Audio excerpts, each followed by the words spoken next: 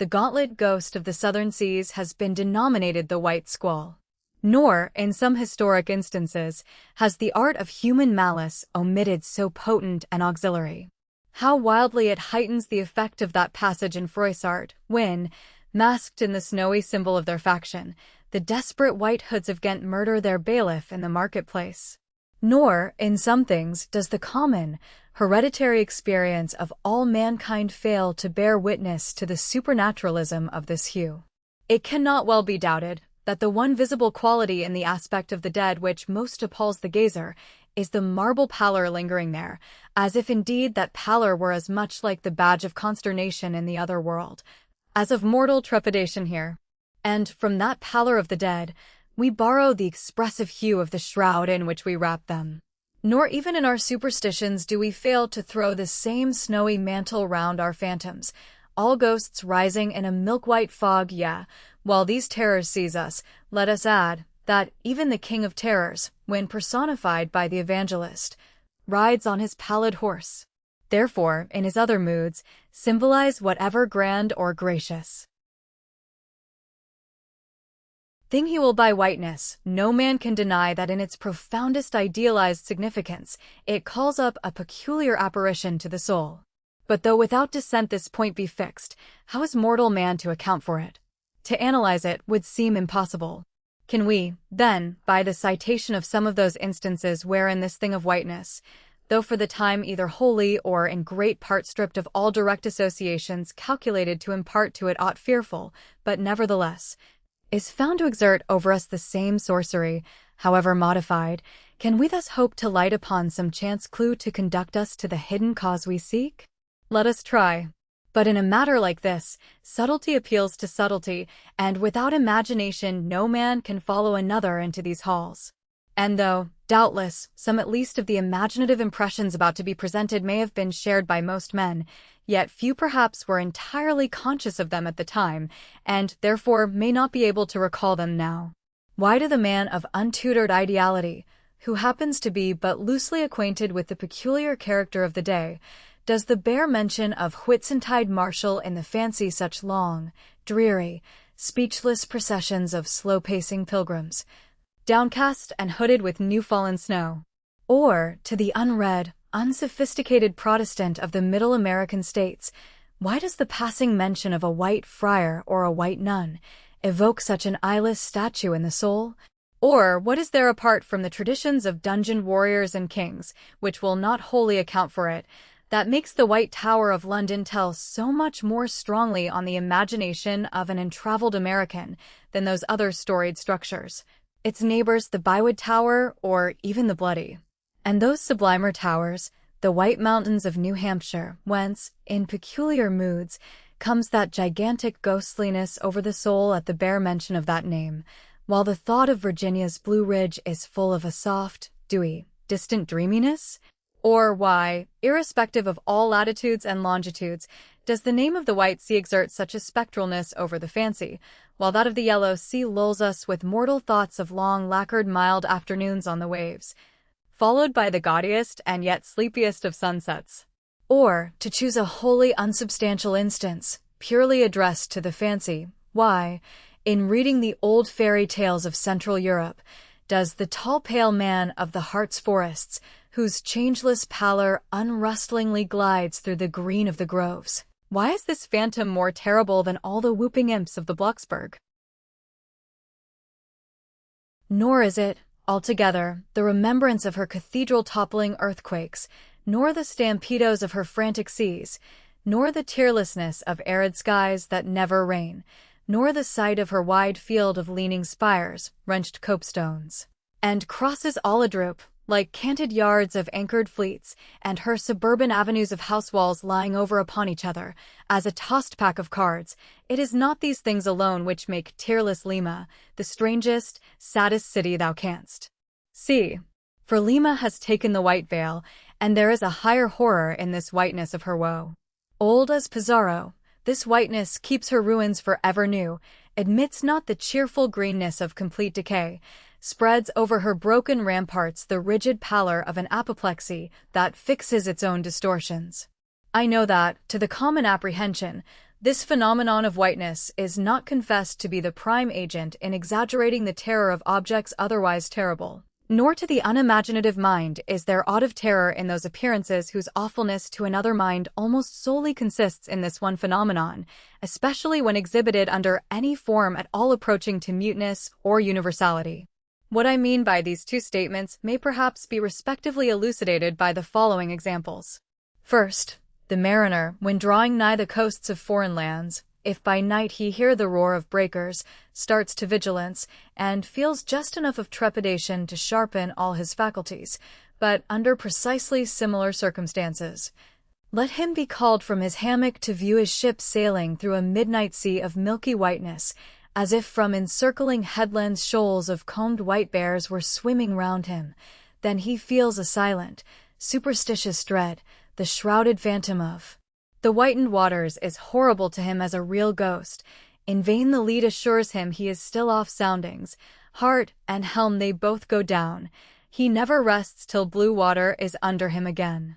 Yet where is the mariner who will tell thee, sir, it was not so much the fear of striking hidden rocks as the fear of that hideous whiteness that so stirred me.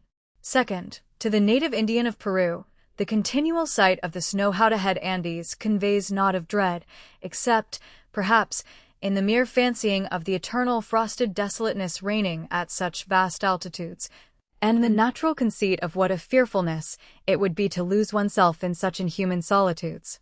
Much the same is it with the backwoods man of the West, who with comparative indifference views an unbounded prairie sheeted with driven snow, no shadow of tree or twig to break the fixed trance of whiteness. Not so the sailor, beholding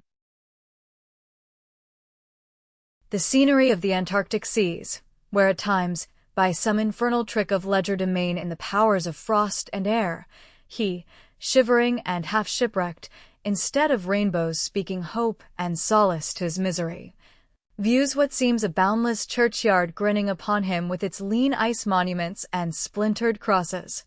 But thou sayest, methinks that whitely chapter about whiteness is but a white flag hung out from a craven soul. Thou surrenderest to a hypo, Ishmael. Tell me, why this strong young colt, foaled in some peaceful valley of Vermont, far removed from all beasts of prey, why is it that upon the sunniest day, if you but shake a fresh buffalo robe behind him, so that he cannot even see it, but only smells its wild animal muskiness, why will he start, snort, and with bursting eyes paw the ground in frenzies of affright? There is no remembrance in him of any gorings of wild creatures in his green northern home, so that the strange muskiness he smells cannot recall to him anything associated with the experience of former perils. For what knows he, this New England colt, of the black bisons of distant Oregon? No. But here thou beholdest even in a dumb brute the instinct of the knowledge of the demonism in the world. Though thousands of miles from Oregon, still when he smells that savage musk, the rending, goring bison herds are as present as to the deserted wild foal of the prairies, which this instant they may be trampling into dust. Thus, then, the muffled rollings of a milky sea, the bleak rustlings of the festooned frosts of mountains, the desolate shiftings of the windrowed snows of prairies, all these, to Ishmael, are as the shaking of that buffalo robe to the frightened colt. Though neither knows where lie the nameless things of which the mystic sign gives forth such hints, yet with me, as with the colt, somewhere those things must exist. Though in many of its aspects this visible world seems formed in love, the invisible spheres were formed in fright. But not yet have we solved the incantation of this whiteness, and learned why it appeals with such power to the soul, and, more strange and far more portentous, why, as we have seen, it is at once the most meaning symbol of spiritual things, nay, the very veil of the Christian's deity, and yet should be as it is, the intensifying agent in things the most appalling to mankind. Is it that by its indefiniteness it shadows forth the heartless voids and immensities of the universe, and thus stabs us from behind with the thought of annihilation when beholding the white depths of the Milky Way? Or is it that as in essence whiteness is not so much a color as the visible absence of color, and at the same time the concrete of all colors? Is it for these reasons that there is such a dumb blankness, full of meaning, in a wide landscape of snows, a colorless, all color of atheism from which we shrink? And when we consider that other theory of the natural philosophers, that all other earthly hues, every stately or lovely emblazoning, the sweet tinges of sunset skies and woods, yeah, and the gilded velvets of butterflies, and the butterfly cheeks of young girls, all these are but subtle deceits, not actually inherent in substances, but only laid on from without, so that all deified nature absolutely paints like the harlot, whose allurements cover nothing but the charnel house within. And when we proceed further and consider that the mystical cosmetic which produces every one of her hues, the great principle of light, forever remains white or colorless in itself, and if operating without medium upon matter, would touch all objects, even tulips and roses, with its own blank tinge. Pondering all this, the palsied universe lies before us a leper, and like willful travelers in Lapland, who refuse to wear colored and coloring glasses upon their eyes, so the wretched infidel gazes himself, blind at the monumental white shroud that wraps all the prospect around him. And of all these things the albino whale was the symbol. Wonder ye then at the fiery hunt? Chapter 43. Hark! Hist! Did you hear that noise, Kabako? It was the middle watch, a fair moonlight. The seamen were standing in a cordon, extending from one of the freshwater butts in the waist to the scuttle-butt near the taffrail. In this manner, they passed the buckets to fill the scuttle-butt. Standing, for the most part, on the hallowed precincts of the quarter-deck, they were careful not to speak or rustle their feet. From hand to hand, the buckets went in the deepest silence, only broken by the occasional flap of a sail and the steady hum of the unceasingly advancing keel. It was in the midst of this repose that Archie, one of the cordon, whose post was near the after-hatches, whispered to his neighbor, a cholo, the words above. Hist! Did you hear that noise, Kabako? Take the bucket, will ye, Archie? What noise do you mean? There it is again, under the hatches. Don't you hear it? A cough. It sounded like a cough. Cough be damned. Pass along that return bucket. There again. There it is. It sounds like 2 or 3 sleepers turning over now. Carumba. Have done, shipmate, will ye? It's the 3 soaked biscuits ye eat for supper turning over inside of ye, nothing else. Look to the bucket. Say what ye will, shipmate, I've sharp ears. Aye, you are the chap, ain't ye, that heard the hum of the old Quakeress's knitting needles 50 miles at sea from Nantucket. You're the chap. Grin away, we'll see what turns up. Hark ye, Kabako, there is somebody down in the afterhold that has not yet been seen on deck, and I suspect our old mogul knows something of it too. I heard Stubb tell Flask, one morning watch, that there was something of that sort in the wind. Tish! The bucket. Chapter 44. The chart. Had you followed Captain Ahab down into his cabin after the squall that took place on the night succeeding that wild ratification of his purpose with his crew, you would have seen him go to a locker in the transom, and bringing out a large wrinkled roll of yellowish sea charts, spread them before him on his screwed-down table.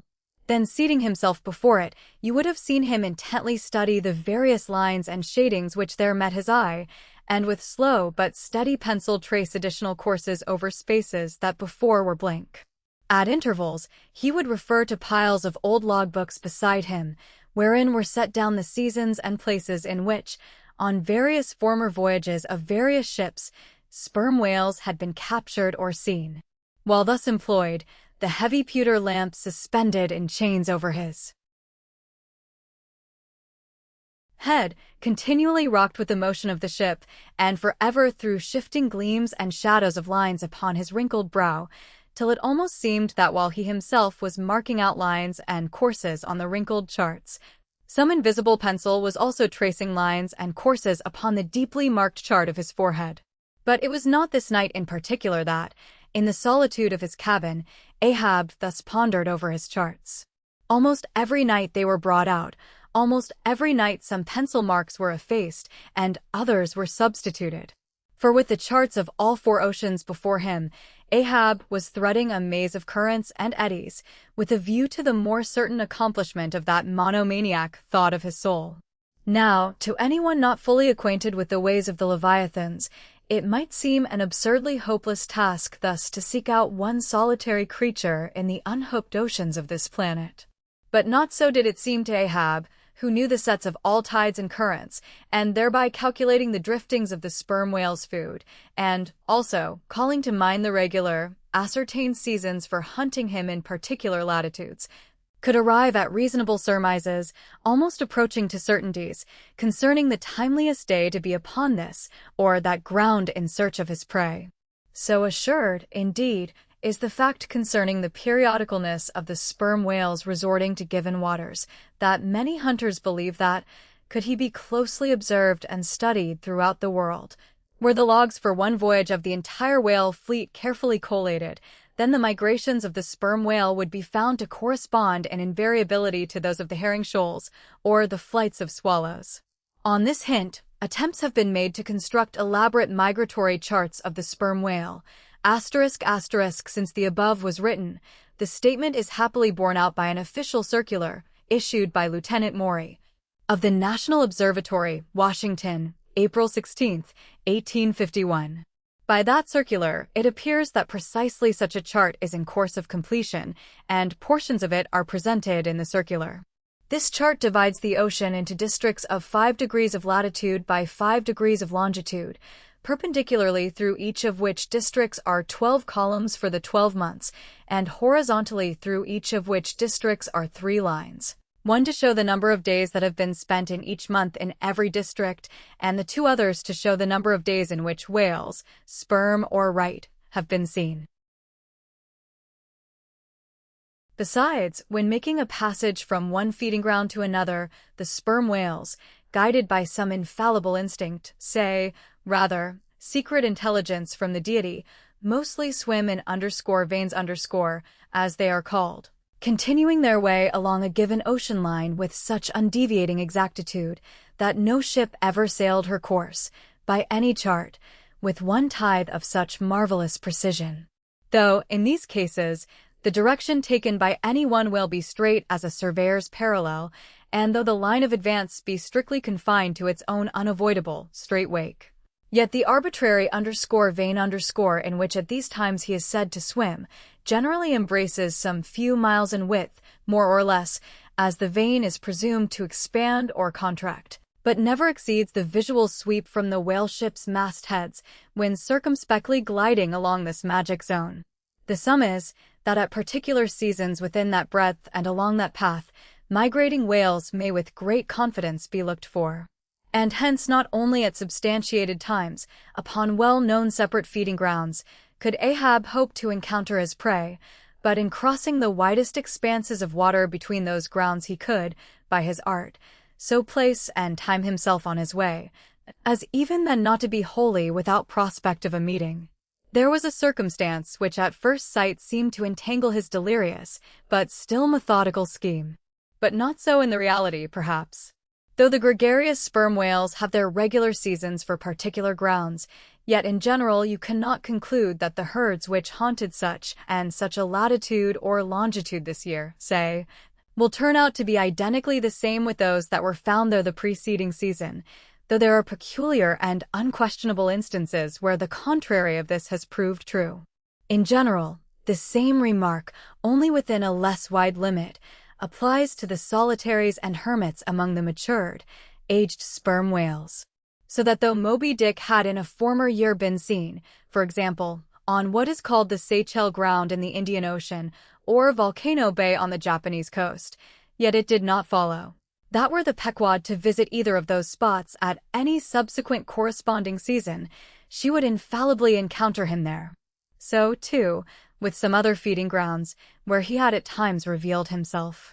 But all these seemed only his casual stopping places and ocean inns, so to speak, not his places of prolonged abode. And where Ahab's chances of accomplishing his object have hitherto been spoken of, allusion has only been made to whatever wayside, antecedent, extra prospects were his, ere a particular set time or place were attained, when all possibilities would become probabilities, and, as Ahab fondly thought, every possibility the next thing to a certainty. That particular set time and place were conjoined in the one technical phrase, the season on the line. For there and then, for several consecutive years, Moby Dick had been periodically descried, lingering in those waters for a while, as the sun, in its annual round, loiters for a predicted interval in any one sign of the zodiac. There it was, too, that most of the deadly encounters with the white whale had taken place. There the waves were storied with his deeds. There also was that tragic spot where the monomaniac old man had found the awful motive to his vengeance. But in the cautious comprehensiveness and unloitering vigilance with which Ahab threw his brooding soul into this unfaltering hunt, he would not permit himself to rest all his hopes upon the one crowning fact above mentioned. However flattering it might be to those hopes, nor in the sleeplessness of his vow could he so tranquilize his unquiet heart as to postpone all intervening quest. Now, the Pequod had sailed from Nantucket at the very beginning of the season on the line. No possible endeavor then could enable her commander to make the great passage southwards, double Cape Horn, and then running down 60 degrees of latitude arrive in the equatorial Pacific in time to cruise there. Therefore, he must wait for the next ensuing season. Yet the premature hour of the Pequod's sailing had, perhaps, been correctly selected by Ahab, with a view to this very complexion of things.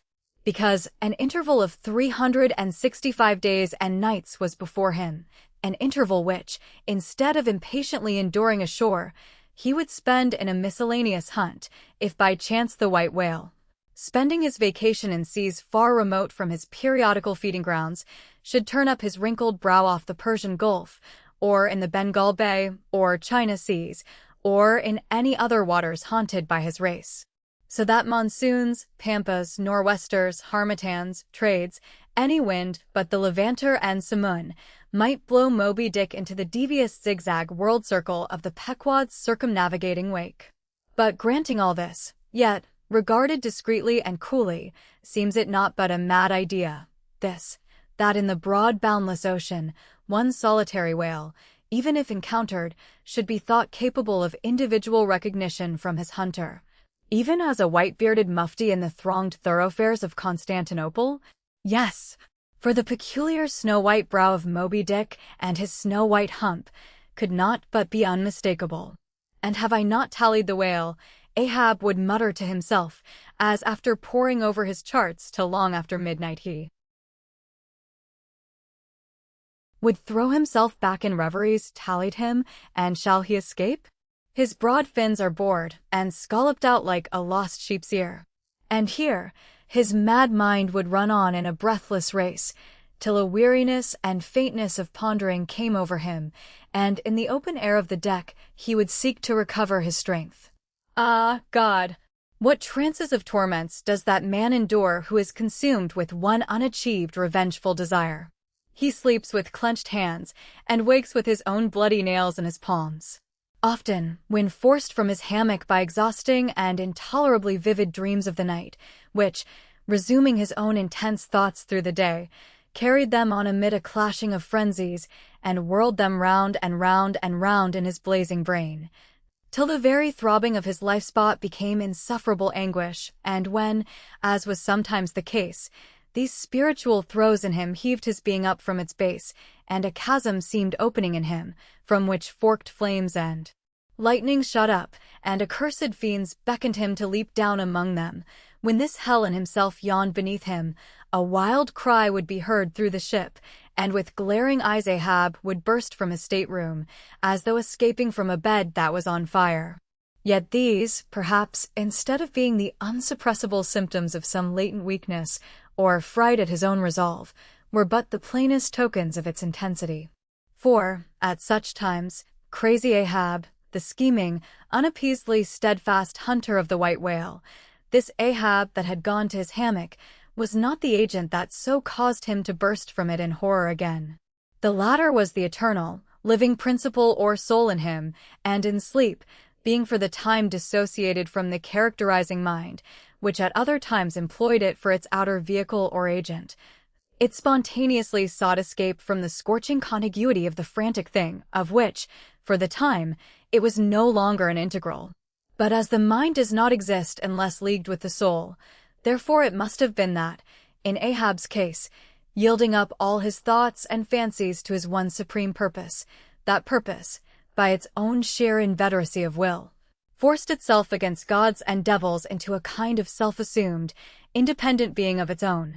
Nay, could grimly live and burn, while the common vitality to which it was conjoined fled horror-stricken from the unbidden and unfathered birth.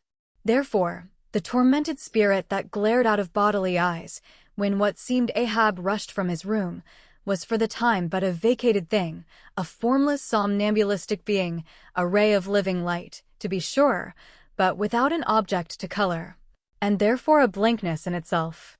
God help thee, old man, thy thoughts have created a creature in thee, and he whose intense thinking thus makes him a Prometheus, a vulture feeds upon that heart forever, that vulture the very creature he creates. Chapter 45. The Affidavit.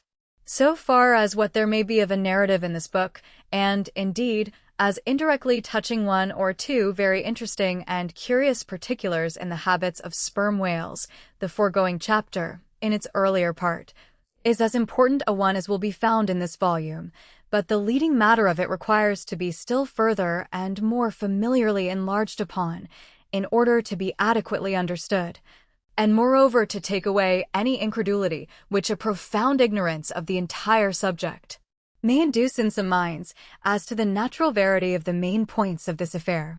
I care not to perform this part of my task methodically, but shall be content to produce the desired impression by separate citations of items, practically or reliably known to me as a whale man, and from these citations, I take it, the conclusion aimed at will naturally follow of itself. First, I have personally known 3 instances where a whale, after receiving a harpoon, has effected a complete escape, and, after an interval, in one instance of 3 years, has been again struck by the same hand and slain, when the 2 irons, both marked by the same private cipher, have been taken from the body. In the instance where 3 years intervened between the flinging of the 2 harpoons, and I think it may have been something more than that, the man who darted them happening, in the interval, to go in a trading ship on a voyage to Africa, went ashore there, joined a discovery party, and penetrated far into the interior, where he traveled for a period of nearly 2 years, often endangered by serpents, savages, tigers, poisonous miasmas, with all the other common perils incident to wandering in the heart of unknown regions. Meanwhile, the whale he had struck must also have been on its travels. No doubt it had thrice circumnavigated the globe, brushing with its flanks all the coasts of Africa, but to no purpose. This man and this whale again came together, and the one vanquished the other. I say I myself have known 3 instances similar to this. That is, in 2 of them I saw the whales struck, and, upon the second attack, saw the 2 irons with the respective marks cut in them, afterwards taken from the dead fish. In the 3-year instance, it so fell out that I was in the boat both times, first and the last time distinctly recognized a peculiar sort of huge mole under the whale's eye, which I had observed there 3 years previous. I say 3 years, but I am pretty sure it was more than that. Here are 3 instances, then, which I personally know the truth of, but I have heard of many other instances from persons whose veracity in the matter there is no good ground to impeach. Secondly, it is well known in the sperm whale fishery, however ignorant the world ashore may be of it, that there have been several memorable historical instances where a particular whale in the ocean has been at distant times and places popularly cognizable. Why such a whale became thus marked was not altogether and originally owing to his bodily peculiarities as distinguished from other whales, for however peculiar in that respect any chance whale may be, they soon put an end to his peculiarities by killing him and boiling him down into a peculiarly valuable oil. No, the reason was this, that from the fatal experiences of the fishery there hung a terrible prestige of perilousness about such a whale as there did about Rinaldo Rinaldini, insomuch that most fishermen were content to recognize him by merely touching their tarpaulins when he would be discovered lounging by them on the sea, without seeking to cultivate a more intimate acquaintance. Like some poor devils ashore that happen to know an irascible great man, they make distant, unobtrusive salutations to him in the street, lest if they pursued the acquaintance further, they might receive a summary thump for their presumption. But not only did each of these famous whales enjoy great individual celebrity, nay, You may call it an ocean-wide renown. Not only was he famous in life and now is immortal in folksole stories after death, but he was admitted into all the rights, privileges, and distinctions of a name, had as much a name indeed as Cambyses or Caesar. Was it not so, O Timor Tom? Thou famed Leviathan, scarred like an iceberg, who so long didst lurk in the oriental straits of that name, whose spout was oft seen from the palmy beach of Ombay. Was it not so, O New Zealand Jack? Thou terror of all cruisers that crossed their wakes in the vicinity of the Tattoo Land? Was it not so, O Morquan, King of Japan, whose lofty jet they say at times assumed the semblance of a snow-white cross against the sky? Was it not so, O Don Miguel? Thou Chilean whale, marked like an old tortoise with mystic hieroglyphics upon the back. In plain prose, here are 4 whales as well known to the students of cetacean history as Marius or Scylla to the classic scholar. But this is not all.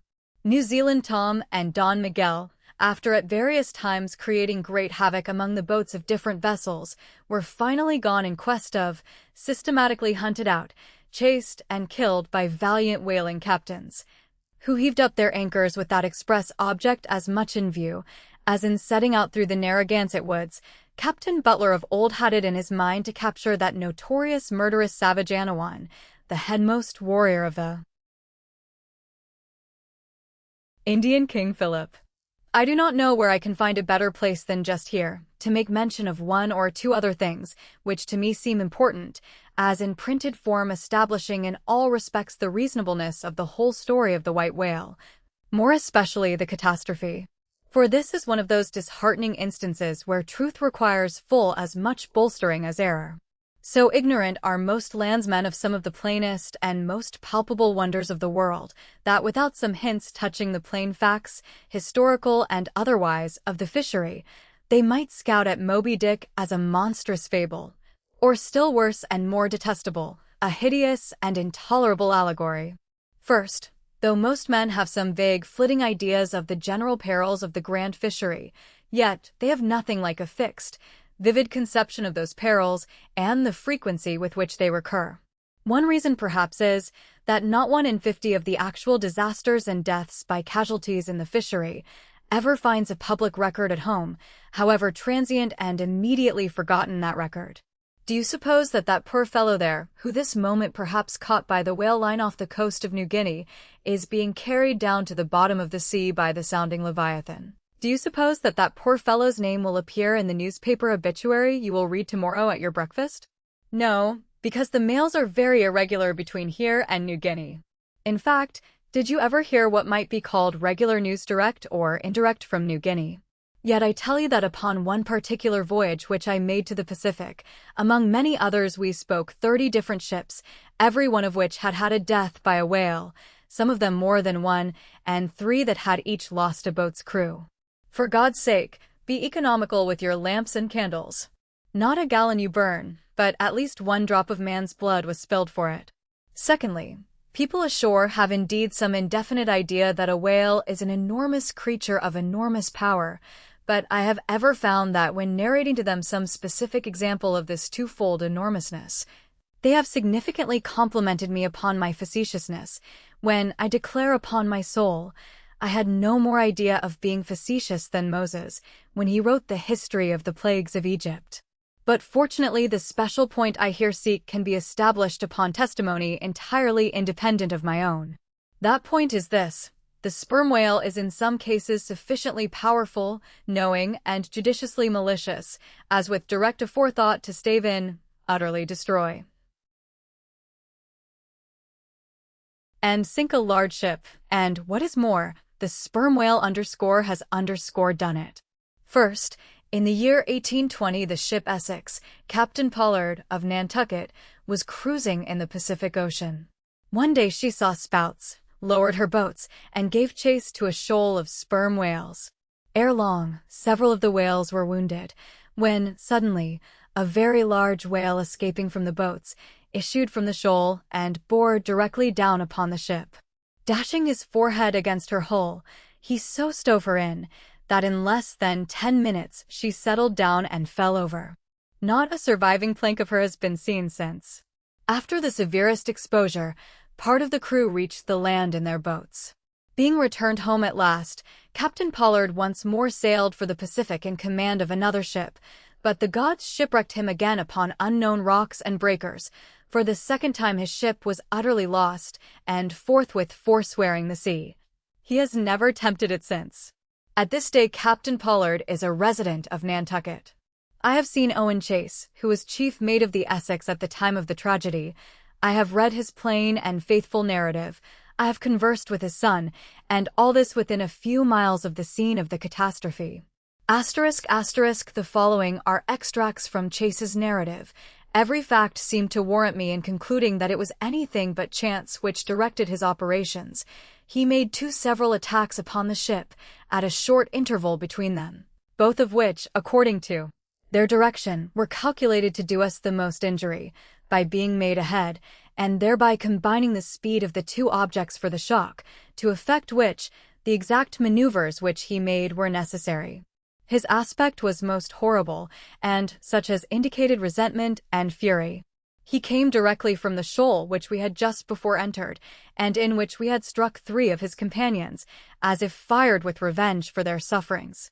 Again, at all events, the whole circumstances taken together, all happening before my own eyes, and producing, at the time, impressions in my mind of decided, calculating mischief, on the part of the whale, many of which impressions I cannot now recall, induce me to be satisfied that I am correct in my opinion. Here are his reflections some time after quitting the ship, during a black night in an open boat, when almost despairing of reaching any hospitable shore. The dark ocean and swelling waters were nothing.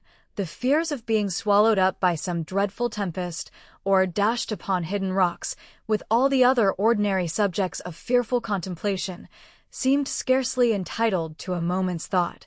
The dismal-looking wreck and the horrid aspect and revenge of the whale wholly engrossed my reflections, until day again made its appearance. In another place p. 45, he speaks of the mysterious and mortal attack of the animal .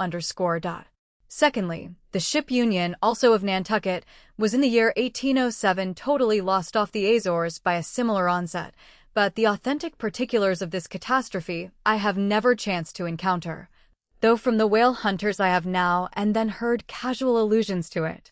Thirdly, some 18 or 20 years ago Commodore J., then commanding an American sloop of war of the first class, happened to be dining with a party of whaling captains on board a Nantucket ship in the harbor of Oahu, Sandwich Islands. Conversation turning upon whales, the Commodore was pleased to be skeptical touching the amazing strength ascribed to them by the professional gentlemen present. He peremptorily denied, for example, that any whale could so smite his stout sloop of war as to cause her to leak so much as a thimbleful. Very good, but there is more coming. Some weeks after, the Commodore set sail in this impregnable craft for Valparaiso. But he was stopped on the way by a portly sperm whale that begged a few moments' confidential business with him. That business consisted in fetching the Commodore's craft such a thwack that with all his pumps going he made straight for the nearest port to heave down and repair. I am not superstitious, but I consider the Commodore's interview with that whale as providential. Was not Saul of Tarsus converted from unbelief by a similar fright? I tell you, this sperm whale will stand no nonsense. I will now refer you to Langsdorff's Voyages for a little circumstance in point, peculiarly interesting to the writer hereof. Langsdorff, you must know by the way, was attached to the Russian Admiral Krusenstern's famous discovery expedition in the beginning of the present century. Captain Langsdorff thus begins his 17th chapter. By the 13th of May our ship was ready to sail, and the next day we were out in the open sea, on our way to Akach. The weather was very clear and fine, but so intolerably cold that we were obliged to keep on our fur clothing. For some days we had very little wind. It was not till the 19th that a brisk gale from the northwest sprang up. An uncommon large whale, the body of which was larger than the ship itself, lay almost at the surface of the water, but was not perceived by anyone on board till the moment when the ship, which was in full sail, was almost upon him, so that it was impossible to prevent its striking against him. We were thus placed in the most imminent danger, as this gigantic creature, setting up its back, raised the ship 3 feet at least out of the water. The masts reeled, and the sails fell altogether, while we who were below all sprang instantly upon the deck, concluding that we had struck upon some rock. Instead of this, we saw the monster sailing off with the utmost gravity and solemnity. Captain Dwulf applied immediately to the pumps to examine whether or not the vessel had received any damage from the shock, but we found that very happily it had escaped entirely uninjured. Now, the Captain Dwulf here alluded to as commanding the ship in question is a New Englander who, after a long life of unusual adventures as a sea captain, this day resides in the village of Dorchester near Boston. I have the honor of being a nephew of his. I have particularly questioned him concerning this passage in Langsdorff. He substantiates every word. The ship, however, was by no means a large one, a Russian craft built on the Siberian coast and purchased by my uncle after bartering away the vessel in which he sailed from home.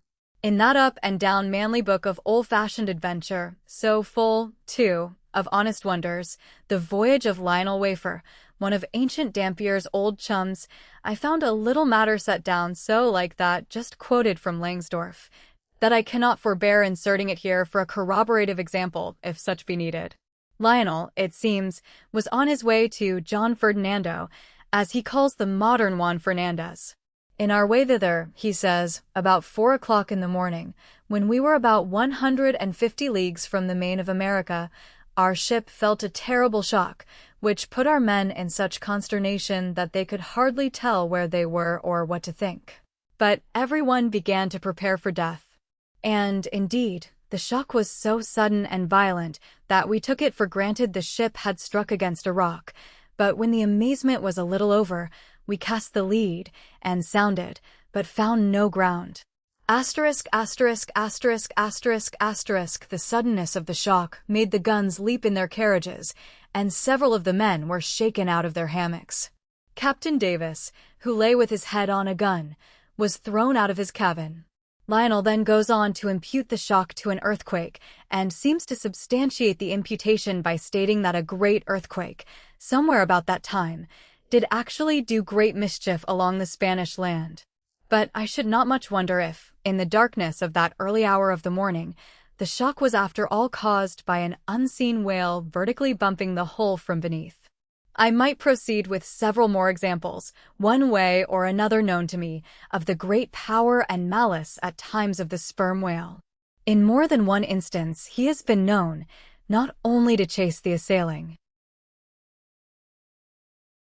boats back to their ships, but to pursue the ship itself and long withstand all the lances hurled at him from its decks.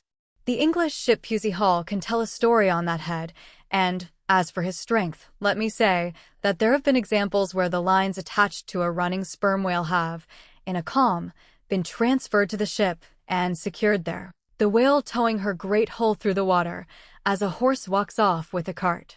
Again, it is very often observed that, if the sperm whale, once struck, is allowed time to rally, he then acts, not so often with blind rage, as with willful, deliberate designs of destruction to his pursuers. Nor is it without conveying some eloquent indication of his character, that upon being attacked he will frequently open his mouth, and retain it in that dread expansion for several consecutive minutes.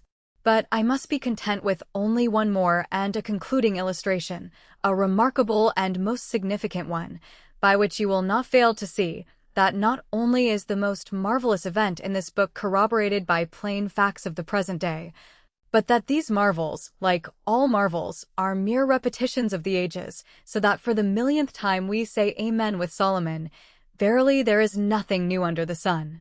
In the 6th Christian century lived Procopius, a Christian magistrate of Constantinople, in the days when Justinian was emperor and Belisarius general. As many know, he wrote the history of his own times, a work every way of uncommon value.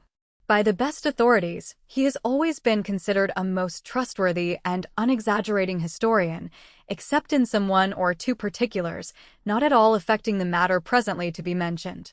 Now, in this history of his, Procopius mentions that, During the term of his prefecture at Constantinople, a great sea monster was captured in the neighboring Propontis, or Sea of Marmora, after having destroyed vessels at intervals in those waters for a period of more than 50 years.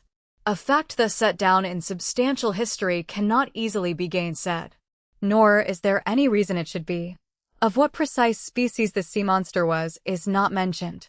But as he destroyed ships as well as for other reasons, he must have been a whale, and I am strongly inclined to think a sperm whale. And I will tell you why. For a long time I fancied that the sperm whale had been always unknown in the Mediterranean and the deep waters connecting with it. Even now I am certain that those seas are not, and perhaps never can be, in the present constitution of things, a place for his habitual gregarious resort. But further investigations have recently proved to me that in modern times there have been isolated instances of the presence of the sperm whale in the Mediterranean. I am told, on good authority, that on the Barbary coast, a Commodore Davis of the British Navy found the skeleton of a sperm whale. Now, as a vessel of war readily passes through the Dardanelles, hence a sperm whale could, by the same route, pass out of the Mediterranean into the Propontis. In the Propontis, as far as I can learn, none of that peculiar substance called _Brit_ is to be found, the aliment of the right whale. But I have every reason to believe that the food of the sperm whale, squid or cuttlefish, lurks at the bottom of that sea, because large creatures, but by no means the largest of that sort, have been found at its surface. If, then, you properly put these statements together and reason upon them a bit, you will clearly perceive that, according to all human reasoning, Procopius's sea monster, that for half a century stove the ships of a Roman emperor, must in all probability have been a sperm whale. Chapter 46. Surmises.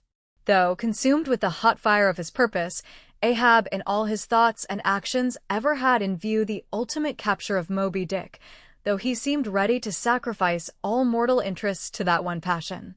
Nevertheless, it may have been that he was by nature and long habituation far too wedded to a fiery whaleman's ways, altogether to abandon the collateral prosecution of the voyage.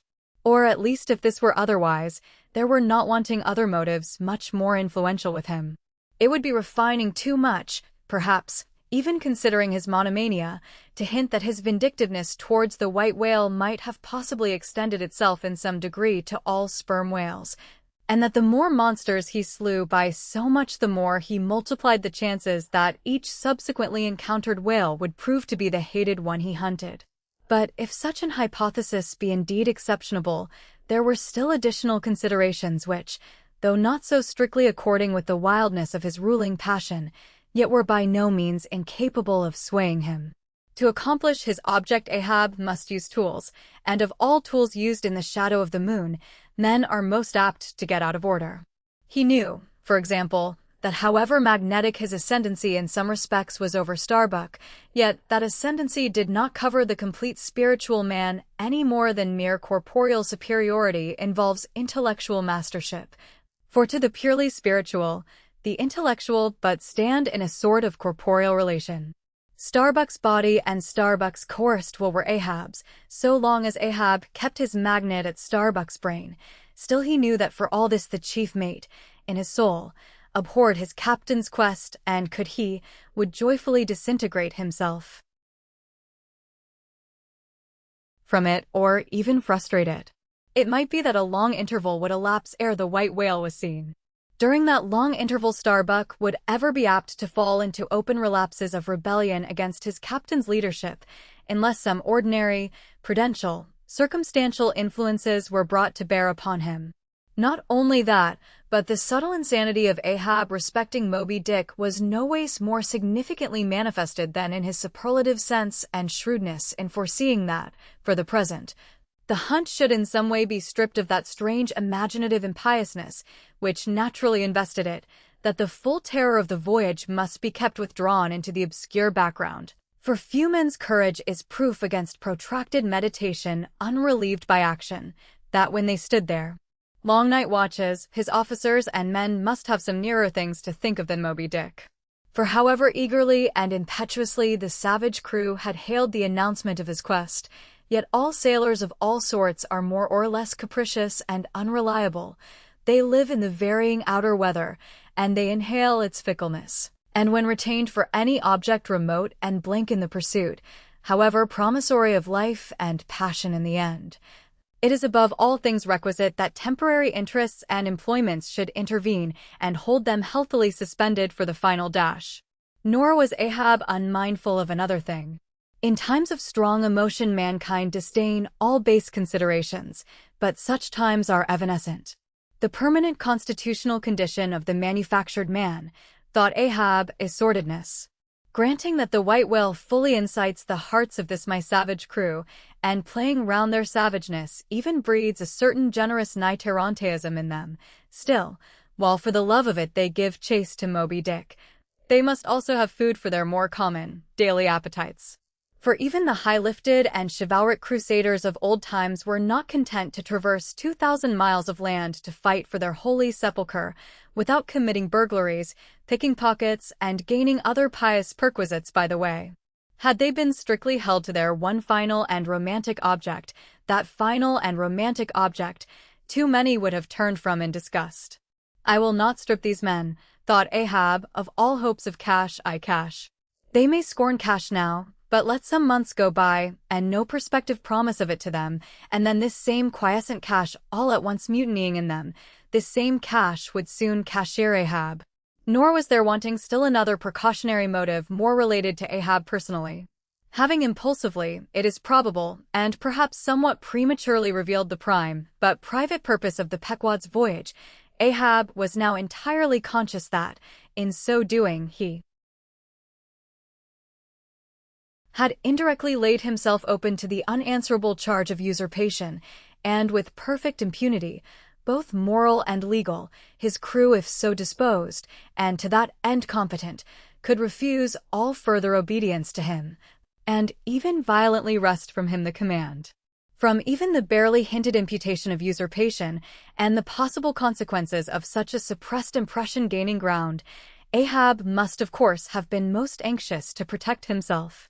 That protection could only consist in his own predominating brain and heart and hand, backed by a heedful, closely calculating attention to every minute atmospheric influence which it was possible for his crew to be subjected to.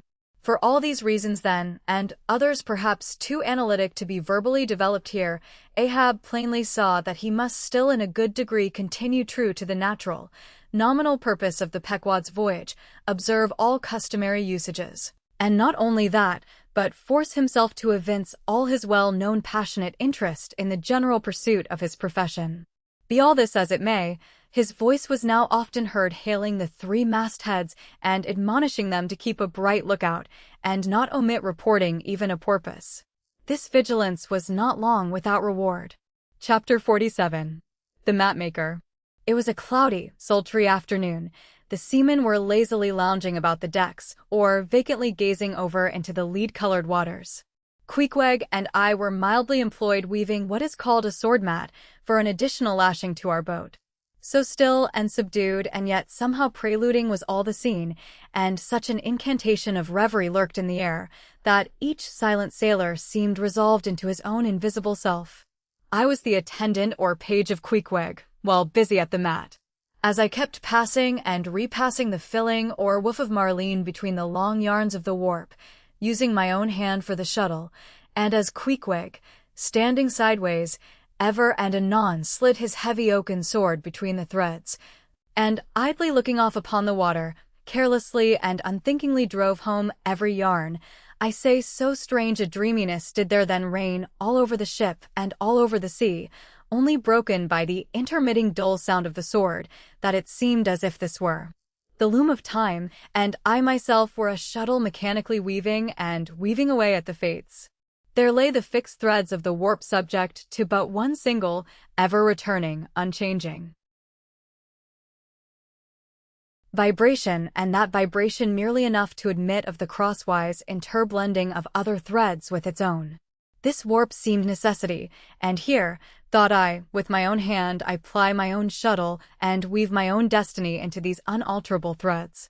Meantime, Queequeg's impulsive, indifferent sword, sometimes hitting the wolf slantingly, or crookedly, or strongly, or weakly, as the case might be. And by this difference in the concluding blow producing a corresponding contrast in the final aspect of the completed fabric, this savage's sword, thought I, which thus finally shapes and fashions both warp and woof, this easy, indifferent sword must be chance I. Chance, free will, and necessity, nowise incompatible, all interweavingly working together. The straight warp of necessity, not to be swerved from its ultimate course, its every alternating vibration, indeed, only tending to that, free will still free to ply her shuttle between given threads, and chance, though restrained in its play within the right lines of necessity, and sideways in its motions directed by free will, though thus prescribed to by both, chance by turns rules either, and has the last featuring blow at events. Thus we were weaving and weaving away when I started at a sound so strange, long-drawn, and musically wild and unearthly, that the ball of free will dropped from my hand, and I stood gazing up at the clouds whence that voice dropped like a wing. High aloft in the crosstrees was that mad gay-header, Tashtego. His body was reaching eagerly forward, his hand stretched out like a wand, and at brief sudden intervals he continued his cries. To be sure, the same sound was that very moment perhaps being heard all over the seas, from hundreds of whalemen's lookouts perched as high in the air. But from few of those lungs could that accustomed old cry have derived such a marvelous cadence as from Tashtego the Indian's. As he stood hovering over you half suspended in air, so wildly and eagerly peering towards the horizon, you would have thought him some prophet or seer beholding the shadows of fate, and by those wild cries announcing their coming. There she blows. There. She blows. She blows. Where away? On the lee beam, about 2 miles off. A school of them. Instantly all was commotion. The sperm whale blows as a clock ticks, with the same undeviating and reliable uniformity. And thereby waymen distinguish this fish from other tribes of his genus. There go flukes, was now the cry from Tashtego, and the whales disappeared. Quick, steward, cried Ahab. Time. Doughboy hurried below, glanced at the watch, and reported the exact minute to Ahab. The ship was now kept away from the wind, and she went gently rolling before it. Tashtego reporting that the whales had gone down heading to leeward, we confidently looked to see them again directly in advance of our bows. For that singular craft at times evinced by the sperm whale when, sounding with his head in one direction, he nevertheless, while concealed beneath the surface, mills round and swiftly swims off in the opposite quarter. This deceitfulness of his could not now be in action, for there was no reason to suppose that the fish seen by Tashtego had been in any way alarmed, or indeed knew at all of our vicinity. One of the men selected for shipkeepers, that is, those not appointed to the boats, by this time relieved the Indian at the mainmast head. The sailors at the fore and mizzen had come down, the line tubs were fixed in their places, the cranes were thrust out, the mainyard was backed, and the 3 boats swung over the sea like 3 samphire baskets over high cliffs. Outside of the bulwarks their eager crews with one hand clung to the rail, while one foot was expectantly poised on the gunwale. So looked the long line of man-of-war's men about to throw themselves on board an enemy ship. But at this critical instant a sudden exclamation was heard that took every eye from the whale. With a start all glared at dark Ahab, who was surrounded by 5 dusky phantoms that seemed fresh formed out of air. Chapter 48. The First Lowering. The phantoms, for so they then seemed, were flitting on the other side of the deck, and, with a noiseless celerity, were casting loose the tackles and bands of the boat which swung there. This boat had always been deemed one of the spare boats, though technically called the captain's, on account of its hanging from the starboard quarter. The figure that now stood by its bows was tall and swart, with one white tooth evilly protruding from its steel-like lips. A rumpled Chinese jacket of black cotton funereally invested him, with wide black trousers of the same dark stuff. But strangely crowning this ebonness was a glistening white-plaited turban, the living hair braided and coiled round and round upon his head. Less swart in aspect, The companions of this figure were of that vivid, tiger-yellow complexion peculiar to some of the aboriginal natives of the Manilas, a race notorious for a certain diabolism of subtlety, and by some honest white mariners supposed to be the paid spies and secret confidential agents on the water of the devil, their lord, whose counting-room they supposed to be elsewhere. While yet the wondering ship's company were gazing upon these strangers, Ahab cried out to the white-turbaned old man at their head, "All ready there, Fedallah?" "Ready," was the half-hissed reply. "Lower away then. D'ye hear?" shouting across the deck. "Lower away there, I say." Such was the thunder of his voice, that spite of their amazement the men sprang over the rail. The sheaves whirled round in the blocks. With a wallow, the 3 boats dropped into the sea, while, with a dexterous, off-handed daring unknown in any other vocation, the sailors, goat-like, leaped down the rolling ship's side into the tossed boats below. Hardly had they pulled out from under the ship's lee, when a 4th keel, coming from the windward side, pulled round under the stern, and showed the 5 strangers rowing Ahab, who, standing erect in the stern, loudly hailed Starbuck, Stubb, and Flask, to spread themselves widely, so as to cover a large expanse of water. But with all their eyes again riveted upon the swart Fedallah and his crew, the inmates of the other boats obeyed not the command. "Captain Ahab," said Starbuck. "Spread yourselves," cried Ahab. "Give way, all 4 boats. Thou, Flask, pull out more to leeward." Aye, sir," cheerily cried little King Post, sweeping round his great steering oar. "Lay back," addressing his crew. There again. There she blows right ahead, boys, lay back. Never heed yonder yellow boys, Archie." "Oh, I don't mind 'em, sir," said Archie. "I knew it all before now. Didn't I hear 'em in the hold? And didn't I tell Cabaco hear of it? What say ye, Cabaco?" "They are stowaways, mister." Flask. "Pull, my fine hearts alive, pull, my children, pull, my little ones," drawlingly and soothingly sighed Stubb to his crew, some of whom still showed signs of uneasiness. "Why don't you break your backbones, my boys? What is it you stare at? Those chaps in yonder boat? Tut! They are only 5 more hands come to help us. Never mind from where, the more the merrier. Pull, then, do pull. Never mind the brimstone, devils are good fellows enough. So, there you are now. That's the stroke for £1,000. That's the stroke to sweep the stakes. Hurrah for the gold cup of sperm oil, my heroes. 3 cheers, men, all hearts alive. Easy. Don't be in a hurry. Why don't you snap your oars, you rascals? Bite something, you dogs. So, then, softly. That's it. Long and strong. Give way there, give way. The devil fetch ye, ye ragamuffin rapscallions, ye are all asleep. Stop snoring, ye sleepers, and pull. Pull, will ye? Pull, can't ye? Pull, won't ye? Why in the name of gudgeons and ginger cakes don't ye pull? Pull and break something.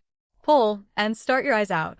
Here, whipping out the sharp knife from his girdle, every mother's son of ye draw his knife, and pull with the blade between his teeth. That's it. Now you do something. That looks like it, my steel bits. Start her, my silver spoons. Start her, marling spikes. Stubb's exordium to his crew is given here at large, because he had rather a peculiar way of talking to them in general, and especially in inculcating the religion of rowing. But you must not suppose from this specimen of his sermonizings that he ever flew into downright passions with his congregation. Not at all, and therein consisted his chief peculiarity. He would say the most terrific things to his crew, in a tone so strangely compounded of fun and fury, and the fury seemed so calculated merely as a spice to the fun, that no oarsman could hear such queer invocations without pulling for dear life, and yet pulling for the mere joke of the thing. Besides, he all the time looked so easy and indolent himself, so loungingly managed his steering oar, and so broadly gaped, open-mouthed at times, that the mere sight of such a yawning commander, by sheer force of contrast, acted like a charm upon the crew. Then again, Stubb was one of those odd sort of humorists, whose jollity is sometimes so curiously ambiguous as to put all inferiors on their guard in the matter of obeying them. In obedience to a sign from Ahab, Starbuck was now pulling obliquely. across Stubb's bow, and when for a minute or so the two boats were pretty near to each other, Stubb hailed the mate. "Mr. Starbuck.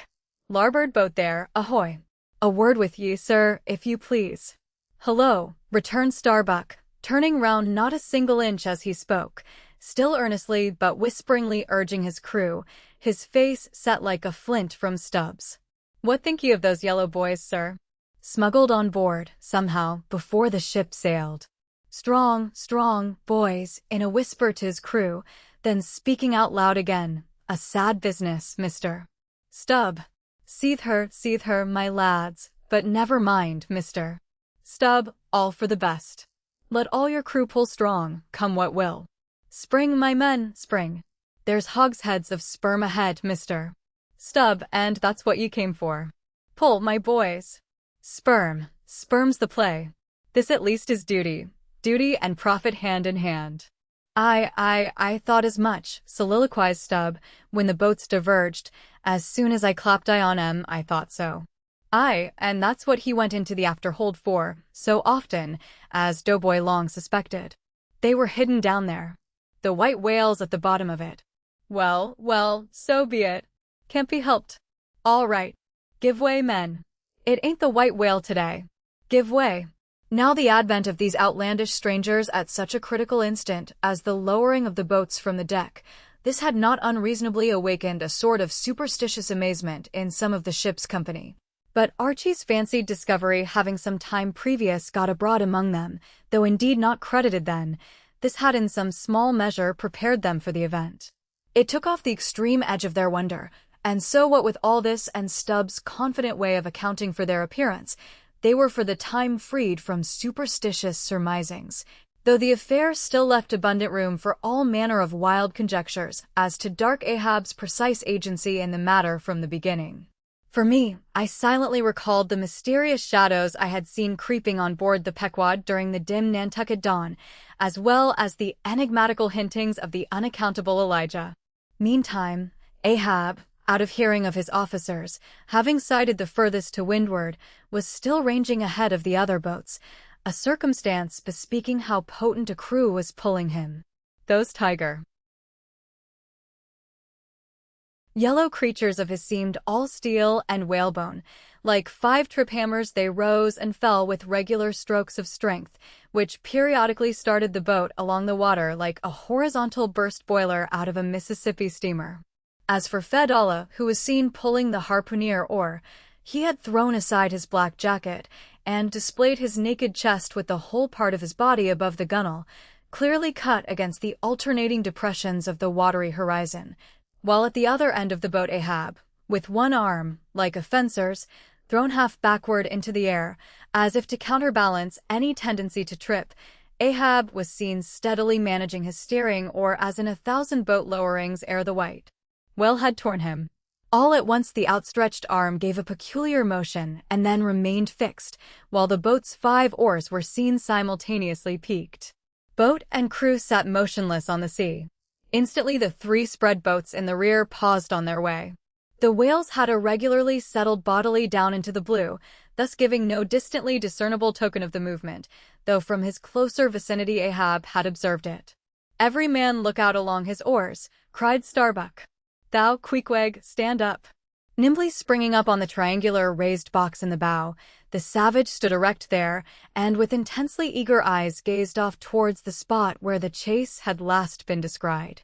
Likewise upon the extreme stern of the boat, where it was also triangularly platformed level with the gunwale, Starbuck himself was seen coolly and adroitly balancing himself to the jerking tossings of his chip of a craft, and silently eyeing the vast blue eye of the sea. Not very far distant Flask's boat was also lying breathlessly still, its commander recklessly standing upon the top of the loggerhead, a stout sort of post rooted in the keel, and rising some 2 feet above the level of the stern platform. It is used for catching turns with the whale line. Its top is not more spacious than the palm of a man's hand, and standing upon such a base as that, Flask seemed perched at the masthead of some ship which had sunk to all but her trucks. But Little King Post was small and short, and at the same time Little King Post was full of a large and tall ambition, so that this loggerhead standpoint of his did by no means satisfy King Post. I can't see 3 seas off. Tip us up an oar there, and let me onto that." Upon this, Dago, with either hand upon the gunwale to steady his way, swiftly slid aft, and then, erecting himself, volunteered his lofty shoulders for a pedestal. "Good a masthead as any, sir. Will you mount?" "That I will, and thank you very much, my fine fellow.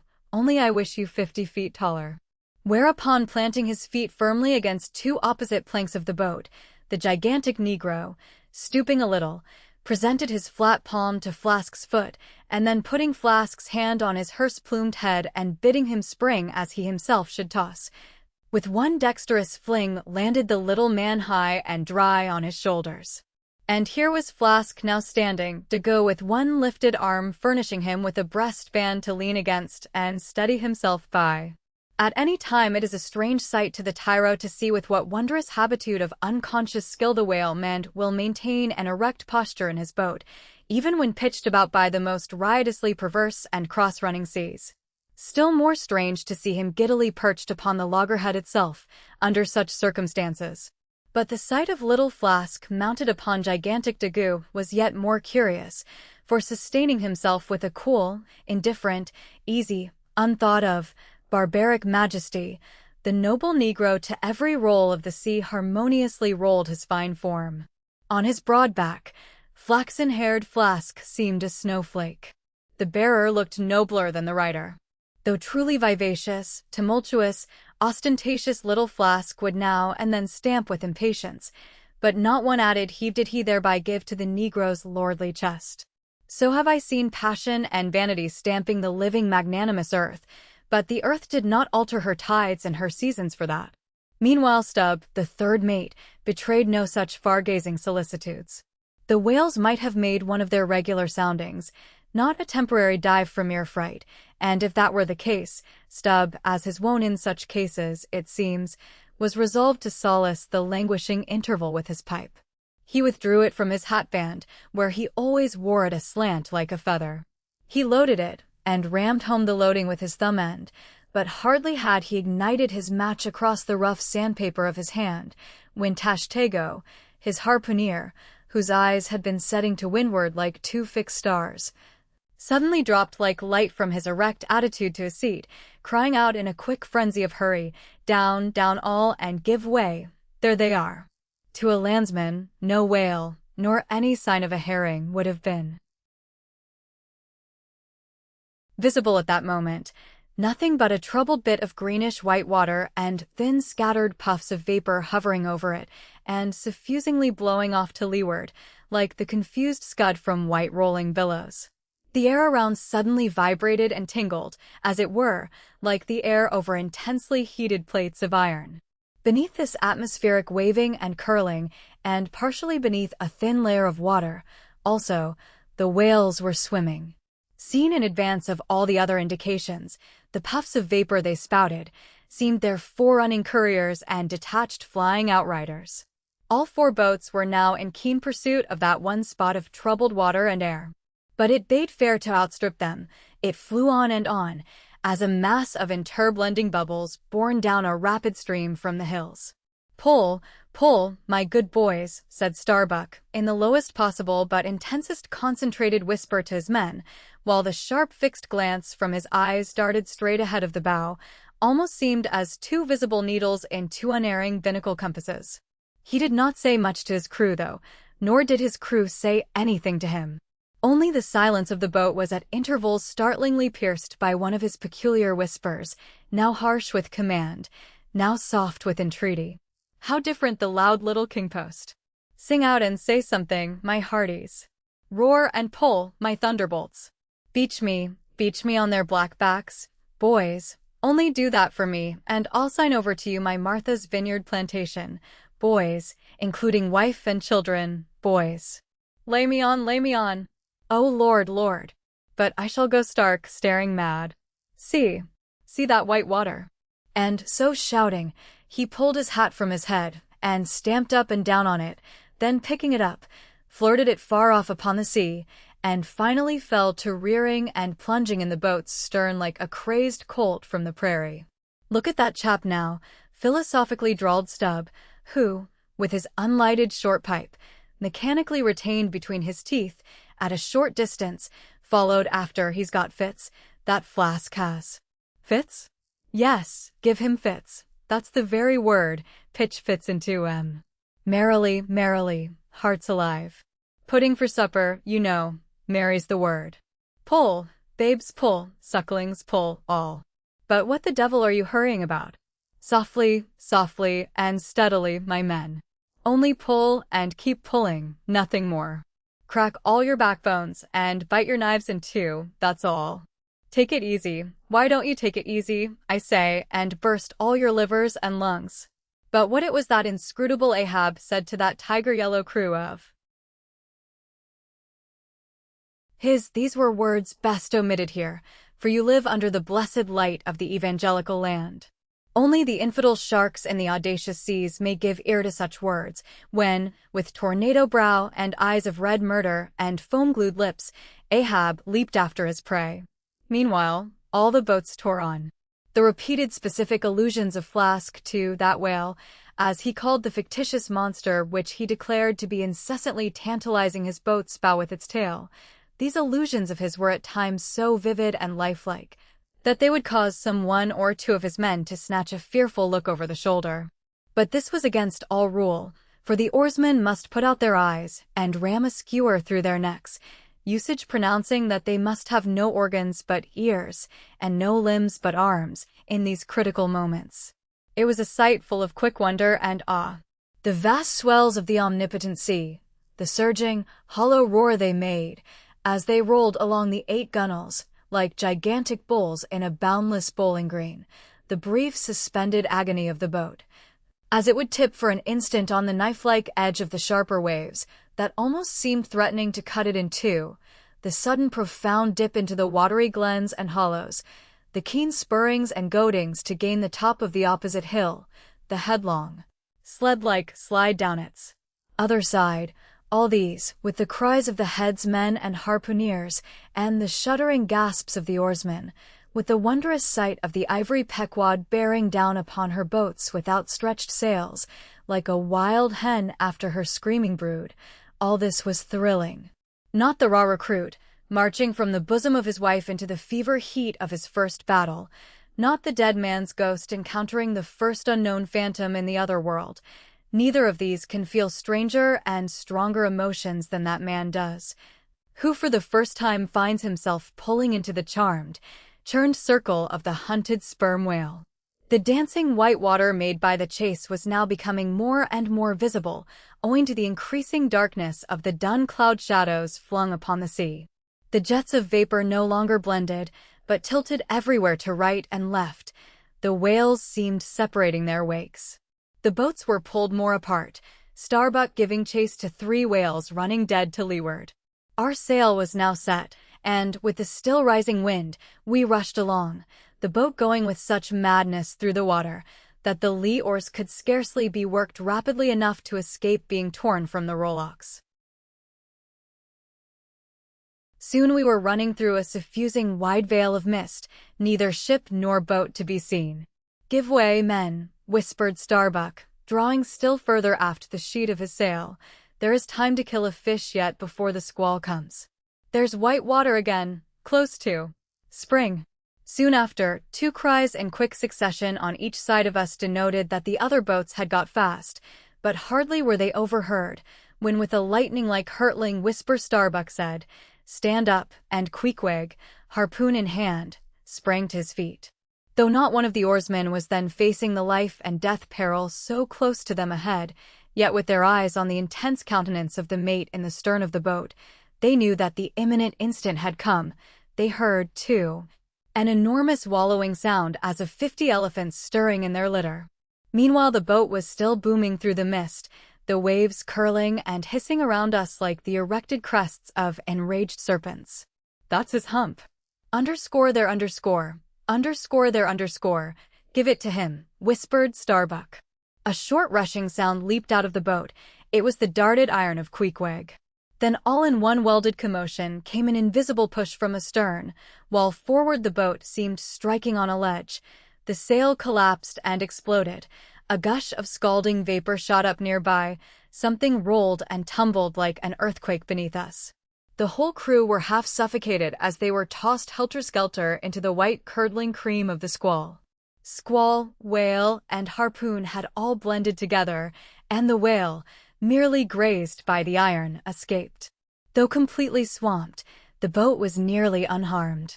Swimming round it, we picked up the floating oars and, lashing them across the gunwale, tumbled back to our places.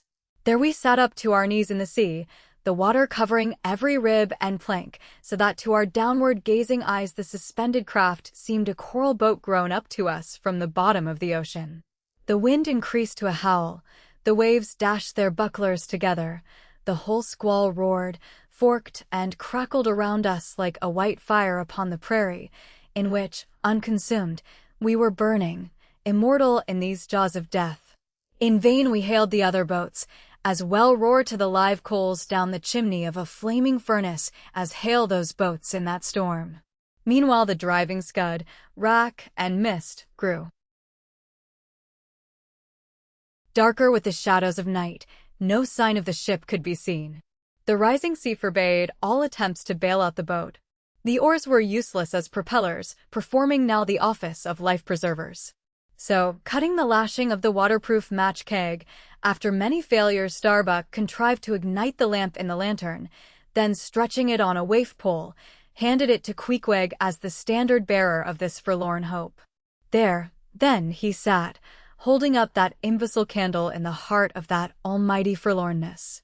There, then, he sat, the sign and symbol of a man without faith, hopelessly holding up hope in the midst of despair. Wet, drenched through, and shivering cold, despairing of ship or boat, we lifted up our eyes as the dawn came on. The mist still spread over the sea. The empty lantern lay crushed in the bottom of the boat. Suddenly Queequeg started to his feet, hollowing his hand to his ear. We all heard a faint creaking, as of ropes and yards hitherto muffled by the storm. The sound came nearer and nearer. The thick mists were dimly parted by a huge, vague form. Affrighted, we all sprang into the sea as the ship at last loomed into view, bearing right down upon us within a distance of not much more than its length. Floating on the waves we saw the abandoned boat, as for one instant it tossed and gaped beneath the ship's bows like a chip at the base of a cataract, and then the vast hull rolled over it, and it was seen no more till it came up weltering astern. Again we swam for it, were dashed against it by the seas, and were at last taken up and safely landed on board. Ere the squall came close to, the other boats had cut loose from their fish and returned to the ship in good time. The ship had given us up, but was still cruising, if haply it might light upon some token of our perishing, an oar or a lance-pole. Chapter 49. The Hyena. There are certain queer times and occasions in this strange mixed affair we call life when a man takes this whole universe for a vast practical joke, though the wit thereof he but dimly discerns, and more than suspects that the joke is at nobody's expense but his own. However, nothing dispirits, and nothing seems worth while disputing. He bolts down all events, all creeds and beliefs and persuasions, all hard things visible and invisible, never mind how knobby, as an ostrich of potent digestion gobbles down bullets and gunflints. And as for small difficulties and worryings, prospects of sudden disaster, peril of life and limb, all these, and death itself, seem to him only sly, good-natured hits and jolly punches in the side bestowed by the unseen and unaccountable old joker. That odd sort of wayward mood I am speaking of comes over a man only in some time of extreme tribulation. It comes in the very midst of his earnestness, so that what just before might have seemed to him a thing most momentous, now seems but a part of the general joke. There is nothing like the perils of whaling to breed this free and easy sort of genial, desperado philosophy, and with it I now regarded this whole voyage of the Pequod, and the great white whale its object. Queequeg, said I, when they had dragged me, the last man, to the deck, and I was still shaking myself in my jacket to fling off the water, Queequeg, my fine friend, does this sort of thing often happen? Without much emotion, though soaked through just like me, he gave me to understand that such things did often happen. Mr. Stubb, said I, turning to that worthy, who, buttoned up in his oiled jacket, was now calmly smoking his pipe in the rain. Mr. Stubb, I think I have heard you say that of all whalemen you ever met, our chief mate, Mr. Starbuck, is by far the most careful and prudent. I suppose, then, that going plump on a flying whale with your sails set in a foggy squall is the height of a whaleman's discretion. Certain. I've lowered for whales from a leaking ship in a gale off Cape Horn. Mr. Flask, said I, turning to little King Post, who was standing close by, you're experienced in these things, and I am not. Will you tell me whether it is an unalterable law in this fishery, Mr. Flask, for an oarsman to break his own back pulling himself back foremost into death's jaws? Can't you twist that smaller, said Flask. Yes, that's the law. I should like to see a boat's crew backing water up to a whale face foremost. Ha, ha. The whale would give them squint for squint, mind that. Here then, from 3 impartial witnesses, I had a deliberate statement of the entire case. Considering, therefore, that squalls and capsizings in the water and consequent bivouacs on the deep were matters of common occurrence in this kind of life. Considering that at the superlatively critical instant of going on to the whale, I must resign my life into the hands of him who steered the boat. Oftentimes a fellow who at that very moment is in his impetuousness upon the point of scuttling the craft with his own frantic stampings, considering that the particular disaster to our own particular boat was chiefly to be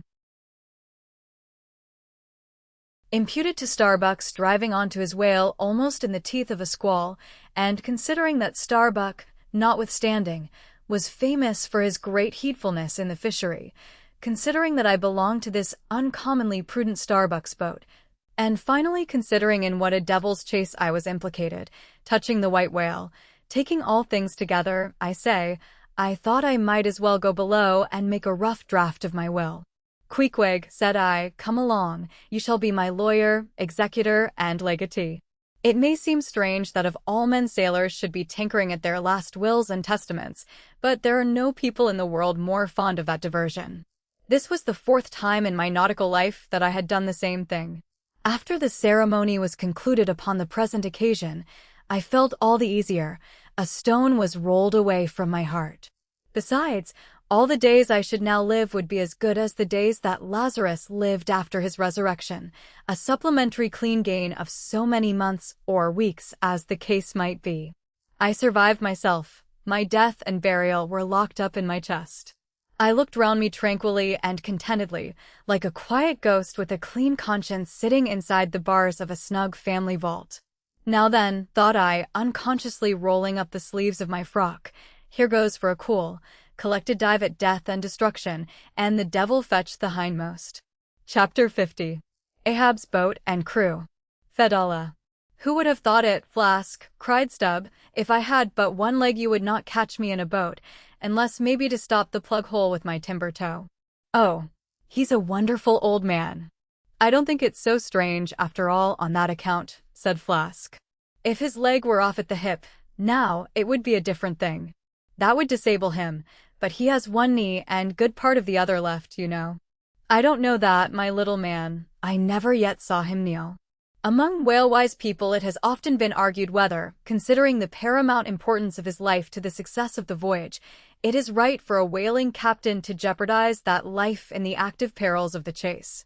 So Tamerlane's soldiers often argued with tears in their eyes, whether that invaluable life of his ought to be carried into the thickest of the fight. But with Ahab the question assumed a modified aspect. Considering that with 2 legs man is but a hobbling wight in all times of danger, considering that the pursuit of whales is always under great and extraordinary difficulties, that every individual moment, indeed, then comprises a peril. Under these circumstances, is it wise for any maimed man to enter a whaleboat in the hunt? As a general thing, the joint owners of the Pequod must have plainly thought not. Ahab well knew that although his friends at home would think little of his entering a boat in certain comparatively harmless vicissitudes of the chase, for the sake of being near the scene of action and giving his orders in person, yet for Captain Ahab to have a boat actually apportioned to him as a regular headsman in the hunt, above all for Captain Ahab to be supplied with 5 extra men as that same boat's crew, he well knew that such generous conceits never entered the heads of the owners. of the Pequod. Therefore, he had not solicited a boat's crew from them, nor had he in any way hinted his desires on that head. Nevertheless, he had taken private measures of his own touching all that matter. Until Cabaco's published discovery, the sailors had little foreseen it, though to be sure when, after being a little while out of port, all hands had concluded the customary business of fitting the whaleboats for service. When some time after this Ahab was now and then found bestirring himself in the matter of making thole pins with his own hands for what was thought to be one of the spare boats, and even solicitously cutting the small wooden skewers, which when the line is running out are pinned over the groove in the bow. When all this was observed in him, and particularly his solicitude in having an extra coat of sheathing in the bottom of the boat, as if to make it better withstand the pointed pressure of his ivory limb, and also the anxiety he evinced in exactly shaping the thigh-board, or clumsy cleat, as it is sometimes called, the horizontal piece in the boat's bow for bracing the knee against in darting or stabbing at the whale, when it was observed how often he stood up in that boat with his solitary knee fixed in the semicircular depression in the cleat, and with the carpenter's chisel gouged out a little here and straightened it a little there, all these things, I say, had awakened much interest and curiosity at the time. But almost everybody supposed that this particular preparative heedfulness in Ahab must only be with a view to the ultimate chase of Moby Dick, for he had already revealed his intention to hunt that mortal monster in person. But such a supposition did by no means involve the remotest suspicion as to any boat's crew being assigned to that boat.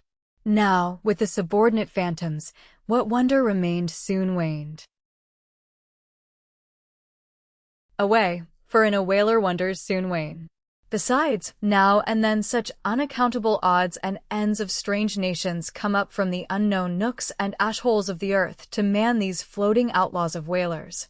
And the ships themselves often pick up such queer castaway creatures found tossing about the open sea on planks, bits of wreck, oars, whaleboats, canoes, blown-off Japanese junks, and what not, that Beelzebub himself might climb up the side and step down into the cabin to chat with the captain, and it would not create any unsubduable excitement in the forecastle. But be all this as it may, certain it is that while the subordinate phantoms soon found their place among the crew, though still as it were somehow distinct from them, yet that hair-turbaned Fedallah remained a muffled mystery to the last. Whence he came in a mannerly world like this, by what sort of unaccountable tie he soon evinced himself to be linked with Ahab's peculiar fortunes, nay, so far as to have some sort of a half-hinted influence, heaven knows. But it might have been even authority over him, all this none knew. But one cannot sustain an indifferent air concerning Fedallah. He was such a creature as civilized, domestic people in the temperate zone only see in their dreams, and that but dimly, but the like of whom now and then glide among the unchanging Asiatic communities, especially the Oriental Isles to the east of the continent, those insulated, immemorial, unalterable countries, which even in these modern days still preserve much of the ghostly aboriginalness of Earth's primal generations, when the memory of the first man was a distinct recollection, and all men his descendants, unknowing whence he came, eyed each other as real phantoms, and asked of the sun and the moon why they were created and to what end, when though, according to Genesis, the angels indeed consorted with the daughters of men, the devils also, and the uncanonical ravens, indulged in mundane amours. Chapter 51. The Spirit Spout. Days, weeks passed, and, under easy sail, the ivory Pequod had slowly swept across 4 several cruising grounds, that off the Azores, off the Cape de Verdes, on the Plate, so called, being off the mouth of the Rio de la Plata, and the Carroll Ground, an unstaked, watery locality, southerly from St. Helena. It was while gliding through these latter waters that one serene and moonlight night, when all the waves rolled by like scrolls of silver, and, by their soft, suffusing seethings, made what seemed a silvery silence, not a solitude. On such a silent night a silvery jet was seen, far in advance of the white bubbles at the bow. Lit up by the moon, it looked celestial, seemed some plumed and glittering god uprising from the sea. Fedallah first described this jet. For of these moonlight nights, it was his wont to mount to the mainmast head and stand a lookout there, with the same precision as if it had been day. And yet, Though herds of whales were seen by night, not one whaleman in 100 would venture a lowering for them. You may think with what emotions, then, the seaman beheld this old Oriental perched aloft at such unusual hours, his turban and the moon, companions in one sky.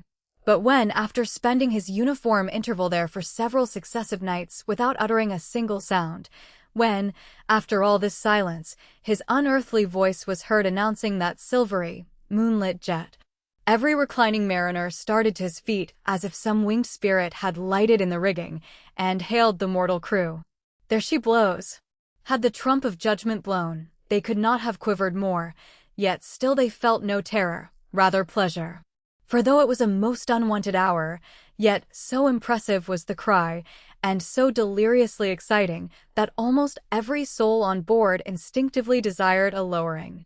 Walking the deck with quick, side-lunging strides, Ahab commanded the topgallant sails and royals to be set, and every stunsail spread. The best man in the ship must take the helm. Then, with every masthead manned, the piled-up craft rolled down before the wind.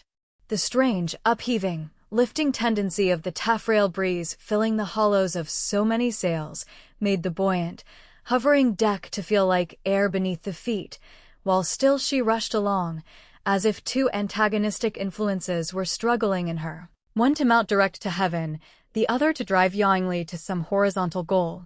And had you watched Ahab's face that night, you would have thought that in him also two different things were warring.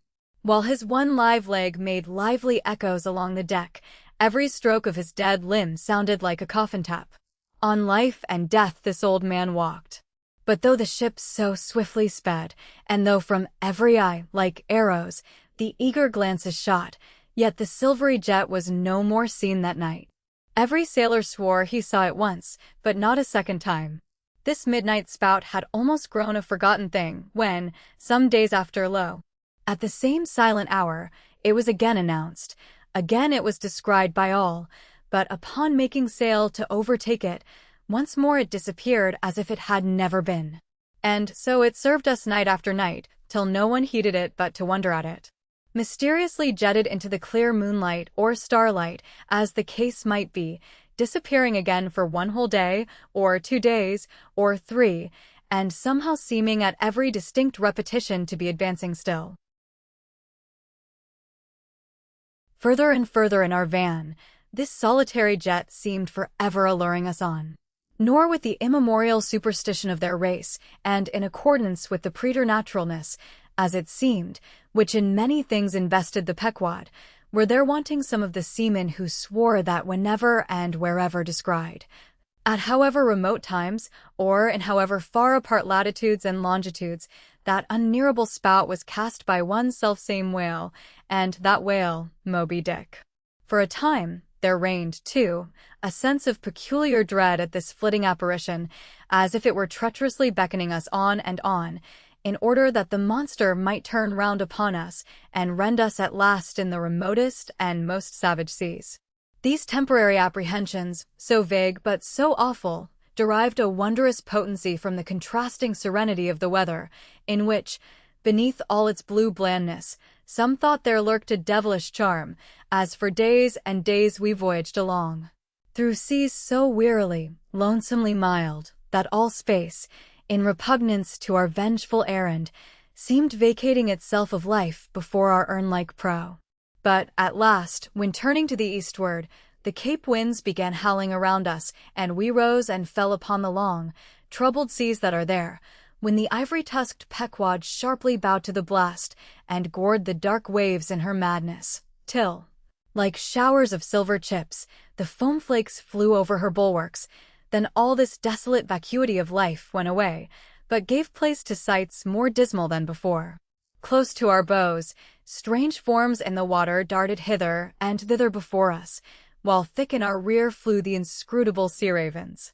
And every morning, perched on our stays, rows of these birds were seen, and, spite of our hootings, for a long time obstinately clung to the hemp, as though they deemed our ship some drifting, uninhabited craft, a thing appointed to desolation, and therefore fit roosting place for their homeless selves. And heaved, still unrestingly heaved the black sea, as if its vast tides were a conscience, and the great mundane soul were in anguish and remorse for the long sin and suffering it had bred. Cape of Good Hope, do they call ye? Rather Cape Tormentoso, as called of yore, for long allured by the perfidious silences that before had attended us, we found ourselves launched into this tormented sea, where guilty beings transformed into those fowls and these fish, seemed condemned to swim on everlastingly without any haven in store or beat. That black air without any horizon, but calm, snow-white and unvarying, still directing its fountain of feathers to the sky, still beckoning us on from before, the solitary jet would at times be descried. During all this blackness of the elements, Ahab, though assuming for the time the almost continual command of the drenched and dangerous deck, manifested the gloomiest reserve, and more seldom than ever addressed his mates. In tempestuous times like these, after everything above and aloft has been secured, nothing more can be done but passively to await the issue of the gale. Then captain and crew become practical fatalists. So, with his ivory leg inserted into its accustomed hole, and with one hand firmly grasping a shroud, Ahab for hours and hours would stand gazing dead to windward, while an occasional squall of sleet or snow would all but congeal his very eyelashes together. Meantime, the crew, driven from the forward part of the ship by the perilous seas that burstingly broke over its bows, stood in a line along the bulwarks in the waist, and the better to guard against the leaping waves.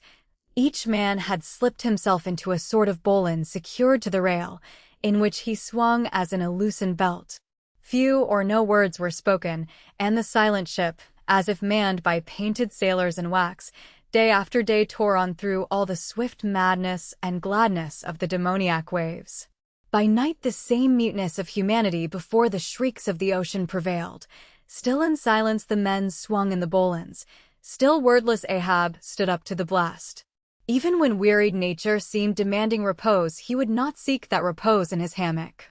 Never could Starbuck forget the old man's aspect, when one night going down into the cabin to mark how the barometer stood, he saw him with closed eyes sitting straight in his floor-screwed chair. The rain and half-melted sleet of the storm from which he had some time before emerged, still slowly dripping from the unremoved hat and coat. On the table beside him lay unrolled one of those charts of tides and currents which have previously been spoken of. His lantern swung from his tightly clenched hand. Though the body was erect, the head was thrown back so that the closed eyes were pointed towards the needle of the telltale that swung from a beam in the ceiling. ****, the cabin compass is called the telltale, because without going to the compass at the helm, the captain, while below, can inform himself of the course of the ship. Terrible old man, thought Starbuck with a shudder, sleeping in this gale, still thou steadfastly eyest thy purpose. Chapter 52. The Albatross. Southeastward from the Cape, off the distant Crozets, a good cruising ground for right whalemen, a sail loomed ahead, the Goni, Albatross, by name. As she slowly drew nigh, from my lofty perch at the foremast head, I had a good view of that sight so remarkable to a tyro in the far ocean fisheries, a whaler at sea, and long absent from home. As if the waves had been fullers, this craft was bleached like the skeleton of a stranded walrus. All down her sides, this spectral appearance was traced with long channels of reddened rust, while all her spars and her rigging were like the thick branches of trees furred over with hoarfrost. Only her lower sails were set. A wild sight it was to see her long-bearded lookouts at those three mastheads. They seemed clad in the skins of beasts, so torn and bepatched the raiment that had survived nearly 4 years of cruising. Standing in iron hoops nailed to the mast, they swayed and swung over a fathomless sea, and though, when the ship slowly glided close under our stern, we 6 men in the air came so nigh to each other that we might almost have leaped from the mastheads of one ship to those of the other, yet those forlorn-looking fishermen, mildly eyeing us as they passed, said not one word to our own lookouts, while the quarter-deck hail was being heard from below. "Ship ahoy! Have you seen the white whale?" But as the strange captain, leaning over the pallid bulwarks, was in the act of putting his trumpet to his mouth, it somehow fell from his hand into the sea, and the wind now rising amain, He in vain strove to make himself heard without it. Meantime his ship was still increasing the distance between. While in various silent ways the seamen of the Pequod were evincing their observance of this ominous incident at the first mere mention of the white whale's name to another ship, Ahab for a moment paused. It almost seemed as though he would have lowered a boat to board the stranger, had not the threatening wind forbade. But taking advantage of his windward position, he again seized his trumpet, and knowing by her aspect that the stranger vessel was a Nantucketer and shortly bound home, he loudly hailed, "Ahoy there! This is the Pequod, bound round the world. Tell them to address all future letters to the Pacific Ocean. And this time 3 years, if I am not at home, tell them to address them to." At that moment the two wakes were fairly crossed, and instantly, then, in accordance with their singular ways, shoals of small harmless fish, that for some days before had been placidly swimming by our side, darted away with what seemed shuddering fins, and ranged themselves fore and aft with the stranger's flanks. Though in the course of his continual voyagings Ahab must often before have noticed a similar sight, yet, to any monomaniac man, the veriest trifles capriciously carry meanings. "Swim away from me, do ye?" murmured Ahab, gazing over into the water. There seemed but little in the words, but the tone conveyed more of deep helpless sadness than the insane old man had ever before evinced. But turning to the steersman, who thus far had been holding the ship in the wind to diminish her headway, he cried out in his old lion voice, "Up helm! Keep her off round the world! Round the world!" There is much in that sound to inspire proud feelings, but whereto does all that circumnavigation conduct? Only through numberless perils to the very point whence we started, where those that we left behind secure were all the time before us. Were this world an endless plain, and by sailing eastward we could forever reach new distances, and discover sights more sweet and strange than any Cyclades or islands of King Solomon, then there were promise in the voyage.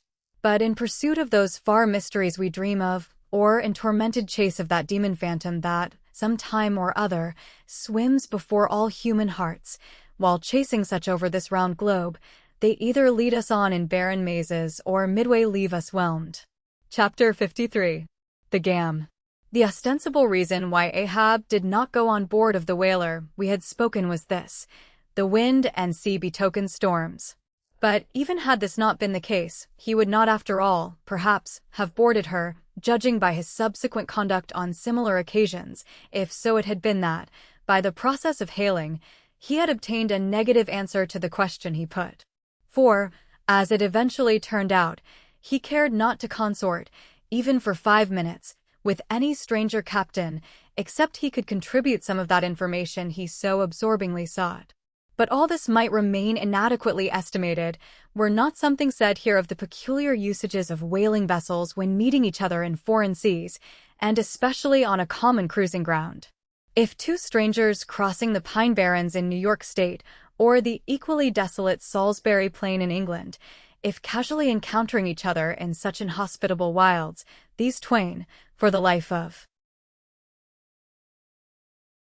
them, cannot well avoid a mutual salutation, and stopping for a moment to interchange the news, and, perhaps, sitting down for a while and resting in concert, then, how much more natural that upon the illimitable Pine Barrens and Salisbury Plains of the sea, two whaling vessels descrying each other at the ends of the earth, off lone Fanning's Island, or the faraway King's Mills, how much more natural, I say, that under such circumstances these ships should not only interchange hails, but come into still closer, more friendly and sociable contact. And especially would this seem to be a matter of course, in the case of vessels owned in one seaport, and whose captains, officers, and not a few of the men are personally known to each other, and, consequently, have all sorts of dear domestic things to talk about. For the long-absent ship, the outward bounder, perhaps, has letters on board. At any rate, she will be sure to let her have some papers of a date a year or two later than the last one on her blurred and thumb-worn files. And in return for that courtesy, the outward-bound ship would receive the latest whaling intelligence from the cruising ground to which she may be destined, a thing of the utmost importance to her.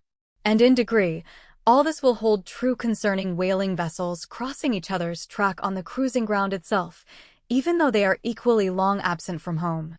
For one of them may have received a transfer of letters from some third, and now far remote vessel, and some of those letters may be for the people of the ship she now meets. Besides, they would exchange the whaling news and have an agreeable chat. For not only would they meet with all the sympathies of sailors, but likewise with all the peculiar congenialities arising from a common pursuit and mutually shared privations and perils. Nor would difference of country make any very essential difference, that is, so long as both parties speak one language, as is the case with Americans and English. Though, to be sure, from the small number of English whalers, such meetings do not very often occur, and when they do occur there is too apt to be a sort of shyness between them, for your Englishman is rather reserved, and your Yankee. He does not fancy that sort of thing in anybody but himself. Besides, the English whalers sometimes affect a kind of metropolitan superiority over the American whalers, regarding the long, lean Nantucketer, with his nondescript provincialisms, as a sort of sea peasant. But where this superiority in the English whalemen does really consist, it would be hard to say, seeing that the Yankees in one day, collectively, kill more whales than all the English, collectively, in 10 years. But this is a harmless little foible in the English whale hunters, which the Nantucketer does not take much to heart, probably because he knows that he has a few foibles himself. So, then, we see that of all ships separately sailing the sea, the whalers have most reason to be sociable, and they are so. Whereas, some merchant ships crossing each other's wake in the mid-Atlantic will oftentimes pass on without so much as a single word of recognition, mutually cutting each other on the high seas, like a brace of dandies in Broadway, and all the time indulging, perhaps, in finical criticism upon each other's rig. As for men of war, when they chance to meet at sea, they first go through such a string of silly bowings and scrapings, such a ducking of ensigns, that there does not seem to be much right-down hearty goodwill and brotherly love about it at all. As touching slave ships meeting, why, they are in such a prodigious hurry, they run away from each other as soon as possible.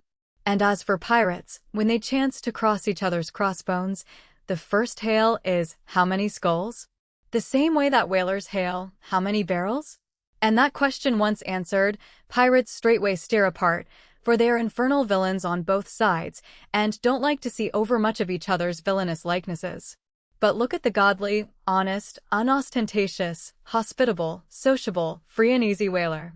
What does the whaler do when she meets another whaler in any sort of decent weather? She has a _gam_, a thing so utterly unknown to all other ships that they never heard of the name even, and if by chance they should hear of it, they only grin at it and repeat gamesome stuff about spooters and blubber boilers, and such like pretty exclamations.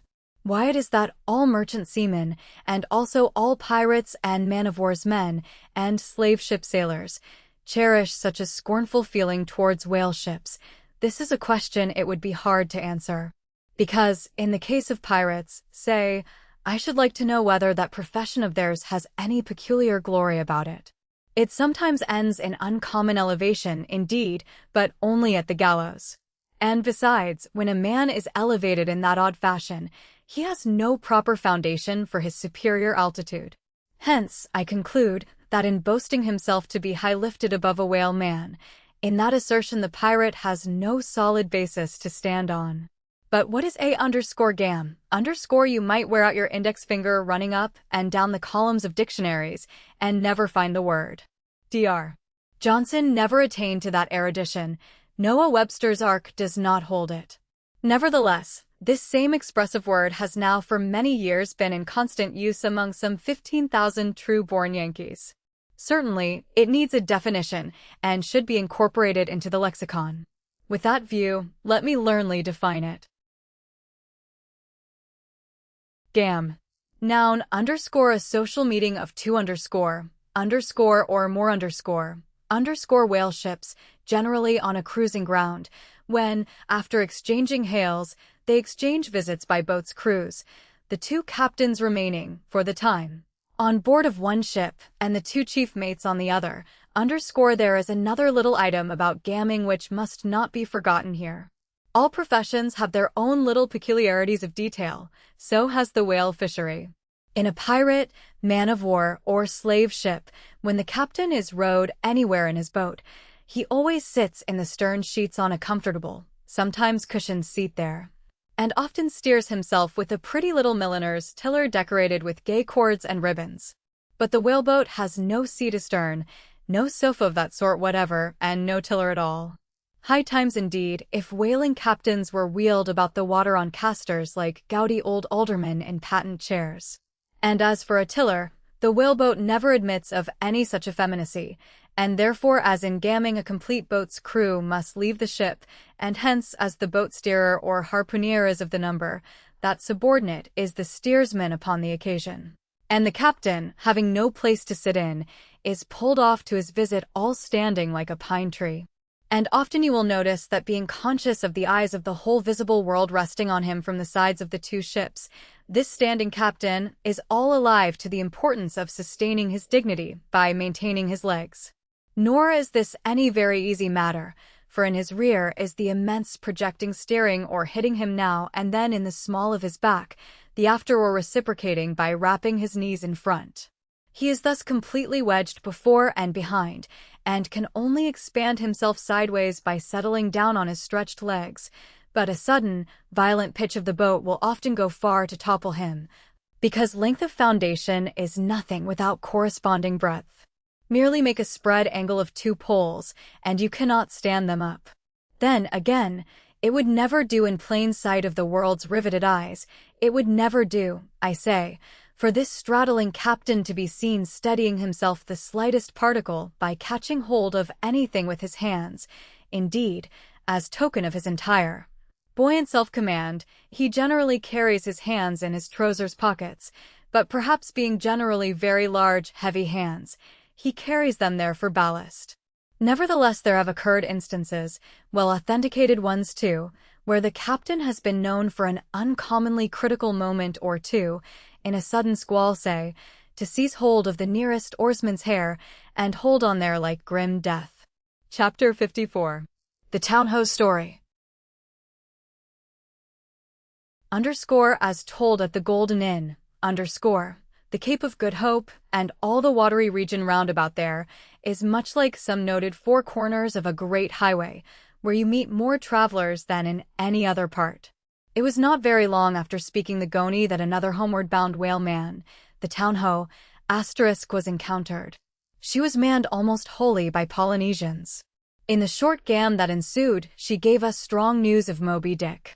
To some, the general interest in the white whale was now wildly heightened by a circumstance of the Town Ho's story, which seemed obscurely to involve with the whale a certain wondrous, inverted visitation of one of those so-called judgments of God which at times are said to overtake some men.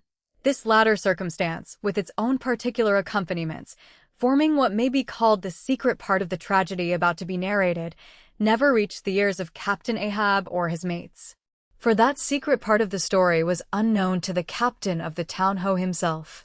It was the private property of 3 Confederate white seamen of that ship, one of whom, it seems, communicated it to Tashtego with Romish injunctions of secrecy, but the following night Tashtego rambled in his sleep and revealed so much of it in that way, that when he was wakened he could not well withhold the rest.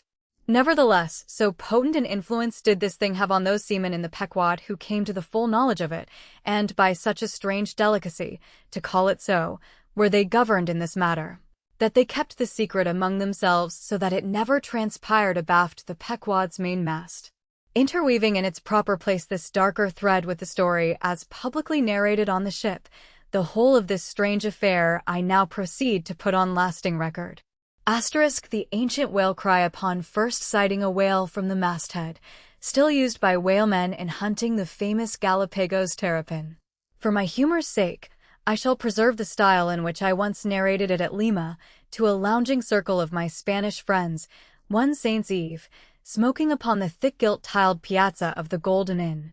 Of those fine cavaliers, the young Dons, Pedro and Sebastian, were on the closer terms with me, and hence the interluding questions they occasionally put, and which are duly answered at the time. Some 2 years prior to my first learning the events which I am about rehearsing to you, gentlemen, the town-ho, sperm whaler of Nantucket, was cruising in your Pacific here, not very many days' sail eastward from the eaves of this good Golden Inn. She was somewhere to the northward of the line.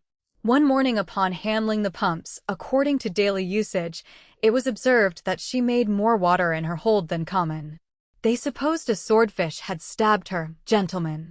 But the captain, having some unusual reason for believing that rare good luck awaited him in those latitudes, and therefore being very averse to quit them, and the leak not being then considered at all dangerous, though indeed they could not find it after searching the hold as low down as was possible in rather heavy weather, the ship still continued her cruisings, the mariners working at the pumps at wide and easy intervals. But no good luck came. More days went by, and not only was the leak yet undiscovered, but it sensibly increased. So much so, that now taking some alarm, the captain, making all sail, stood away for the nearest harbor among the islands, there to have his hull hove out and repaired. Though no small passage was before her, yet, if the commonest chance favored, he did not at all fear that his ship would founder by the way, because his pumps were of the best, and, being periodically relieved at them, those 36 men of his could easily keep the ship free, never mind if the leak should double on her. In truth, well nigh the whole of this passage being attended by very prosperous breezes, the town-ho had all but certainly arrived in perfect safety at her port without the occurrence of the least fatality, had it not been for the brutal overbearing of Radney, the mate, a vineyarder, and the bitterly provoked vengeance of Steelkilt, a lakeman and desperado from Buffalo. Lakeman, Buffalo. Pray, what is a lakeman, and where is Buffalo? Said Don Sebastian, rising in his swinging mat of grass. On the eastern shore of our Lake Erie, Don, but I crave your courtesy. Maybe you shall soon hear further of all that. Now, gentlemen, in square-sail brigs and three-masted ships, well nigh as large and stout as any that ever sailed out of your old Callao to far Manila, this lakeman, in the landlocked heart of our America, had yet been nurtured by all those agrarian freebooting impressions popularly connected with the open ocean. For in their interflowing aggregate, those grand freshwater seas of ours, Erie and Ontario and Huron and Superior and Michigan, possess an ocean-like expansiveness, with many of the ocean's noblest traits, with many of its rimmed varieties of races and of climes. They contain round archipelagos of romantic isles, even as the Polynesian waters do, in large part, are shored by two great contrasting nations, as the Atlantic is. They furnish long maritime approaches to our numerous territorial colonies from the east, dotted all round their banks, here and there are frowned upon by batteries, and by the goat-like craggy guns of lofty Mackinaw. They have heard the fleet thunderings of naval victories. At intervals, they yield their beaches to wild barbarians, whose red-painted faces flash from out their peltry wigwams. For leagues and leagues are flanked by ancient and unentered forests, where the gaunt pines stand like serried lines of kings in Gothic genealogies, those same woods harboring wild Afric beasts of prey and silken creatures whose exported furs give robes to Tartar emperors. They mirror the paved capitals of Buffalo and Cleveland, as well as Winnebago villages. They float alike the full-rigged merchant ship, the armed cruiser of the state, the steamer, and the beach canoe. They are swept by borean and dismasting blasts as direful as any that lash the salted wave. They know what shipwrecks are, for out of sight of land, however inland, they have drowned full many a midnight ship with all its shrieking crew. Thus, gentlemen, though an inlander, Steelkilt was wild ocean born and wild ocean nurtured, as much of an audacious mariner as any. And for Radney, though in his infancy he may have laid him down on the lone Nantucket beach, to nurse at his maternal sea, though in after life he had long followed our austere Atlantic and your contemplative Pacific, yet was he quite as vengeful and full of social quarrel as the backwoods seaman, fresh from the latitudes of buckhorn-handled bowie-knives. Yet was this Nantucketer a man with some good-hearted traits, and this lakeman a mariner, who though a sort of devil indeed, might yet by inflexible firmness, only tempered by that common decency of human recognition which is the meanest slave's right. Thus treated, this steel-kilt had long been retained harmless and docile. At all events, he had proved so thus far, but Rodney was doomed and made mad, and steel-kilt, but gentlemen, you shall hear. It was not more than a day or two at the furthest after pointing her prow for her island haven, that the town-hose leak seemed again increasing, but only so as to require an hour or more at the pumps every day. You must know that in a settled and civilized ocean like our Atlantic, for example, some skippers think little of pumping their whole way across it, though of a still, sleepy night, should the officer of the deck happen to forget his duty in that respect, the probability would be that he and his shipmates would never again remember it, on account of all hands gently subsiding to the bottom. Nor in the solitary and savage seas far from you to the westward, gentlemen, is it altogether unusual for ships to keep clanging at their pump handles in full chorus even for a voyage of considerable length, that is, if it lie along a tolerably accessible coast, or if any other reasonable retreat is afforded them. It is only when a leaky vessel is in some very out-of-the-way part of those waters, some really landless latitude, that her captain begins to feel a little anxious. Much this way had it been with the town-ho, so when her leak was found gaining once more, there was in truth some small concern manifested by several of her company, especially by Rodney the mate. He commanded the upper sails to be well hoisted, sheeted home anew, and every way expanded to the breeze. Now this Rodney, I suppose, was as little of a coward, and as little inclined to any sort of nervous apprehensiveness touching his own person as any fearless, unthinking creature on land or on sea that you can conveniently imagine, gentlemen. Therefore, when he betrayed this solicitude about the safety of the ship, some of the seamen declared that it was only on account of his being a part-owner in her. So when they were working that evening at the pumps, there was on this head no small gamesomeness slyly going on among them, as they stood with their feet continually overflowed by the rippling clear water, clear as any mountain spring, gentlemen, that bubbling from the pumps ran across the deck and poured itself out in steady spouts at the lee scupper holes. Now, as you well know, it is not seldom the case in this conventional world of ours, watery or otherwise, that when a person placed in command over his fellow men finds one of them to be very significantly his superior in general pride of manhood, straightway against that man he conceives an unconquerable dislike and bitterness, and if he have a chance he will pull down and pulverize that subaltern's tower, and make a little heap of dust of it. Be this conceit of mine as it may, gentlemen, at all events Steel-kilt was a tall and noble animal with a head like a Roman, and a flowing golden beard like the tasseled housings of your last viceroy's snorting charger, and a brain, and a heart, and a soul in him, gentlemen, which had made Steel-kilt Charlemagne, had he been born son to Charlemagne's father. But Rodney, the mate, was ugly as a mule, yet as hardy, as stubborn, as malicious. He did not love Steel-kilt, and Steel-kilt knew it. Being the mate drawing near as he was toiling at the pump with the rest, the lakeman affected not to notice him, but unawed, went on with his gay banterings. Aye, my merry lads, it's a lively leak this. Hold a cannikin, one of ye, and let's have a taste. By the Lord, it's worth bottling. I tell you what, men, old Rod's investment must go for it. He had best cut away his part of the hull and tow it home. The fact is, boys, that swordfish only began the job. He's come back again with a gang of ship carpenters, sawfish and filefish and what not, and the whole posse of 'em are now hard at work cutting and slashing at the bottom. Making improvements, I suppose. If old Rod were here now, I'd tell him to jump overboard and scatter 'em. They're playing the devil with his estate, I can tell him. But he's a simple old soul, Rod, and a beauty too. Boys, they say the rest of his property is invested in looking-glasses. I wonder if he'd give a poor devil like me the model of his nose. Damn your eyes. What's that pump stopping for? Roared Rodney, pretending not to have heard the sailors talk. Thunder away at it. Aye, sir, said Steel-kilt, merry as a cricket. Lively, boys, lively now. And with that the pump clanged like 50 fire engines. The men tossed their hats off to it, and ere long that peculiar gasping of the lungs was heard which denotes the fullest tension of life's utmost energies. Quitting the pump at last, with the rest of his band, the lakeman went forward all panting, and sat himself down on the windlass, his face fiery red, his eyes bloodshot, and wiping the profuse sweat from his brow.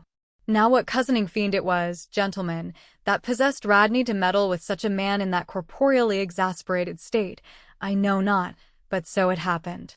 Intolerably striding along the deck, the mate commanded him to get a broom and sweep down the planks, and also a shovel, and remove some offensive matters consequent upon allowing a pig to run at large. Now, gentlemen, sweeping a ship's deck at sea is a piece of household work which in all times but raging gales is regularly attended to every evening. It has been known to be done in the case of ships actually foundering at the time. Such, gentlemen, is the inflexibility of sea usages and the instinctive love of neatness in seamen, some of whom would not willingly drown without first washing their faces. But in all vessels this broom business is the prescriptive province of the boys, if boys there be aboard. Besides, it was the stronger men in the town-ho that had been divided into gangs, taking turns at the pumps, and being the most athletic seaman of them all, Steelkilt had been regularly assigned captain of one of the gangs. Consequently, he should have been freed from any trivial business not connected with truly nautical duties, such being the case with his comrades. I mention all these particulars so that you may understand exactly how this affair stood between the two men. But there was more than this. The order about the shovel was almost as plainly meant to sting and insult Steelkilt as though Radney had spat in his face. Any man who has gone sailor in a whale ship will understand this, and all this, and doubtless much more, the lakeman fully comprehended when the mate uttered his command.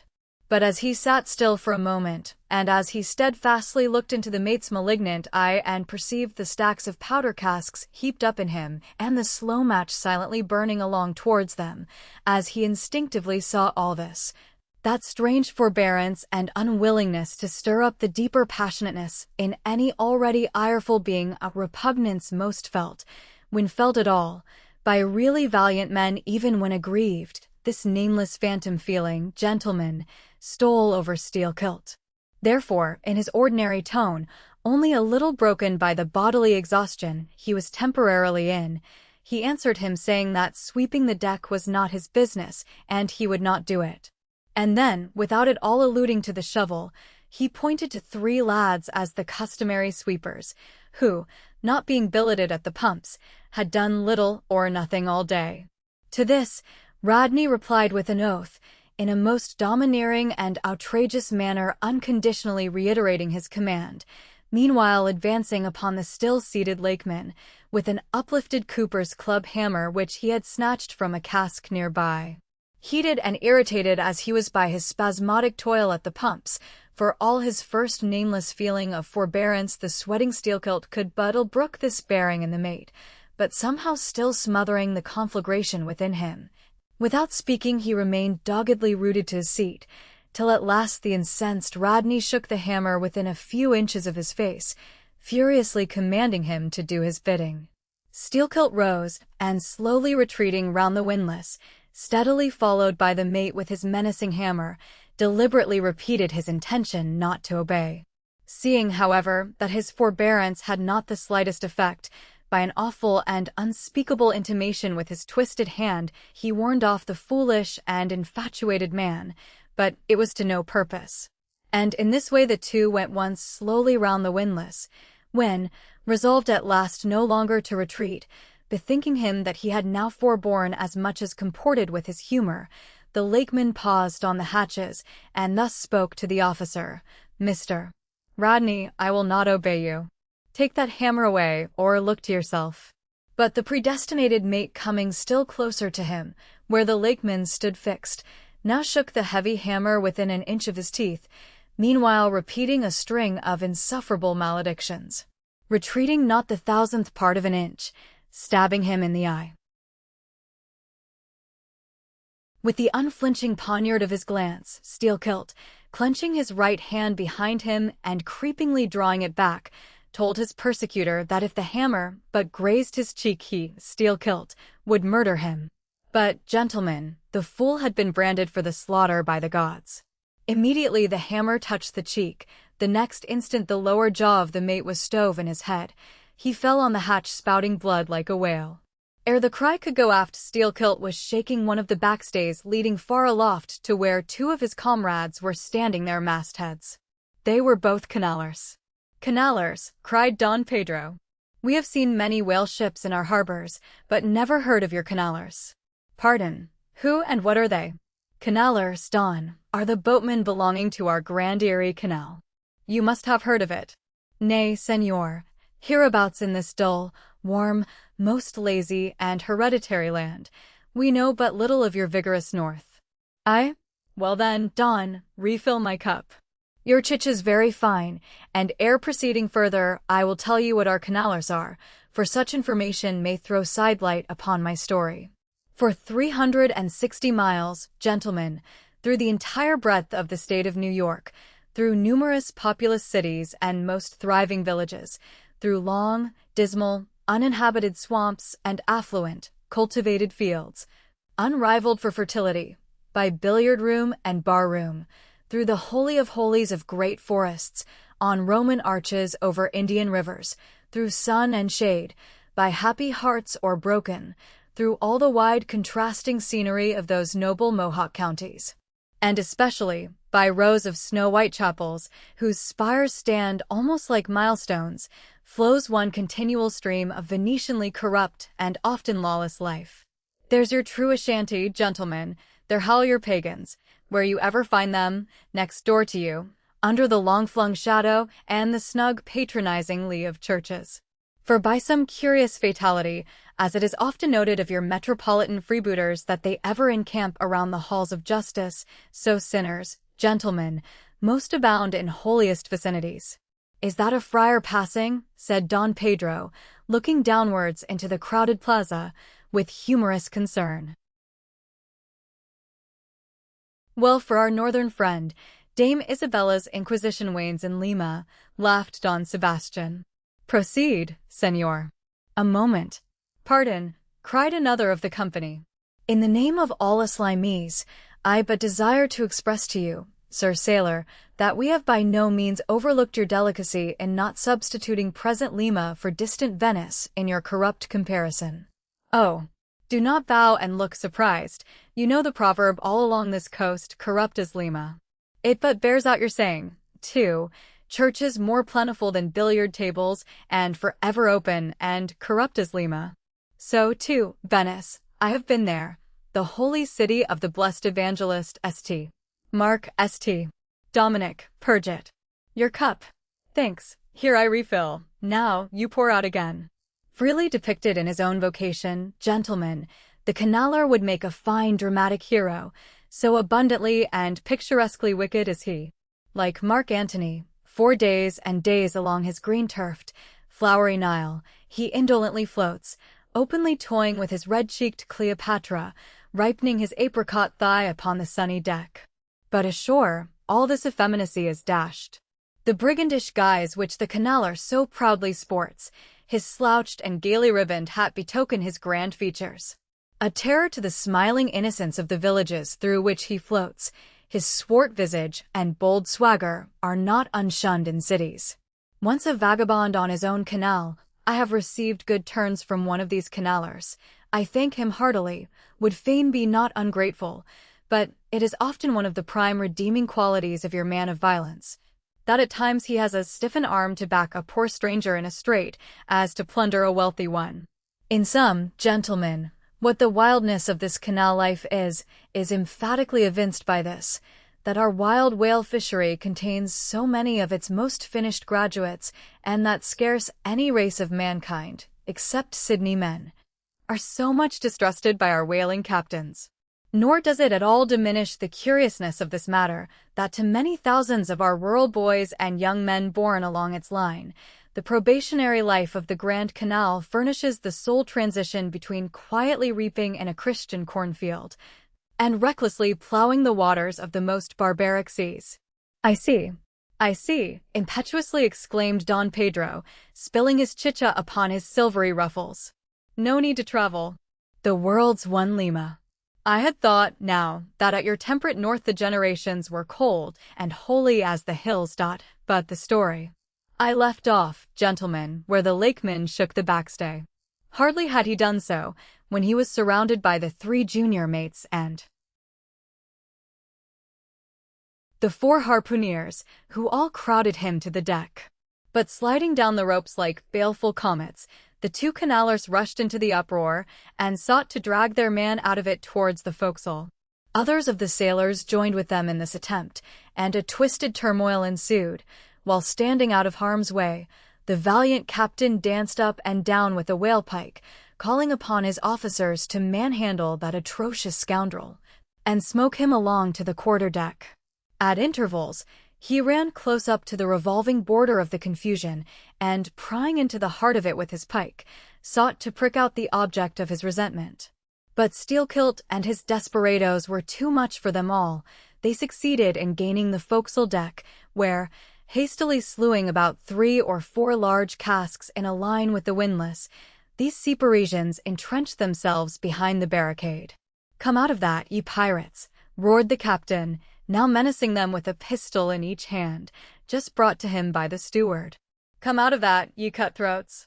Steelkilt leaped on the barricade, and striding up and down there, defied the worst the pistols could do, but gave the captain to understand distinctly that his Steelkilt's death would be the signal for a murderous mutiny on the part of all hands.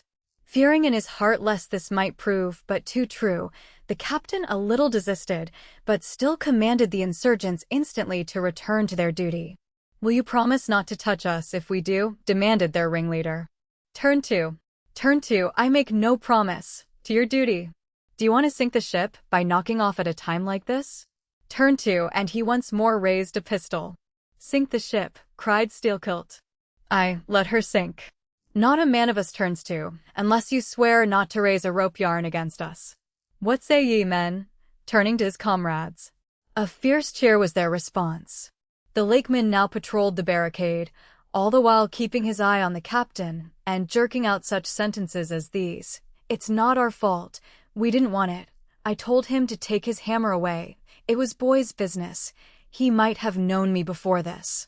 I told him not to prick the buffalo. I believe I have broken a finger here against his cursed jaw. Ain't those mincing knives down in the forecastle there, men? Look to those handspikes, my hearties. Captain, by God, look to yourself. Say the word. Don't be a fool. Forget it all. We are ready to turn to. Treat us decently, and we're your men. But we won't be flogged.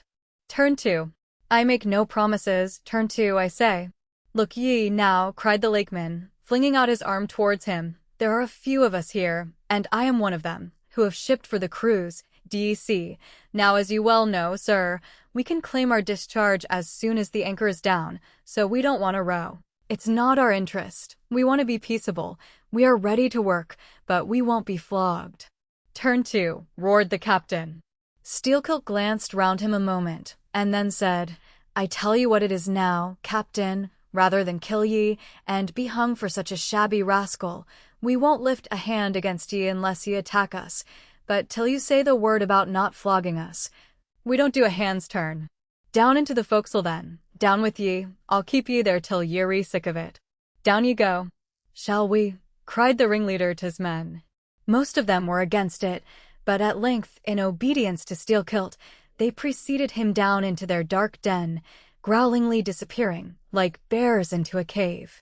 As the lakeman's bare head was just level with the planks, the captain and his posse leaped the barricade, and rapidly drawing over the slide of the scuttle, planted their group of hands upon it, and loudly called for the steward to bring the heavy brass padlock belonging to the companionway.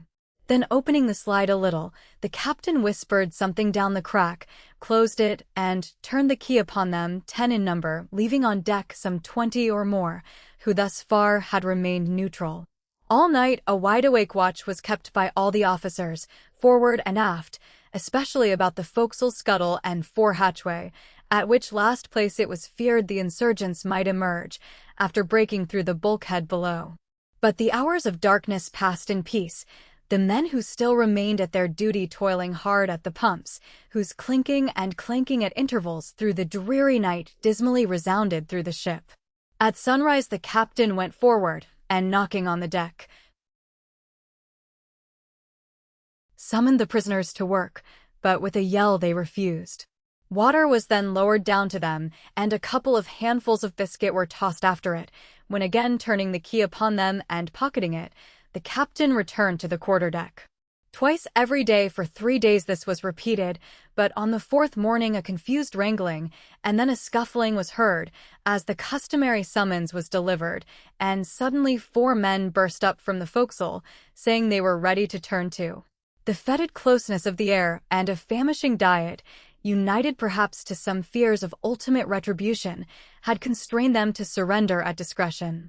Emboldened by this, the captain reiterated his demand to the rest, but Steelkilt shouted up to him a terrific hint to stop his babbling and betake himself where he belonged. On the 5th morning 3 others of the mutineers bolted up into the air from the desperate arms below that sought to restrain them. Only 3 were left. "Better turn to, now," said the captain with a heartless jeer. "Shut us up again, will ye?" cried Steelkilt. "Oh, certainly," said the captain, and the key clicked.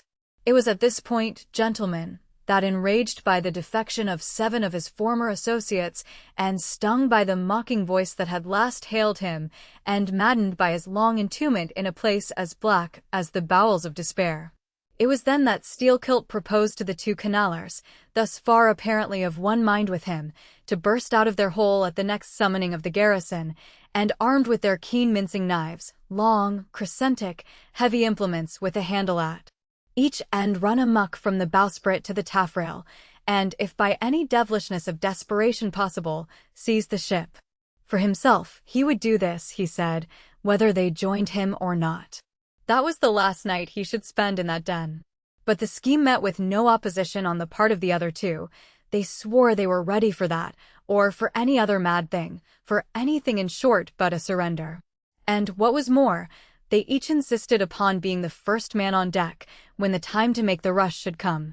But to this their leader as fiercely objected, reserving that priority for himself, particularly as his 2 comrades would not yield, the one to the other, in the matter, and both of them could not be first, for the latter would but admit one man at a time. And here, gentlemen, the foul play of these miscreants must come out. Upon hearing the frantic project of their leader, each in his own separate soul had suddenly lighted, it would seem, upon the same piece of treachery, namely, to be foremost in breaking out, in order to be the first of the 3, though the last of the 10, to surrender, and thereby secure whatever small chance of pardon such conduct might merit. But when Steelkilt made known his determination still to lead them to the last, they in some way, by some subtle chemistry of villainy, mixed their before secret treacheries together, and when their leader fell into a doze, verbally opened their souls to each other in 3 sentences, and bound the sleeper with cords, and gagged him with cords, and shrieked out for the captain at midnight. Thinking murder at hand, and smelling in the dark for the blood, he and all his armed mates and harpooneers rushed for the forecastle. In a few minutes the scuttle was opened, and, bound hand and foot, the still struggling ringleader was shoved up into the air by his perfidious allies, who at once claimed the honor of securing a man who had been fully ripe for murder. But all these were collared, and dragged along the deck like dead cattle, and, side by side, were seized up into the mizzen rigging, like 3/4 of meat, and there they hung till morning. "Damn ye," cried the captain, pacing to and fro before them, "the vultures would not touch ye, ye villains." At sunrise he summoned all hands, and separating those who had rebelled from those who had taken no part in the mutiny, he told the former that he had a good mind to flog them all round, thought, upon the whole, he would do so, he ought to, justice demanded it, but for the present, considering their timely surrender, he would let them go with a reprimand, which he accordingly administered in the vernacular. "But as for you, ye carrion rogues," turning to the 3 men in the rigging, "for you, I mean to mince ye up for the trypots, and, seizing a rope, he applied it with all his might to the backs of the two traders, till they yelled no more, but lifelessly hung their heads sideways as the two crucified thieves are drawn. "My wrist is sprained with ye," he cried, at last, "but there is still rope enough left for you, my fine bantam, that wouldn't give up." Take that gag from his mouth, and let us hear what he can say for himself. For a moment the exhausted mutineer made a tremulous motion of his cramped jaws, and then painfully twisting round his head, said in a sort of hiss, "What I say is this, and mind it well, if you flog me, I murder you." "Say ye so? Then see how you frighten me," and the captain drew off with the rope to strike. "Best not," hissed the lakeman. "But I must," and the rope was once more drawn back for the stroke. Steelkilt here hissed out something inaudible to all but the captain, who, to the amazement of all hands, started back, paced the deck rapidly 2 or 3 times, and then suddenly throwing down his rope, said, "I won't do it, let him go, cut him down. D'ye hear?" But as the junior mates were hurrying to execute the order, a pale man, with a bandaged head, arrested them. Rodney, the chief mate. Ever since the blow, he had lain in his berth, but that morning, hearing the tumult on the deck, he had crept out and thus far had watched the whole scene. Such was the state of his mouth that he could hardly speak, but mumbling something about his being willing and able to do what the captain dared not attempt, he snatched the rope and advanced to his pinioned foe. "You are a coward," hissed the lakeman. "So I am, but take that." The mate was in the very act of striking, when another hiss stayed his uplifted arm. He paused, and then pausing no more, made good his word, spite of Steelkilt's threat, whatever that might have been. The 3 men were then cut down, all hands were turned to, and, sullenly worked by the moody seamen, the iron pumps clanged as before. Just after dark that day, when one watch had retired below, a clamor was heard in the forecastle, and the 2 trembling traders running up, besieged the cabin door, saying they durst not consort with the crew. Entreaties, cuffs, and kicks could not drive them back, so at their own instance they were put down in the ship's run for salvation. Still, no sign of mutiny reappeared among the rest. On the contrary, it seemed that mainly at Steelkilt's instigation, they had resolved to maintain the strictest peacefulness, obey all orders to the last, and, when the ship reached port, desert her in a body. But in order to ensure the speediest end to the voyage, they all agreed to another thing, namely, not to sing out for whales, in case any should be discovered. For, spite of her leak, and spite of all her other perils, the town-ho still maintained her mastheads, and her captain was just as willing to lower for a fish that moment as on the day his craft first struck the cruising ground. And Rodney the mate was quite as ready to change his berth for a boat, and with his bandaged mouth seek to gag in death the vital jaw of the whale. But though the lakeman had induced the seamen to adopt this sort of passiveness in their conduct, he kept his own counsel, at least till all was over, concerning his own proper and private revenge upon the man who had stung him in the ventricles of his heart. He was in Rodney the chief mate's watch, and as if the infatuated man sought to run more than halfway to meet his doom, after the scene at the rigging, he insisted, against the express counsel of the captain, upon resuming the head of his watch at night. Upon this, and 1 or 2 other circumstances, Steelkilt systematically built the plan of his revenge. During the night, Rodney had an unseamanlike way of sitting on the bulwarks of the quarterdeck and leaning his arm upon the gunwale of the boat which was hoisted up there, a little above the ship's side. In this attitude, it was well known, he sometimes dozed. There was a considerable vacancy between the boat and the ship, and down between this was the sea. Steelkilt calculated his time, and found that his next trick at the helm would come round at 2 o'clock, in the morning of the 3rd day from that in which he had been betrayed. At his leisure, he employed the interval in braiding something very carefully in his watches below. "What are you making there?" said a shipmate. "What do you think?" "What does it look like?" "Like a lanyard for your bag, but it's an odd one, seems to me." "Yes, rather oddish," said the lakeman, holding it at arm's length before him, "but I think it will answer." "Shipmate, I haven't enough twine, have you any?" But there was none in the forecastle. Then I must get some from old Rad, and he rose to go aft. You don't mean to go a-begging to underscore him, said a sailor. Why not? Do you think he won't do me a turn, when it's to help himself in the end, shipmate? And going to the mate, he looked at him quietly, and asked him for some twine to mend his hammock. It was given him. Neither twine nor lanyard were seen again, but the next night an iron ball, closely netted, partly rolled from the pocket of the lakeman's monkey jacket, as he was tucking the coat into his hammock for a pillow. 24 hours after, his trick at the silent helm nigh to the man who was apt to doze over the grave, always ready dug to the seaman's hand. That fatal hour was then to come, and in the foreordaining soul of Steelkilt, the mate was already stark and stretched as a corpse, with his forehead crushed in. But, gentlemen, a fool saved the would-be murderer from the bloody deed he had planned. Yet complete revenge he had, and without being the avenger. For by a mysterious fatality, heaven itself seemed to step in to take out of his hands into its own the damning thing he would have done. It was just between daybreak and sunrise of the morning of the second day, when they were washing down the decks, that a stupid Tenerife man, drawing water in the main chains, all at once shouted out, "There she rolls! There she rolls! Jesu, what a whale!" It was Moby Dick. "Moby Dick," cried Don Sebastian, St. Dominic. "Sir Sailor, but do whales have christenings? Whom call you Moby Dick?" "A very white and famous and most deadly immortal monster, Don, but that would be too long a story." "How? How?" cried all the young Spaniards, crowding.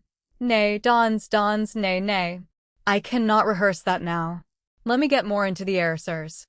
The chicha, cried Don Pedro. "Our vigorous friend looks faint. Fill up his empty glass." "No need, gentlemen.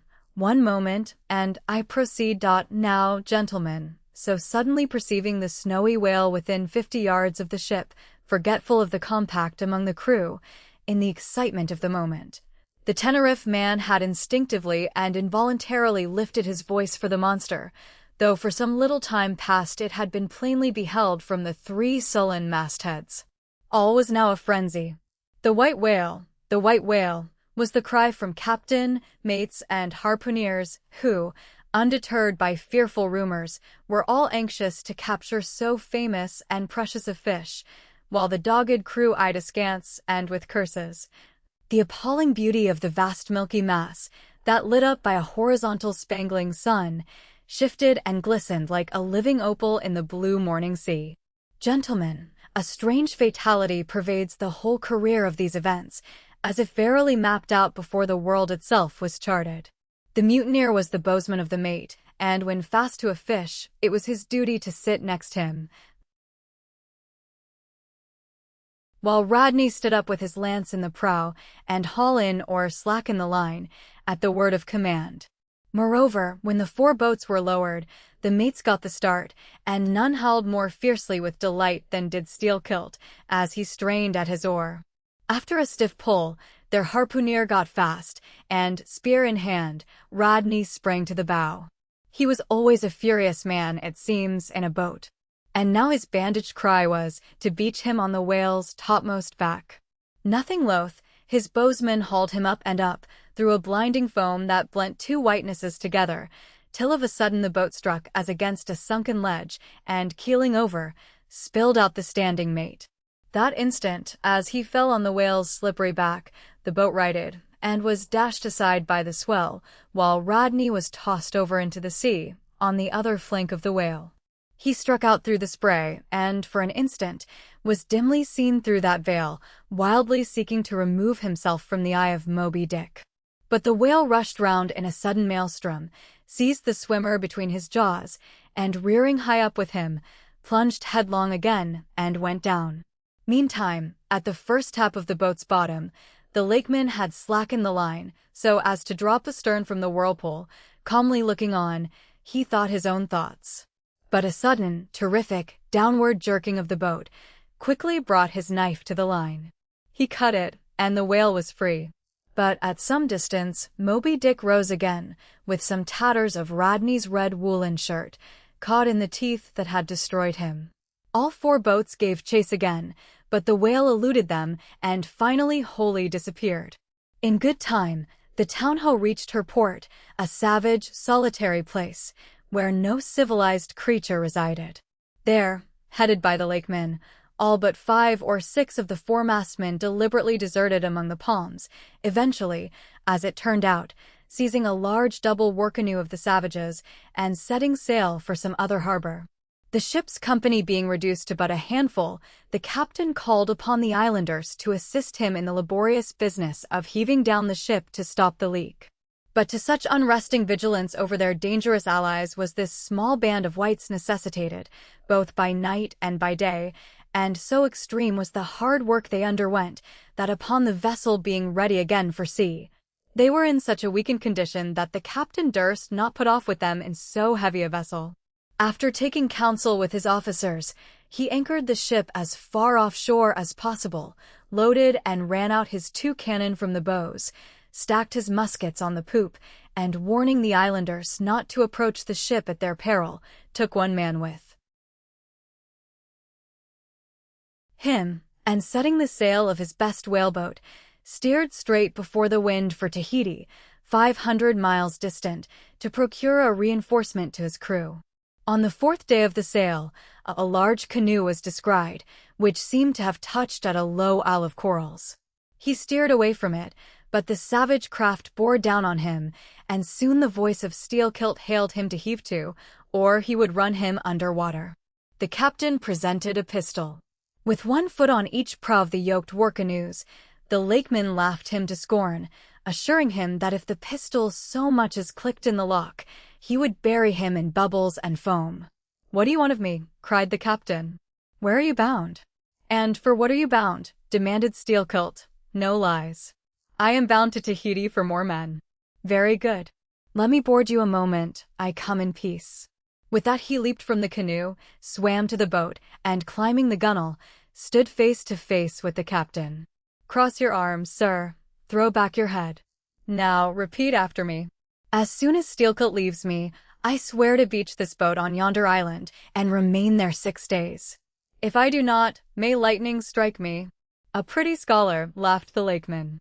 "Adios, senor," and leaping into the sea, he swam back to his comrades. Watching the boat till it was fairly beached, and drawn up to the roots of the coconut trees, Steelkilt made sail again, and in due time arrived at Tahiti, his own place of destination. There, luck befriended him. 2 ships were about to sail for France, and were providentially in want of precisely that number of men which the sailor headed. They embarked, and so forever got the start of their former captain, had he been at all minded to work them legal retribution. Some 10 days after the French ships sailed, the whaleboat arrived, and the captain was forced to enlist some of the more civilized Tahitians, who had been somewhat used to the sea. Chartering a small native schooner, he returned with them to his vessel, and finding all right there, again resumed his cruisings. Where Steelkilt now is, gentlemen, none know, but upon the island of Nantucket, the widow of Rodney still turns to the sea which refuses to give up its dead, still in dreams sees the awful white whale that destroyed him. Asterisk, asterisk, asterisk, asterisk. "Are you through?" said Don Sebastian quietly. "I am, Don." "Then I entreat you, tell me if to the best of your own convictions, this your story is in substance really true? It is so passing wonderful. Did you get it from an unquestionable source? Bear with me if I seem to press. Also bear with all of us, Sir Sailor, for we all join in Don Sebastian's suit," cried the company with exceeding interest. "Is there a copy of the Holy Evangelists in the Golden Inn, gentlemen?"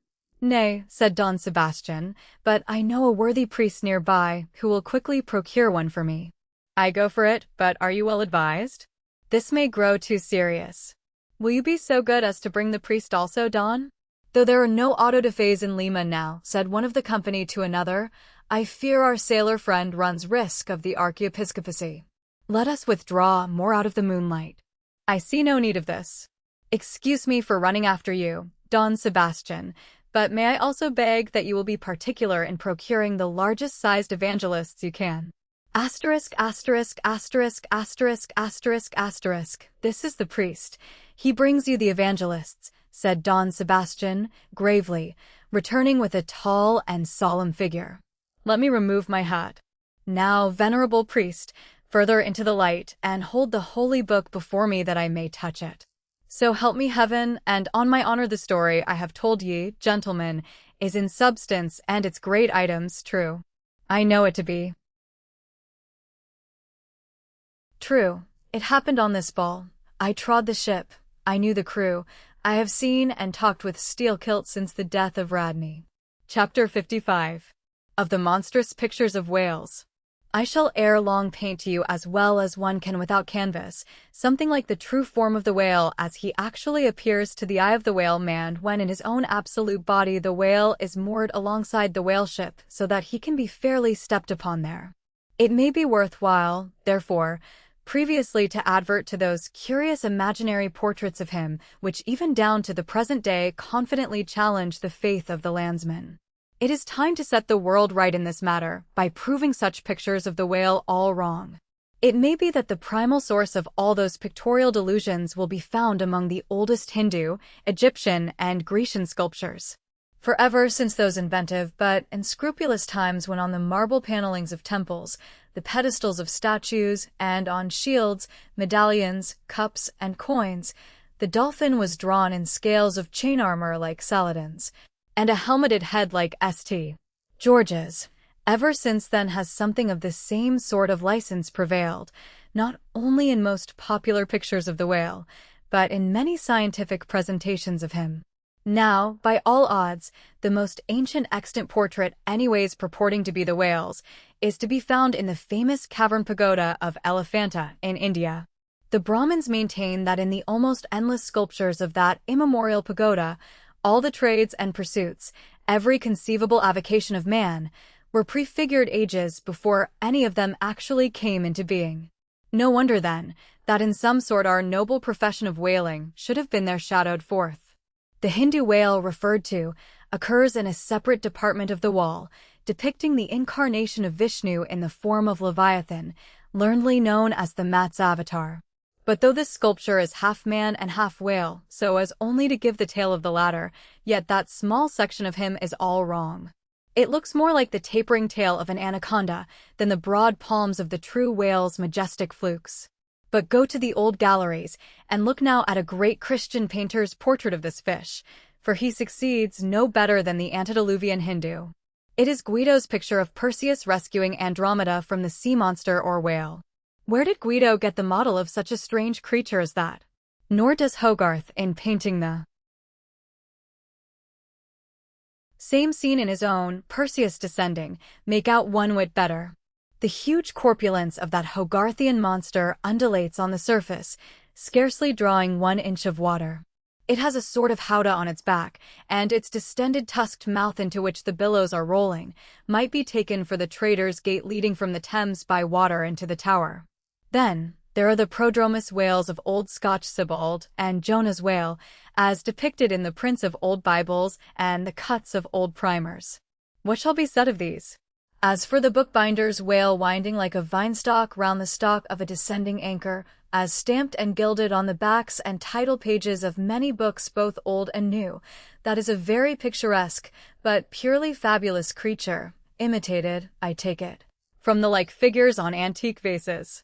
Though universally denominated a dolphin, I nevertheless call this bookbinder's fish an attempt at a whale, because it was so intended when the device was first introduced. It was introduced by an old Italian publisher somewhere about the 15th century, during the revival of learning, and in those days, and even down to a comparatively late period, dolphins were popularly supposed to be a species of the Leviathan. In the vignettes and other embellishments of some ancient books you will at times meet with very curious touches at the whale, where all manner of spouts, jets d'eau, hot springs and cold, Saratoga and Baden-Baden, come bubbling up from his unexhausted brain. In the title page of the original edition of The Advancement of Learning, you will find some curious whales. But quitting all these unprofessional attempts, let us glance at those pictures of Leviathan purporting to be sober, scientific delineations, by those who know. In old Harris's collection of voyages there are some plates of whales extracted from a Dutch book of voyages, A.D. 1671, entitled A Whaling Voyage to Spitzbergen in the ship Jonas in the Whale, Peter Peterson of Friesland, master. In one of those plates the whales, like great rafts of logs, are represented lying among ice isles, with white bears running over their living backs. In another plate, the prodigious blunder is made of representing the whale with perpendicular flukes. Then again, there is an imposing quarto, written by one Captain Colnett, a post-captain in the English Navy, entitled A Voyage Round Cape Horn into the South Seas, for the purpose of extending the spermaceti whale fisheries. In this book is an outline purporting to be a picture of a physeter or spermaceti whale, drawn by scale from one killed on the coast of Mexico, August 1793, and hoisted on deck. I doubt not the captain had this voracious picture taken for the benefit of his marines. To mention but one thing about it, let me say that it has an eye which applied, according to the accompanying scale, to a full-grown sperm whale, would make the eye of that whale about window some 5 feet long.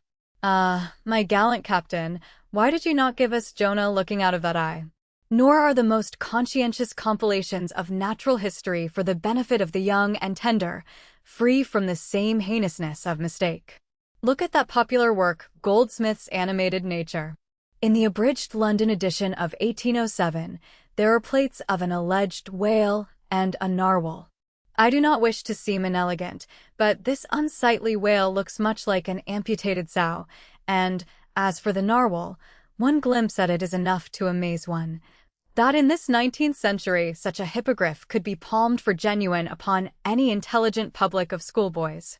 Then, again, in 1825, Bernard Germain, Count de Lacépède, a great naturalist, published a scientific systemized whale book, wherein are several pictures of the different species of the Leviathan.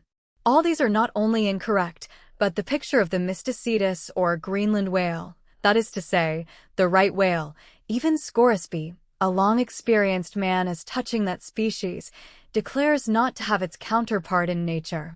But the placing of the capsheaf to all this blundering business was reserved for the scientific Frederick Cuvier, brother to the famous Baron. In 1836, he published A Natural History of Whales, in which he gives what he calls a picture of the sperm whale. Before showing that picture to any Nantucketer, you had best provide for your summary retreat from Nantucket.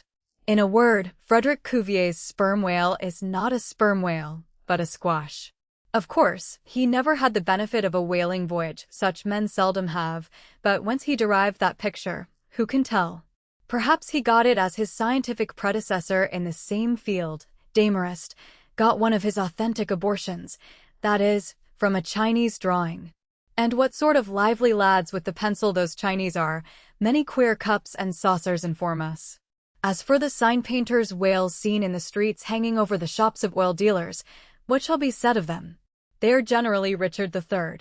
Whales, with dromedary humps and very savage, breakfasting on 3 or 4 sailor tarts, that is whaleboats full of mariners, their deformities floundering in seas of blood and blue paint. But these manifold mistakes in depicting the whale are not so very surprising after all. Consider. Most of the scientific drawings have been taken from the stranded fish, and these are about as correct as a drawing of a wrecked ship, with broken back, would correctly represent the noble animal itself in all its undashed pride of hull and spars. Though elephants have stood for their full lengths, the living Leviathan has never yet fairly floated himself for his portrait. The living whale, in his full majesty and significance, is only to be seen at sea in unfathomable waters, and afloat the vast bulk of him is out of sight, like a launched line of battle ship. And out of that element it is a thing eternally impossible for mortal man to hoist him bodily into the air, so as to preserve all his mighty swells and undulations. And, not to speak of the highly presumable difference of contour between a young sucking whale and a full-grown Platonian Leviathan, yet, even in the case of one of those young sucking whales hoisted to a ship's deck, such as then the outlandish, eel-like, limbered, varying shape of him, that his precise expression the devil himself could not catch. But it may be fancied that from the naked skeleton of the stranded whale, accurate hints may be derived touching his true form. Not at all. For it is one of the more curious things about this Leviathan that his skeleton gives very little idea of his general shape. Though Jeremy Bentham's skeleton, which hangs for candelabra in the library of one of his executors, correctly conveys the idea of a burly-browed utilitarian old gentleman, with all Jeremy's other leading personal characteristics. Yet nothing of this kind could be inferred from any Leviathan's articulated bones. In fact, as the great hunter says, the mere skeleton of the whale bears the same relation to the fully invested and padded animal as the insect does to the chrysalis that so roundingly envelopes it. This peculiarity is strikingly evinced in the head, as in some part of this book will be incidentally shown. It is also very curiously displayed in the side fin, the bones of which almost exactly answer to the bones of the human hand, minus only the thumb. This fin has 4 regular bone fingers, the index, middle, ring, and little finger. But all these are permanently lodged in their fleshy covering, as the human fingers in an artificial covering. However recklessly the whale may sometimes serve us, said humorous Stubb one day, he can never be truly said to handle us without mittens. For all these reasons, then, any way you may look at it, you must needs conclude that the great Leviathan is that one creature in the world which must remain unpainted to the last. True, one portrait may hit the mark much nearer than another, but none can hit it with any very considerable degree of exactness. So there is no earthly way of finding out precisely what the whale really looks like. And the only mode in which you can derive even a tolerable idea of his living contour, is by going a-whaling yourself, but by so doing you run no small risk of being eternally stove and sunk by him. Wherefore, it seems to me you had best not be too fastidious in your curiosity touching this Leviathan. Chapter 56. Of the less erroneous pictures of whales, and the true pictures of whaling scenes.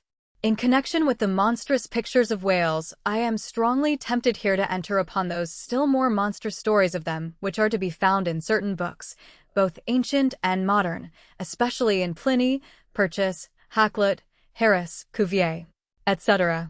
But I pass that matter by. I know of only 4 published outlines of the great sperm whale, Colnett's, Huggins's, Frederick Cuvier's, and Beale's. In the previous chapter Colnett and Cuvier have been referred to. Huggins's is far better than theirs, but by great odds, Beale's is the best. All Beale's drawings of this whale are good, excepting the middle figure in the picture of 3 whales in various attitudes, capping his second chapter. His frontispiece, boats attacking sperm whales, though no doubt calculated to excite the civil skepticism of some parlor men, is admirably correct and lifelike in its general effect. Some of the sperm whale drawings in J.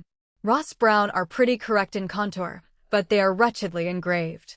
That is not his fault, though. Of the right whale, the best outline pictures are in Scoresby, but they're drawn on too small a scale to convey a desirable impression. He has but one picture of whaling scenes, and this is a sad deficiency, because it is by such pictures only, when at all well done, that you can derive anything like a truthful idea of the living whale as seen by his living hunters. But, taken for all in all, by far the finest, though in some details not the most correct, presentations of whales and whaling scenes to be anywhere found, are 2 large French engravings, well executed and taken from paintings by one Garnery.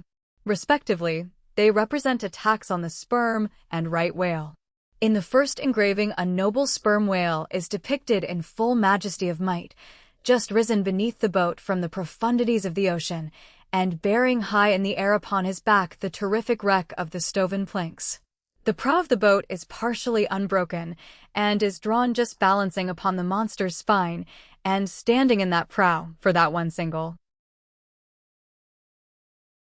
incomputable flash of time, you behold an oarsman, half shrouded by the incensed boiling spout of the whale, and in the act of leaping, as if from a precipice. The action of the whole thing is wonderfully good and true.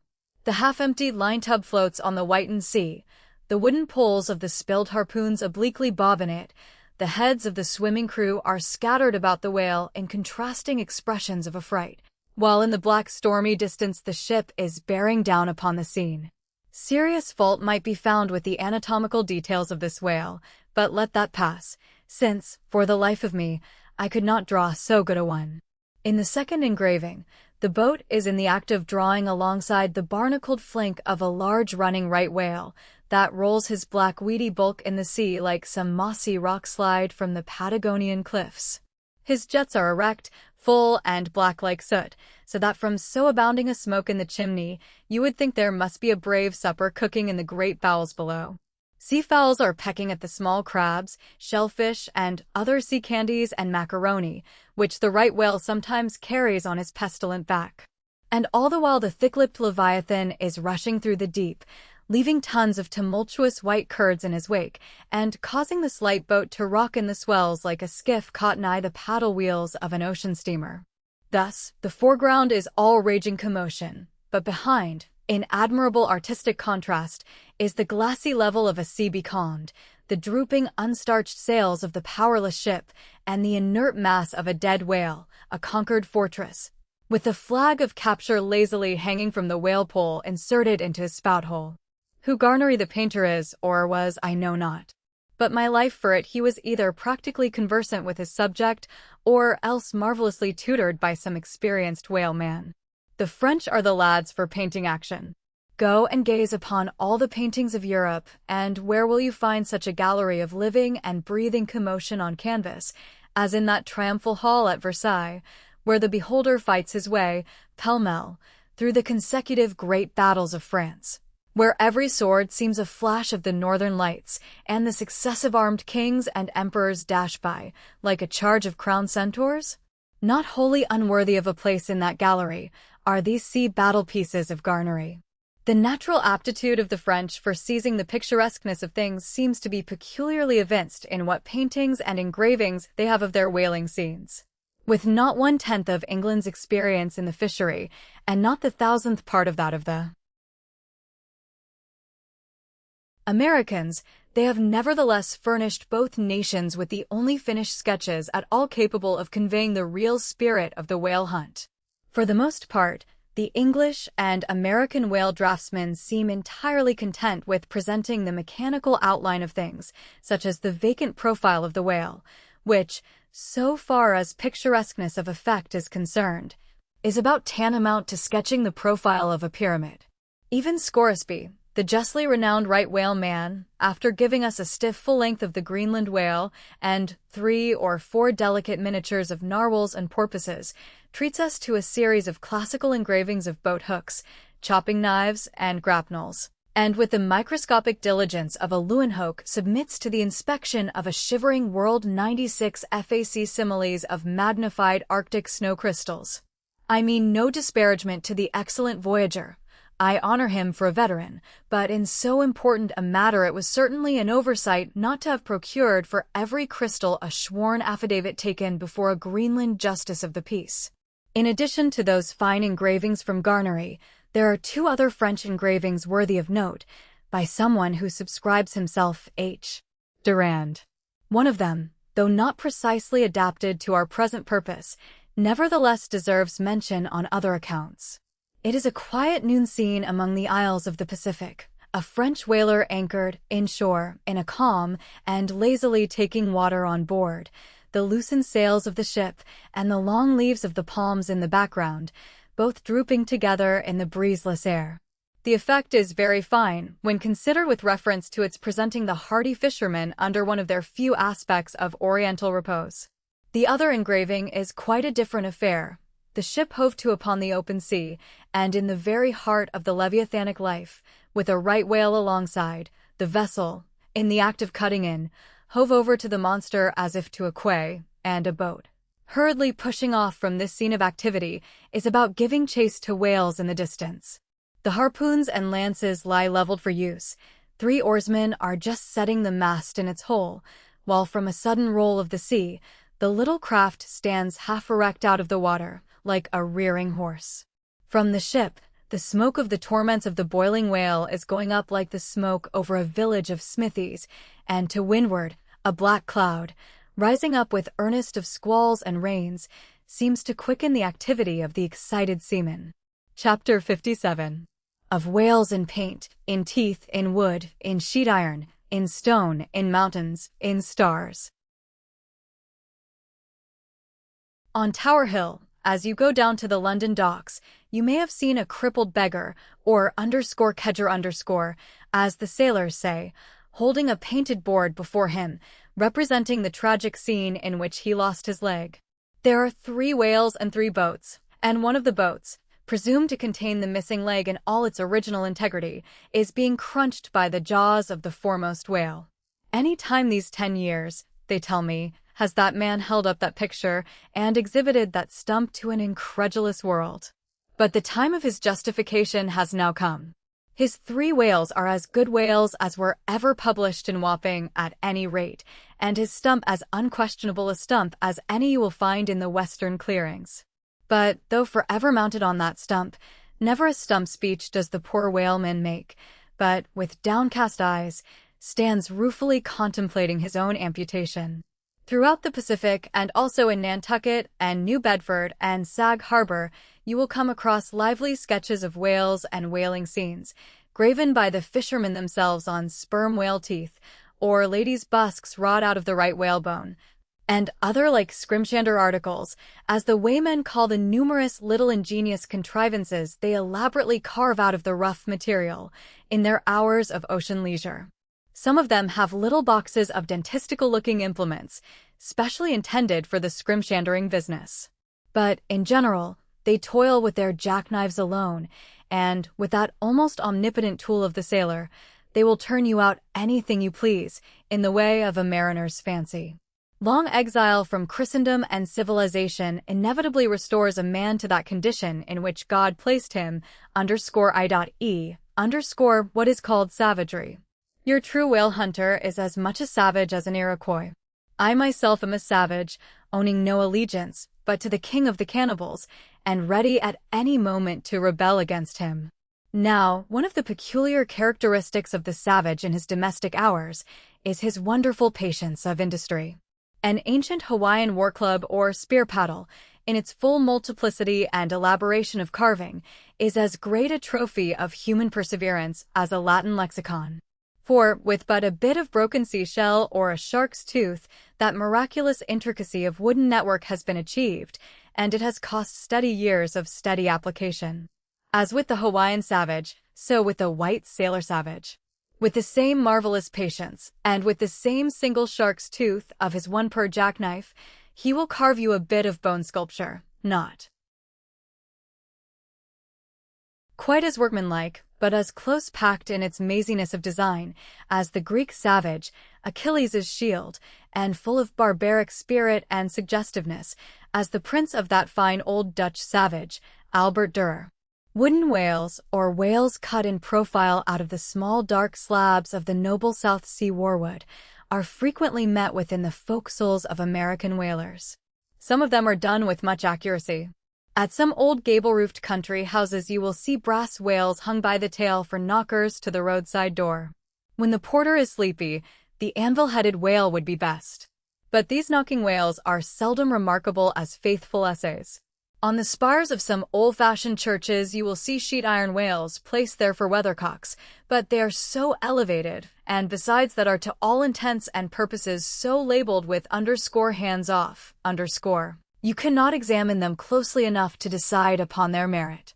In bony, ribby regions of the earth, where at the base of high broken cliffs masses of rock lie strewn in fantastic groupings upon the plain, you will often discover images as of the petrified forms of the Leviathan partly merged in grass, which of a windy day breaks against them in a surf of green surges. Then, again, in mountainous countries where the traveler is continually girdled by amphitheatrical heights, here and there from some lucky point of view you will catch passing glimpses of the profiles of whales defined along the undulating ridges. But you must be a thorough whale man to see these sights, and not only that, but if you wish to return to such a sight again, you must be sure and take the exact intersecting latitude and longitude of your first standpoint. Else so chance-like are such observations of the hills that your precise, previous standpoint would require a laborious rediscovery, like the Saloma Islands, which still remain incognita, though once high-roughed Mandana trod them and old Figuera chronicled them. Nor when expandingly lifted by your subject can you fail to trace out great whales in the starry heavens and boats in pursuit of them, as when long filled with thoughts of war the eastern nations saw armies locked in battle among the clouds. Thus at the north have I chased Leviathan round and round the pole with the revolutions of the bright points that first defined him to me. And beneath the effulgent Antarctic skies I have boarded the Argonavis, and joined the chase against the starry Cetus far beyond the utmost stretch of Hydrus and the flying fish. With a frigate's anchors for my bridle bits and fasces of harpoons for spurs, would I could mount that whale and leap the topmost skies, to see whether the fabled heavens with all their countless tents really lie encamped beyond my mortal sight.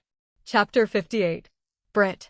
Steering northeastward from the Crozets, we fell in with vast meadows of brit, the minute, yellow substance, upon which the right whale largely feeds. For leagues and leagues it undulated round us, so that we seemed to be sailing through boundless fields of ripe and golden wheat. On the second day, numbers of right whales were seen, who, secure from the attack of a sperm whaler like the Pequod, with open jaws sluggishly swam through the brit, which, adhering to the fringing fibers of that wondrous Venetian blind in their mouths, was in that manner separated from the water that escaped at the lip. As morning mowers, who side by side slowly and seethingly advance their scythes through the long wet grass of marshy meads, even so these monsters swam, making a strange, grassy, cutting sound, and leaving behind them endless swaths of blue upon the yellow sea. That part of the sea known among whalemen as the Brazil Banks does not bear that name as the banks of Newfoundland do, because of there being shallows and soundings there, but because of this remarkable meadow-like appearance, caused by the vast drifts of brit continually floating in those latitudes where the right whale is often chased. But it was only the sound they made as they parted the brit which at all reminded one of mowers. Seen from the mastheads, especially when they paused and were stationary for a while, their vast black forms looked more like lifeless masses of rock than anything else. And as in the great hunting countries of India, the stranger at a distance will sometimes pass on the plains recumbent elephants without knowing them to be such, taking them for bare, blackened elevations of the soil. Even so, often with him, who for the first time beholds this species of the leviathans of the sea. And even when recognized at last, their immense magnitude renders it very hard really to believe that such bulky masses of overgrowth can possibly be instinct, in all parts, with the same sort of life that lives in a dog or a horse. Indeed, in other respects, you can hardly regard any creatures of the deep with the same feelings that you do those of the shore. For though some old naturalists have maintained that all creatures of the land are of their kind in the sea, and though taking a broad general view of the thing, this may very well be, yet coming to specialties, where, for example, does the ocean furnish any fish that in disposition answers to the sagacious kindness of the dog? The accursed shark alone can in any generic respect be said to bear comparative analogy to him. But though, to landsmen in general, the native inhabitants of the seas have ever been regarded with emotions unspeakably unsocial and repelling, though we know the sea to be an everlasting terra incognita, so that Columbus sailed over numberless unknown worlds to discover his one superficial western one, though, by vast odds, the most terrific of all mortal disasters have immemorially and indiscriminately befallen tens and hundreds of thousands of those who have gone upon the waters, though but a moment's consideration will teach that however baby man may brag of his science and skill, and however much, in a flattering future, that science and skill may augment, yet forever and forever, to the crack of doom, the sea will insult and murder him, and pulverize the stateliest, stiffest frigate he can make. Nevertheless, by the continual repetition of these very impressions, man has lost that sense of the full awfulness of the sea which aboriginally belongs to it. The first boat we read of floated on an ocean that with Portuguese vengeance had whelmed a whole world without leaving so much as a widow. That same ocean rolls now. That same ocean destroyed the wrecked ships of last year. Yeah, foolish mortals, Noah's flood is not yet subsided. 2/3 of the fair world it yet covers. Wherein differ the sea and the land, that a miracle upon one is not a miracle upon the other. Preternatural terrors rested upon the Hebrews, when under the feet of Korah and his company the live ground opened and swallowed them up forever, yet not a modern sun ever sets, but in precisely the same manner the live sea swallows up ships and crews. But not only is the sea such a foe to man who is an alien to it, but it is also a fiend to its own offspring, worse than the Persian host who murdered his own guests, sparing not the creatures which itself hath spawned. Like a savage tigress that tossing in the jungle overlays her own cubs, so the sea dashes even the mightiest whales against the rocks, and leaves them there side by side with the split wrecks of ships. No mercy, no power, but its own controls it. Panting and snorting like a mad battle steed that has lost its rider, the masterless ocean overruns the globe. Consider the subtleness of the sea, how its most dreaded creatures glide underwater, unapparent for the most part, and treacherously hidden beneath the loveliest tints of azure. Consider also the devilish brilliance and beauty of many of its most remorseless tribes, as the dainty embellished shape of many species of sharks. Consider, once more, the universal cannibalism of the sea, all whose creatures prey upon each other, carrying on eternal war since the world began. Consider all this, and then turn to this green, gentle, and most docile earth. Consider them both, the sea and the land, and do you not find a strange analogy to something in yourself? For as this appalling ocean surrounds the verdant land, so in the soul of man there lies one insular Tahiti, full of peace and joy, but encompassed by all the horrors of the half-known life. God keep thee. Push not off from that isle, thou canst never return. Chapter 59. Squid. Slowly wading through the meadows of Brit, the Pequod still held on her way northeastward towards the island of Java, a gentle air impelling her keel, so that in the surrounding serenity her three tall tapering masts mildly waved to that languid breeze, as three mild palms on a plain. And still, at wide intervals in the silvery night, the lonely, alluring jet would be seen. But one transparent blue morning, when a stillness almost preternatural spread over the sea, however unattended with any stagnant calm, when the long burnished sun-glade on the waters seemed a golden finger laid across them, enjoining some secrecy, when the slippered waves whispered together as they softly ran on, in this profound hush of the visible sphere a strange spectre was seen by Daggoo from the main masthead. In the distance, a great white mass lazily rose, and rising higher and higher, and disentangling itself from the azure, at last gleamed before our prow like a snowslide, new slid from the hills. Thus glistening for a moment, as slowly it subsided and sank. Then once more arose, and silently gleamed. It seemed not a whale, and yet is this Moby Dick? Thought Daggoo.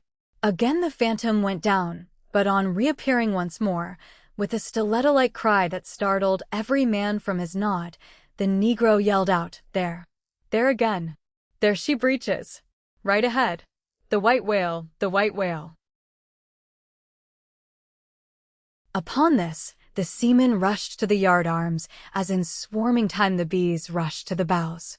Bareheaded in the sultry sun, Ahab stood on the bowsprit, and with one hand pushed far behind in readiness to wave his orders to the helmsman, cast his eager glance in the direction indicated aloft by the outstretched motionless arm of Daggoo.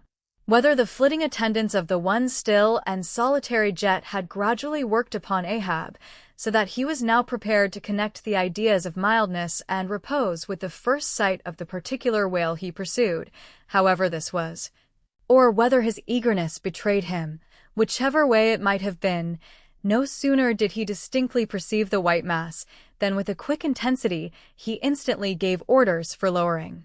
The 4 boats were soon on the water, Ahab's in advance, and all swiftly pulling towards their prey.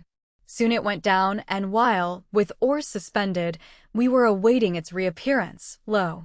In the same spot where it sank, once more it slowly rose. Almost forgetting for the moment all thoughts of Moby Dick, we now gazed at the most wondrous phenomenon which the secret seas have hitherto revealed to mankind. A vast pulpy mass, furlongs in length and breadth, of a glancing cream color, lay floating on the water, innumerable long arms radiating from its center and curling and twisting like a nest of anacondas, as if blindly to clutch at any hapless object within reach. No perceptible face or front did it have, no conceivable token of either sensation or instinct, but undulated there on the billows, an unearthly, formless, chance-like apparition of life.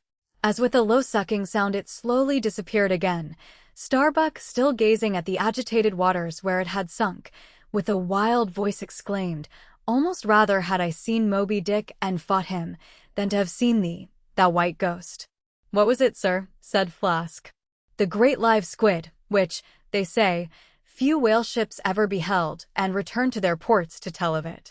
But Ahab said nothing. Turning his boat, he sailed back to the vessel, the rest as silently following.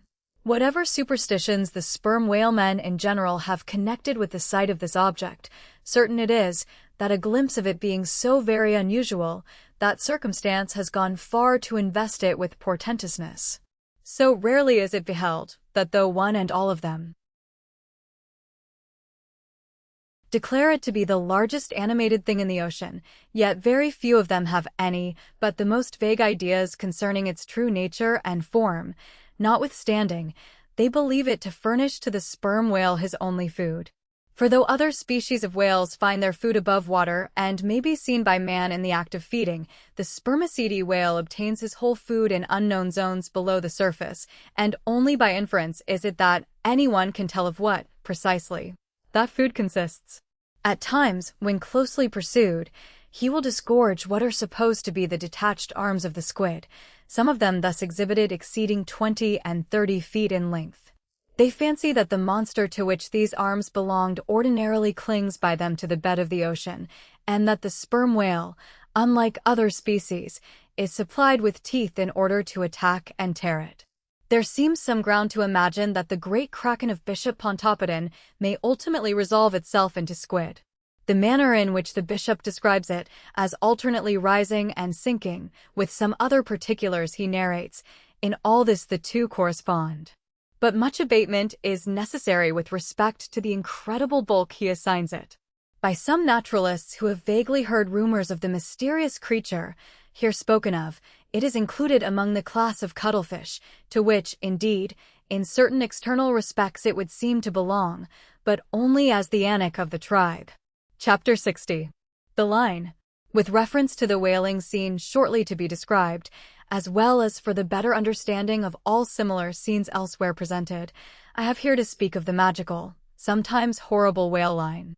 The line originally used in the fishery was of the best hemp, slightly vapored with tar, not impregnated with it, as in the case of ordinary ropes, for while tar, as ordinarily used, makes the hemp more pliable to the rope maker, and also renders the rope itself more convenient to the sailor for common ship use, yet, not only would the ordinary quantity too much stiffen the whale line for the close coiling to which it must be subjected, but as most seamen are beginning to learn, tar in general by no means adds to the rope's durability or strength, however much it may give it compactness and gloss. Of late years the manila rope has in the American fishery almost entirely superseded hemp as a material for whale lines, for, though not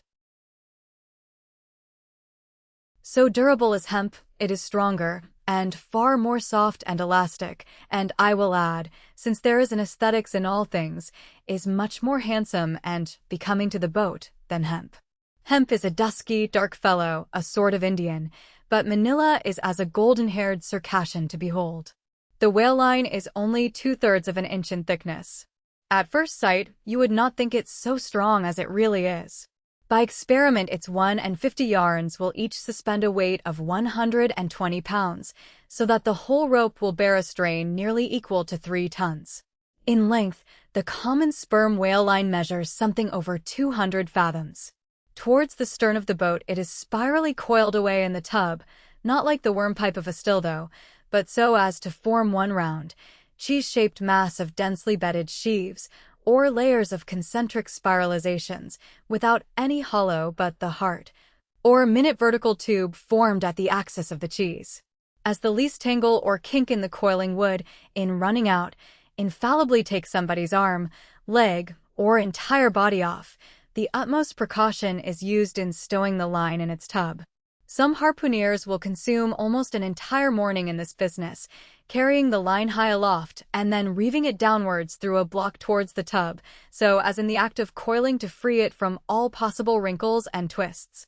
In the English boats, 2 tubs are used instead of 1, the same line being continuously coiled in both tubs.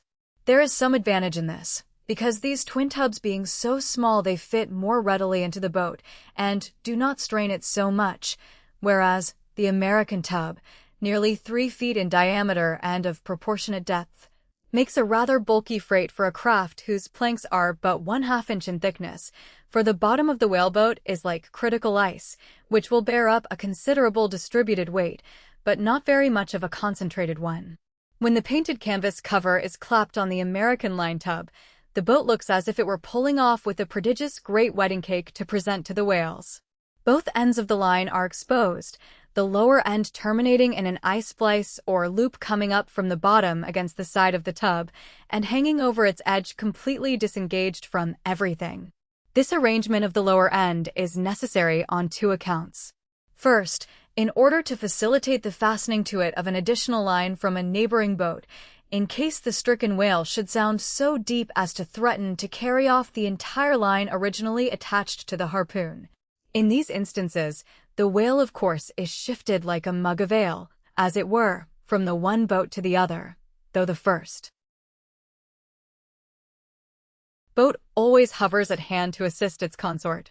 Second, this arrangement is indispensable for common safety's sake, for were the lower end of the line in any way attached to the boat, and were the whale then to run the line out to the end almost in a single, smoking minute as he sometimes does, he would not stop there, for the doomed boat would infallibly be dragged down after him into the profundity of the sea, and in that case no town crier would ever find her again.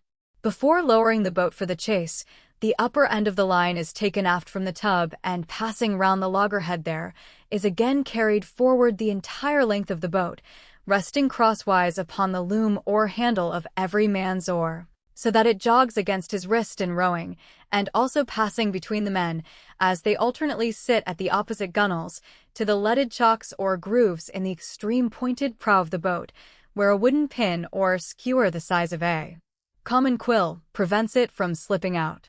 From the chocks it hangs in a slight festoon over the bows, and is then passed inside the boat again, and some 10 or 20 fathoms, called box line, being coiled upon the box in the bows, it continues its way to the gunwale still a little further aft, and is then attached to the short warp, the rope which is immediately connected with the harpoon.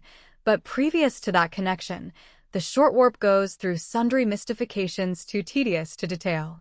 Thus the whale line folds the whole boat in its complicated coils, twisting and writhing around it in almost every direction.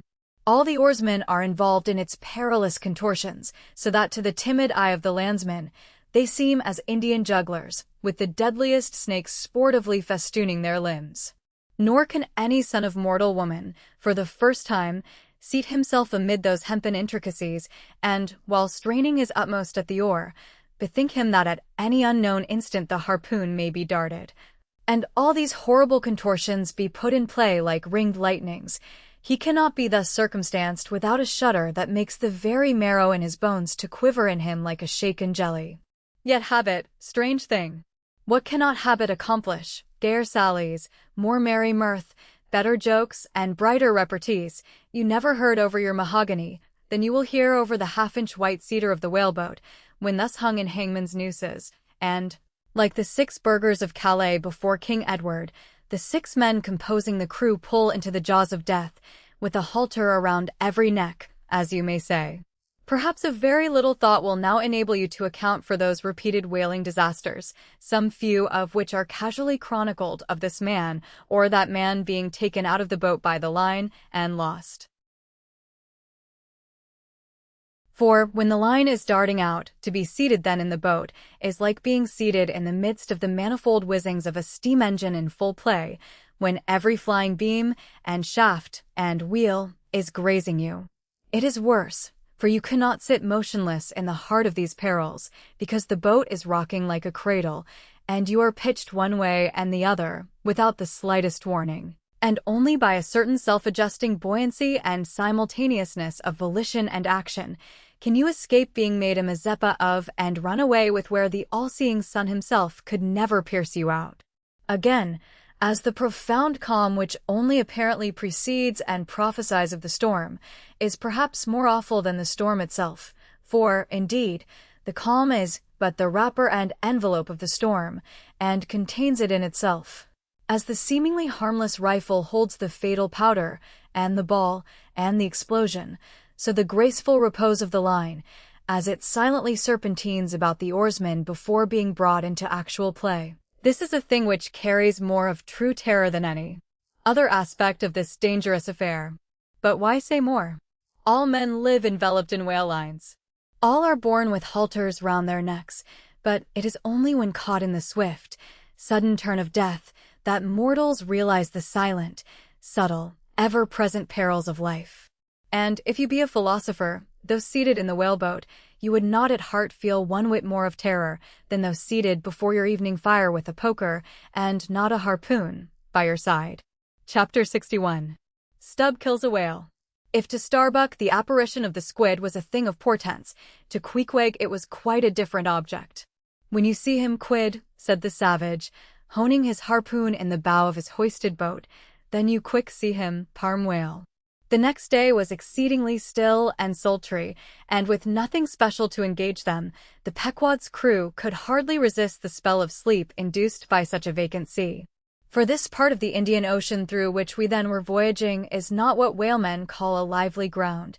That is, it affords fewer glimpses of porpoises, dolphins, flying fish, and other vivacious denizens of more stirring waters than those off the Rio de la Plata or the inshore ground off Peru. It was my turn to stand at the foremast head, and with my shoulders leaning against the slackened royal shrouds, to and fro I idly swayed. In what seemed an enchanted air. No resolution could withstand it. In that dreamy mood, losing all consciousness, at last my soul went out of my body, though my body still continued to sway as a pendulum will, long after the power which first moved it is withdrawn. Ere forgetfulness altogether came over me, I had noticed that the seamen at the main and mizzen-mast heads were already drowsy, so that at last all three of us lifelessly swung from the spars, and for every swing that we made there was a nod from below from the slumbering helmsman. The waves, too, nodded their indolent crests, and across the wide trance of the sea, east nodded to west, and the sun over all.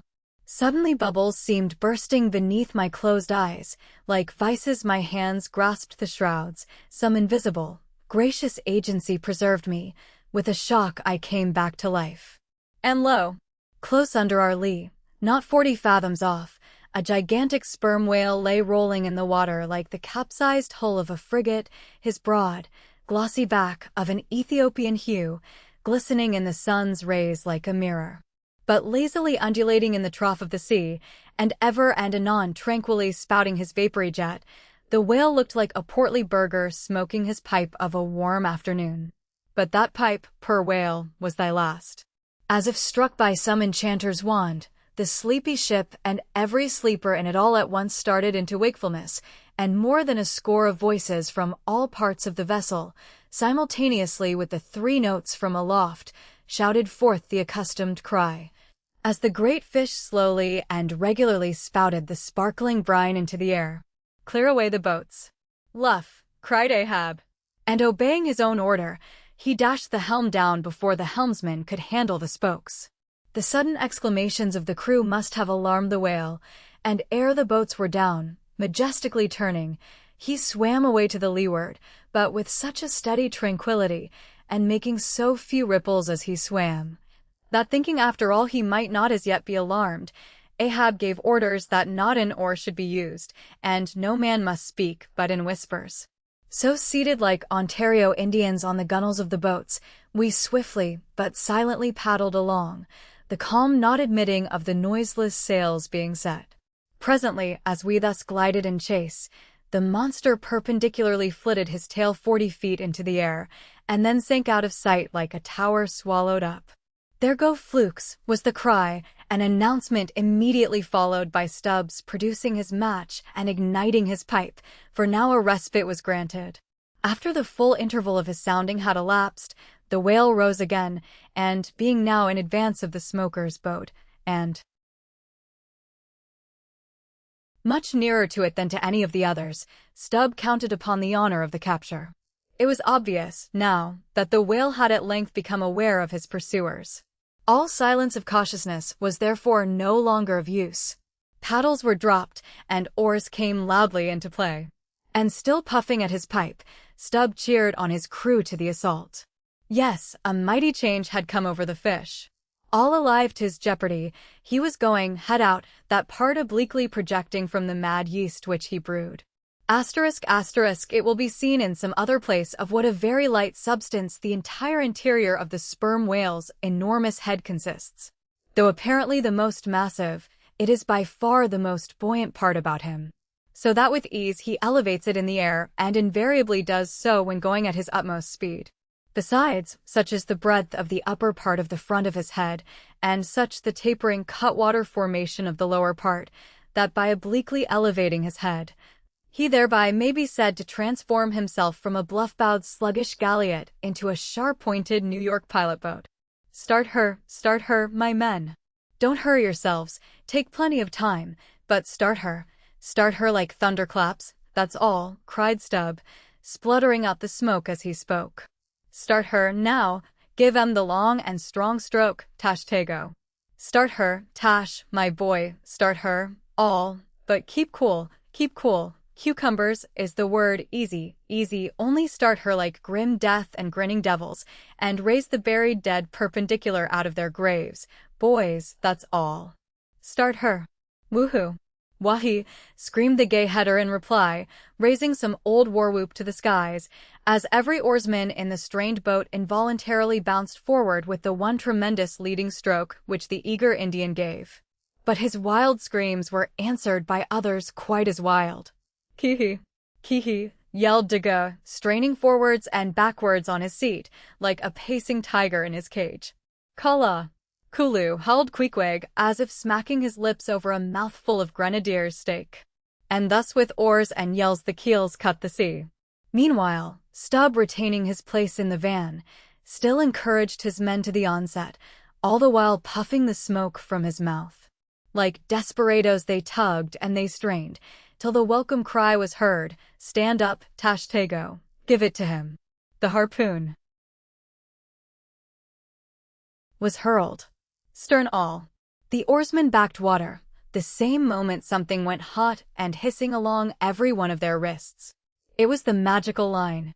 An instant before, Stubb had swiftly caught 2 additional turns with it round the loggerhead, whence, by reason of its increased rapid circlings, a hempen blue smoke now jetted up and mingled with the steady fumes from his pipe.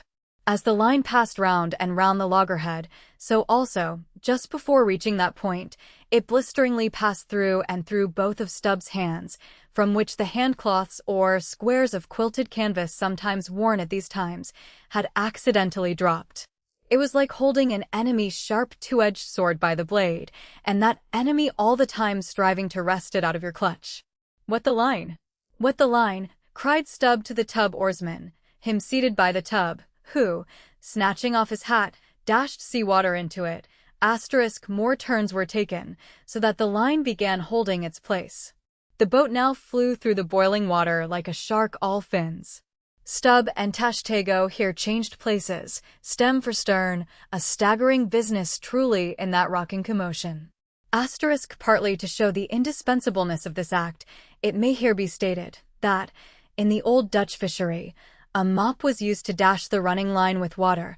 In many other ships, a wooden piggin or bailer is set apart for that purpose.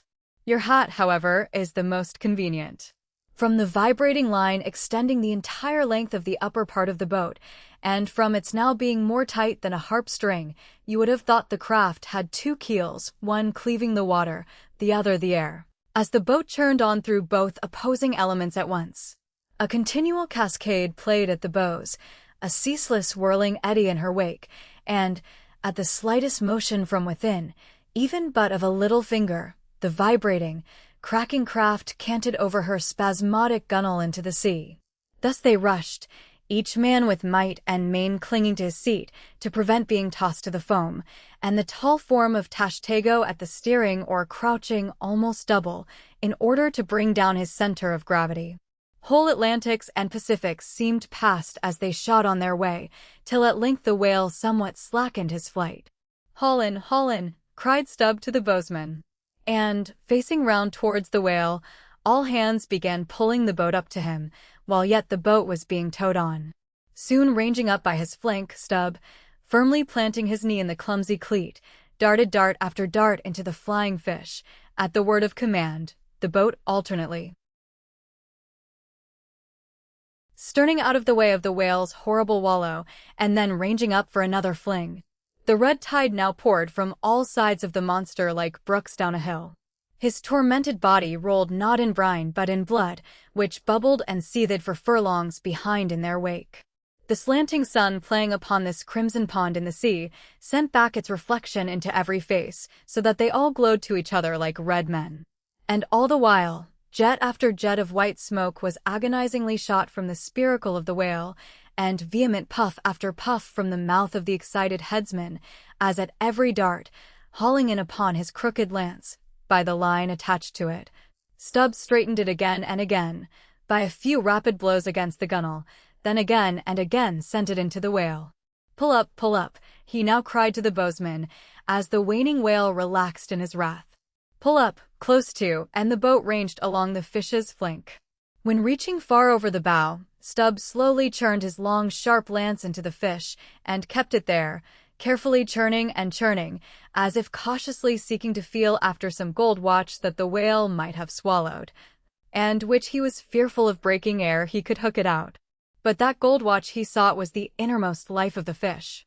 And now it is struck, for, starting from his trance into that unspeakable thing called his flurry, the monster horribly wallowed in his blood, overwrapped himself in impenetrable, mad, boiling spray, so that the imperiled craft, instantly dropping astern, had much ado blindly to struggle out from that frenzied twilight into the clear air of the day.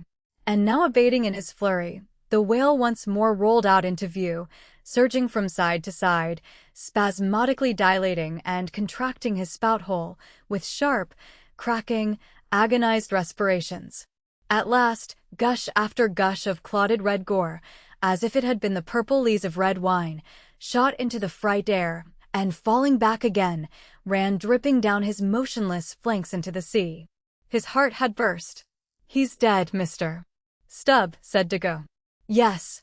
Both pipes smoked out, and withdrawing his own from his mouth, Stubb scattered the dead ashes over the water, and, for a moment, stood thoughtfully eyeing the vast corpse he had made. Chapter 62. The Dart. A word concerning an incident in the last chapter.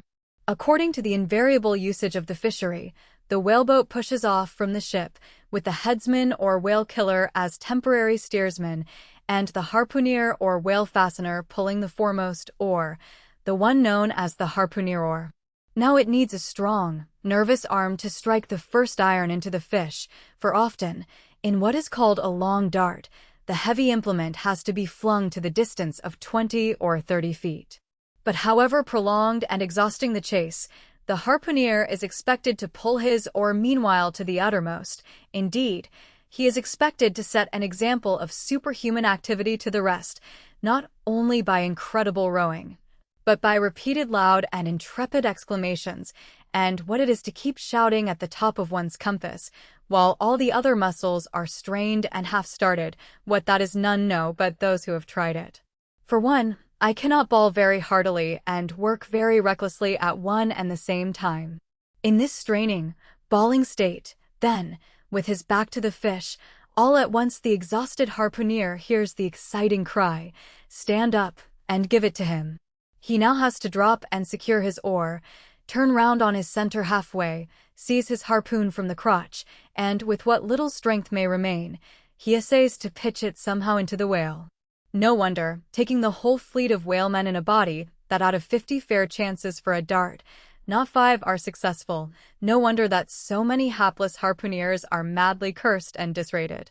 No wonder that some of them actually burst their blood vessels in the boat. No wonder that some sperm whalemen are absent for years with 4 barrels. No wonder that to many ship owners, whaling is but a losing concern. For it is the harpooner that makes the voyage, and if you take the breath out of his body, how can you expect to find it there when most wanted? Again, if the dart be successful, then at the second critical instant, that is, when the whale starts to run, the boat header and harpooner likewise start to running fore and aft, to the imminent jeopardy of themselves and everyone else. It is then they change places, and the headsman, the chief officer of the little craft, takes his proper station in the bows of the boat. Now, I care not who maintains the contrary, but all this is both foolish and unnecessary. The headsman should stay in the bows from first to last. He should both dart the harpoon and the lance, and no rowing whatever should be expected of him, except under circumstances obvious to any fisherman. I know that this would sometimes involve a slight loss of speed in the chase, but long experience in various whalemen of more than one nation has convinced me that in the vast majority of failures in the fishery, it has not by any means been so much the speed of the whale as the before-described exhaustion of the harpooner that has caused them. To ensure the greatest efficiency in the dart, the harpooners of this world must start to their feet from out of idleness, and not from out of toil. Chapter 63. The crotch. Out of the trunk, the branches grow, out of them, the twigs. So, in productive subjects, grow the chapters. The crotch alluded to on a previous page deserves independent mention.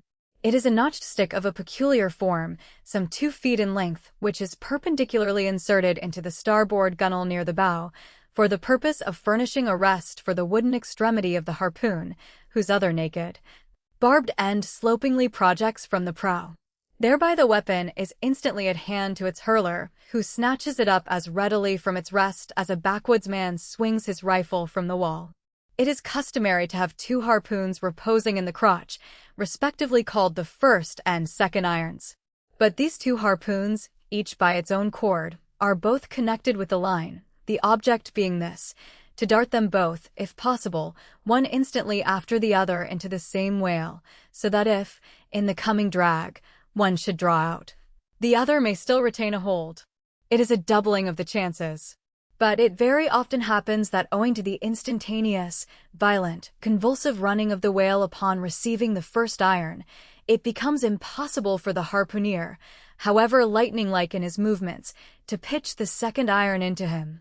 Nevertheless, as the second iron is already connected with the line, and the line is running, hence that weapon must, at all events, be anticipatingly tossed out of the boat, somehow and somewhere, else the most terrible jeopardy would involve all hands tumbled into the water. It accordingly is in such cases, the spare coils of box line, mentioned in a preceding chapter, making this feat, in most instances, prudently practicable. But this critical act is not always unattended with the saddest and most fatal casualties. Furthermore, you must know that when the second iron is thrown overboard, it thenceforth becomes a dangling, sharp-edged terror, skittishly curvetting about both boat and whale, entangling the lines or cutting them, and making a prodigious sensation in all directions. Nor, in general, is it possible to secure it again until the whale is fairly captured and a corpse. Consider, now, how it must be in the case of 4 boats all engaging one unusually strong, active, and knowing whale, when owing to these qualities in him, as well as to the 1,000 concurring accidents of such an audacious enterprise, 8 or 10 loose second irons may be simultaneously dangling about him. For, of course, each boat is supplied with several harpoons to bend onto the line should the first one be ineffectually darted without recovery. All these particulars are faithfully narrated here, as they will not fail to elucidate several most important, however intricate passages, in scenes hereafter to be painted. Chapter 64. Stubbs' Supper. Stubbs' whale had been killed some distance from the ship. It was a calm, so, forming a tandem of 3 boats, we commenced the slow business of towing the trophy to the Pequod. And now, as we 18 men with our 36 arms and 180 thumbs and fingers, slowly toiled hour after hour upon that inert, sluggish corpse in the sea, and it seemed hardly to budge at all, except at long intervals. Good evidence was hereby furnished of the enormousness of the mass we moved. For, upon the great canal of Hangzhou, or whatever they call it, in China, 4 or 5 laborers on the footpath will draw a bulky freighted junk at the rate of a mile an hour, but this grand argosy we towed heavily forged along, as if laden with pig-lead in bulk. Darkness came on, but 3 lights up and down in the Pequod's main rigging dimly guided our way, till drawing nearer we saw Ahab dropping one of several more lanterns over the bulwarks. Vacantly eyeing the heaving whale for a moment, he issued the usual orders for securing it for the night, and then handing his lantern to a seaman, went his way into the cabin and did not come forward again until morning. Though, in overseeing the pursuit of this whale, Captain Ahab had evinced his customary activity, to call it so, yet now that the creature was dead, some vague dissatisfaction or impatience or despair seemed working in him, as if the sight of that dead body reminded him that Moby Dick was yet to be slain, and though 1,000 other whales were brought to his ship, all that would not one jot advance his grand, monomaniac object. Very soon you would have thought. From the sound on the Pequod's decks, that all hands were preparing to cast anchor in the deep, for heavy chains are being dragged along the deck and thrust rattling out of the portholes. But by those clinking links, the vast corpse itself, not the ship, is to be moored. Tied by the head to the stern, and by the tail to the bows, the whale now lies with its black hull close to the vessels and seen through the darkness of the night, which obscured the spars and rigging aloft. The two, ship and whale, seemed yoked together like colossal bullocks, whereof one reclines while the other remains standing. A little item may as well be related here. The strongest and most reliable hold which the ship has upon the whale when moored alongside is by the flukes or tail, and as from its greater density that part is relatively heavier than any other, excepting the side fins, its flexibility even in death causes it to sink low beneath the surface, so that with the hand you cannot get at it from the boat, in order to put the chain round it.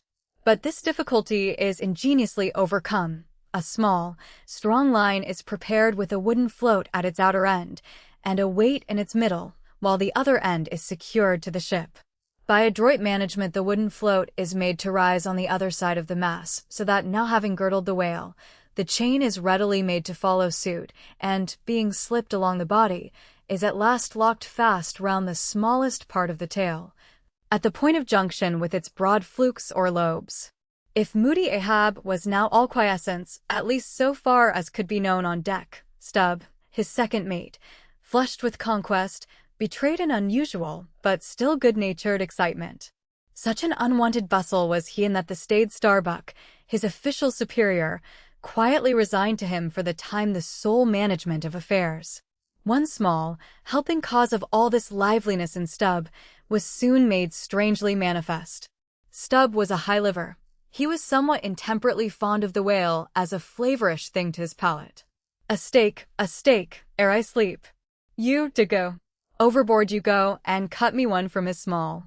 Here be it known, that though these wild fishermen do not, as a general thing, and according to the great military maxim, make the enemy defray the current expenses of the war, at least before realizing the proceeds of the voyage, yet now and then you find some of these Nantucketers who have a genuine relish for that particular part of the sperm whale designated by Stubb, comprising the tapering extremity of the body. About midnight that steak was cut and cooked, and lighted by 2 lanterns of sperm oil. Stubb stoutly stood up to his spermaceti supper at the capstan head, as if that capstan were a sideboard. Nor was Stubb the only banqueteer on whale's flesh that night. Mingling their mumblings with his own mastications, thousands on thousands of sharks, swarming round the dead Leviathan, smackingly feasted on its fatness. The few sleepers below in their bunks were often startled by the sharp slapping of their tails against the hull, within a few inches of the sleepers' hearts. Peering over the side you could just see them, as before you heard them, wallowing in the sullen, black waters and turning over on their backs as they scooped out huge globular pieces of the whale of the bigness of a human head. This particular feat of the shark seems all but miraculous. How at such an apparently unassailable surface they contrive to gouge out such symmetrical mouthfuls remains a part of the universal problem of all things. The mark they thus leave on the whale may best be likened to the hollow made by a carpenter in countersinking for a screw.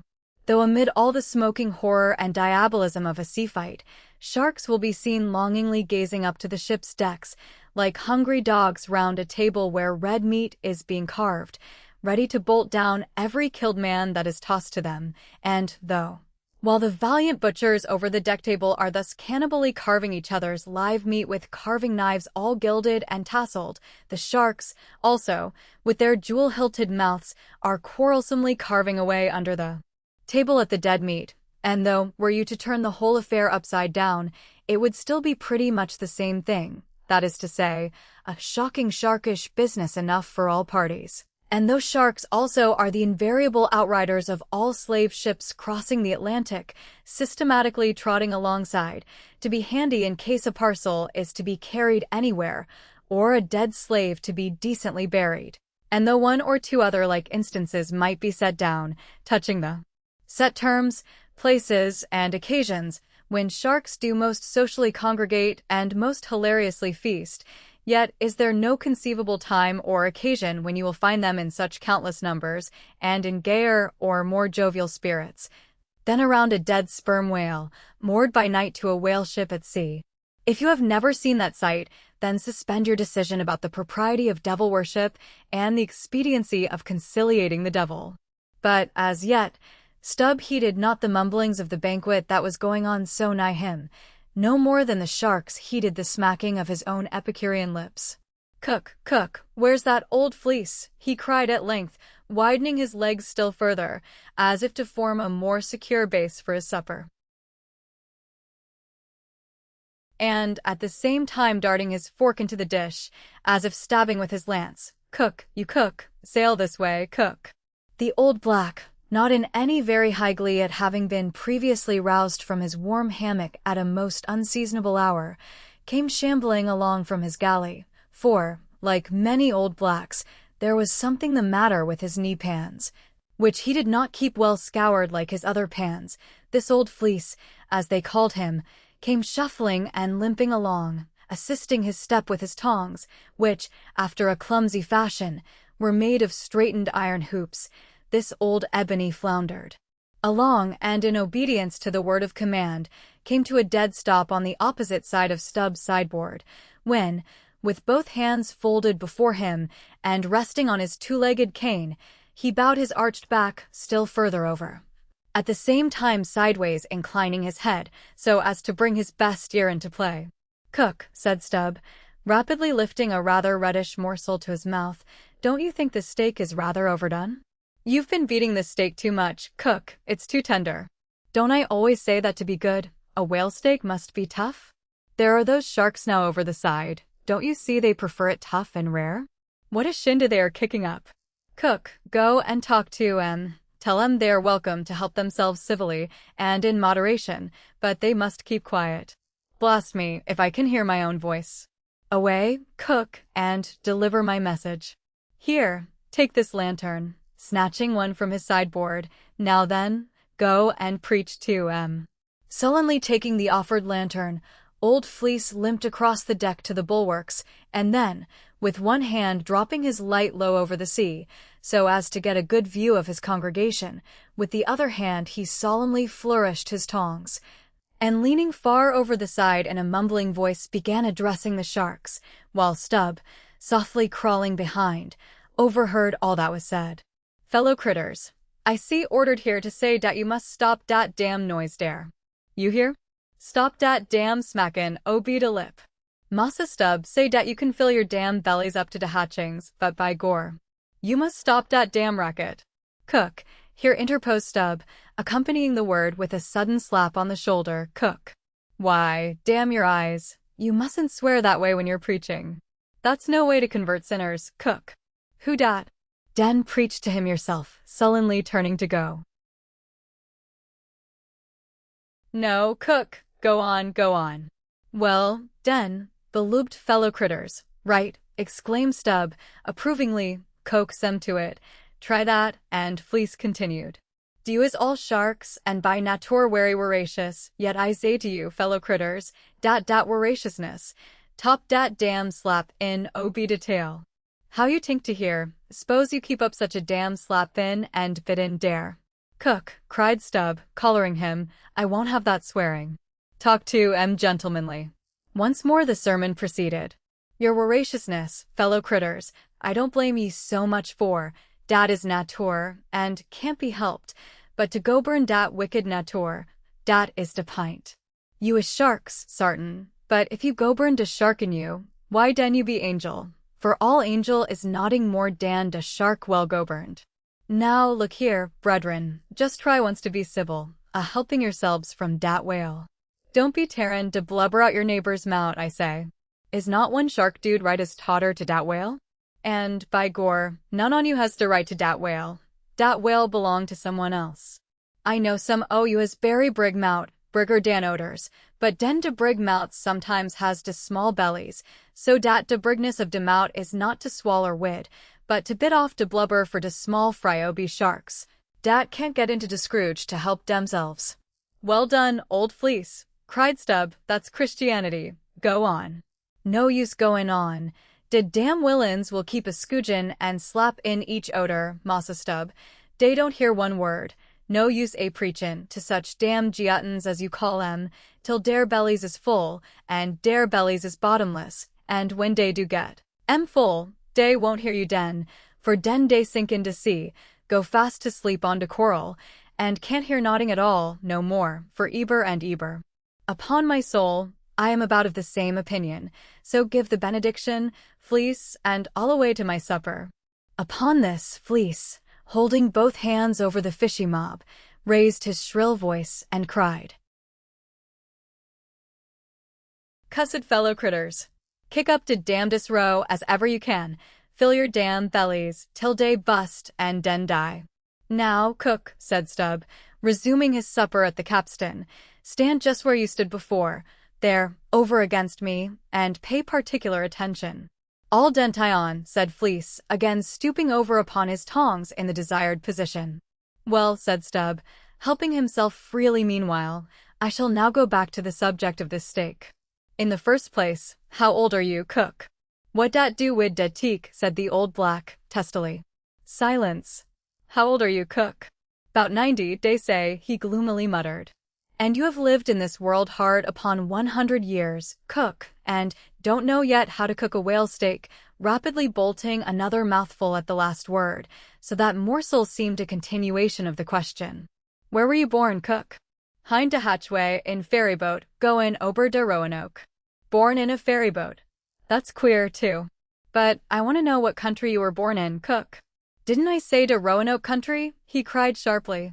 No, you didn't, cook. But I'll tell you what I'm coming to, cook. You must go home and be born over again. You don't know how to cook a whale steak yet. Bless my soul, if I cook noder one, he growled, angrily, turning round to depart. Come back, cook. Here, hand me those tongs. Now take that bit of steak there, and tell me if you think that steak cooked as it should be? Take it, I say, holding the tongs towards him. Take it, and taste it. Faintly smacking his withered lips over it for a moment, the old Negro muttered, best cooked teak I ever taste, juicy, very juicy. Cook, said Stub, squaring himself once more, do you belong to the church? Passed one once in Cape Town, said the old man sullenly. And you have once in your life passed a holy church in Cape Town, where you doubtless overheard a holy parson addressing his hearers as his beloved fellow creatures, have you, cook? And yet you come here, and tell me such a dreadful lie as you did just now, eh? Said Stub. Where do you expect to go to, cook? Go to bed very soon, he mumbled, half turning as he spoke. Avast. Heave to. I mean when you die, cook. It's an awful question. Now what's your answer? When dis old brack man dies, said the Negro slowly, changing his whole air and demeanor, he hisself won't go nowhere, but some breast angel will come and fetch him. Fetch him? How? In a coach and four, as they fetched Elijah? And fetch him where? Up, dear, said Fleece, holding his tongs straight over his head and keeping it there very solemnly. So, then, you expect to go up into our main top, do you, Cook, when you are dead? But don't you know the higher you climb, the colder it gets? Main top, eh? Didn't say dat to y'all, said Fleece, again in the sulks. You said up there, didn't you? And now look yourself and see where your tongs are pointing. But perhaps you expect to get into heaven by crawling through the lubber's hole, Cook, but no, Cook, you don't get there, except you go the regular way, round by the rigging. It's a ticklish business, but must be done, or else it's no go. But none of us are in heaven yet. Drop your tongs, Cook, and hear my orders. Do you hear? Hold your hat in one hand, and clap t'other a top of your heart when I'm giving my orders, Cook. What? That your heart there, that's your gizzard. Aloft. Aloft, that's it, now you have it. Hold it there now and pay attention. All denti-on, said the old black, with both hands placed as desired, vainly wriggling his grizzled head, as if to get both ears in front at one and the same time. Well then, Cook, you see this whale steak of yours was so very bad that I have put it out of sight as soon as possible. You see that, don't you? Well, for the future, when you cook another whale steak for my private table here, the capstan, I'll tell you what to do so as not to spoil it by overdoing. Hold the steak in one hand, and show a live coal to it with the other. That done, dish it, do ye hear? And now tomorrow, Cook, when we are cutting in the fish, be sure you stand by to get the tips of his fins, have them put in pickle. As for the ends of the flukes, have them soused, Cook. There, now you may go. But Fleece had hardly got 3 paces off when he was recalled. Cook, give me cutlets for supper tomorrow night in the midwatch. Do ye hear? Away you sail, then hello. Stop. Make a bow before you go. A vast heaving again. Whale balls for breakfast, don't forget. Wish, by gore. Whale eat him, 'stead of him eat whale. I'm breast if he ain't more of Shark Dan Massa Shark hisself, muttered the old man, limping away, with which sage ejaculation he went to his hammock. Chapter 65. The Whale as a Dish. That mortal man should feed upon the creature that feeds his lamp, and, like Stubb, eat him by his own light, as you may say. This seems so outlandish a thing that one must needs go a little into the history and philosophy of it. It is upon record that 3 centuries ago the tongue of the right whale was esteemed a great delicacy in France and commanded large prices there. Also, that in Henry Vyatha's time, a certain cook of the court obtained a handsome reward for inventing an admirable sauce to be eaten with barbecued porpoises, which, you remember, are a species of whale. Porpoises, indeed, are to this day considered fine eating.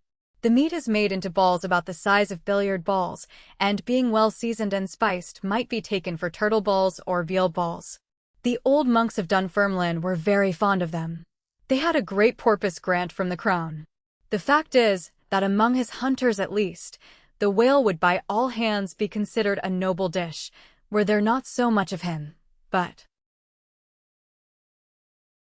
when you come to sit down before a meat pie nearly 100 feet long, it takes away your appetite. Only the most unprejudiced of men like Stubb nowadays partake of cooked whales, but the Eskimo are not so fastidious. We all know how they live upon whales and have rare old vintages of prime old train oil. Zagranda, one of their most famous doctors, recommends strips of blubber for infants as being exceedingly juicy and nourishing. And this reminds me that certain Englishmen, who long ago were accidentally left in Greenland by a whaling vessel, that these men actually lived for several months on the moldy scraps of whales which had been left ashore after trying out the blubber. Among the Dutch whale men these scraps are called fritters, which, indeed, they greatly resemble, being brown and crisp and smelling something like old Amsterdam housewives' donuts or olie cooks when fresh. They have such an eatable look that the most self-denying stranger can hardly keep his hands off. But what further depreciates the whale as a civilized dish is his exceeding richness. He is the great prize ox of the sea, too fat to be delicately good. Look at his hump, which would be as fine eating as the buffalo's, which is esteemed a rare dish, were it not such a solid pyramid of fat. But the spermaceti itself, how bland and creamy that is, like the transparent, half-jellied, white meat of a coconut in the 3rd month of its growth, yet far too rich to supply a substitute for butter. Nevertheless, many whalemen have a method of absorbing it into some other substance and then partaking of it. In the long try watches of the night, it is a common thing for the seamen to dip their ship biscuit into the huge oil pots and let them fry there a while. Many a good supper have I thus made. In the case of a small sperm whale, the brains are accounted a fine dish. The casket of the skull is broken into with an axe, and the two plump, whitish lobes being withdrawn, precisely resembling two large puddings, they are then mixed with flour and cooked into a most delectable mess, in flavor somewhat resembling calf's head, which is quite a dish among some epicures, and everyone knows that some young bucks among the epicures, by continually dining upon calves' brains, by get to have a little brains of their own, so as to be able to tell a calf's head from their own heads, which, indeed, requires uncommon discrimination. And that is the reason why a young buck with an intelligent-looking calf's head before him is somehow one of the saddest sights you can see. The head looks a sort of reproachfully at him, with an "et tu brute" expression. It is not, perhaps, entirely because the whale is so excessively unctuous that landsmen seem to regard the eating of him with abhorrence, that appears to result, in some way, from the consideration before mentioned, _I.e.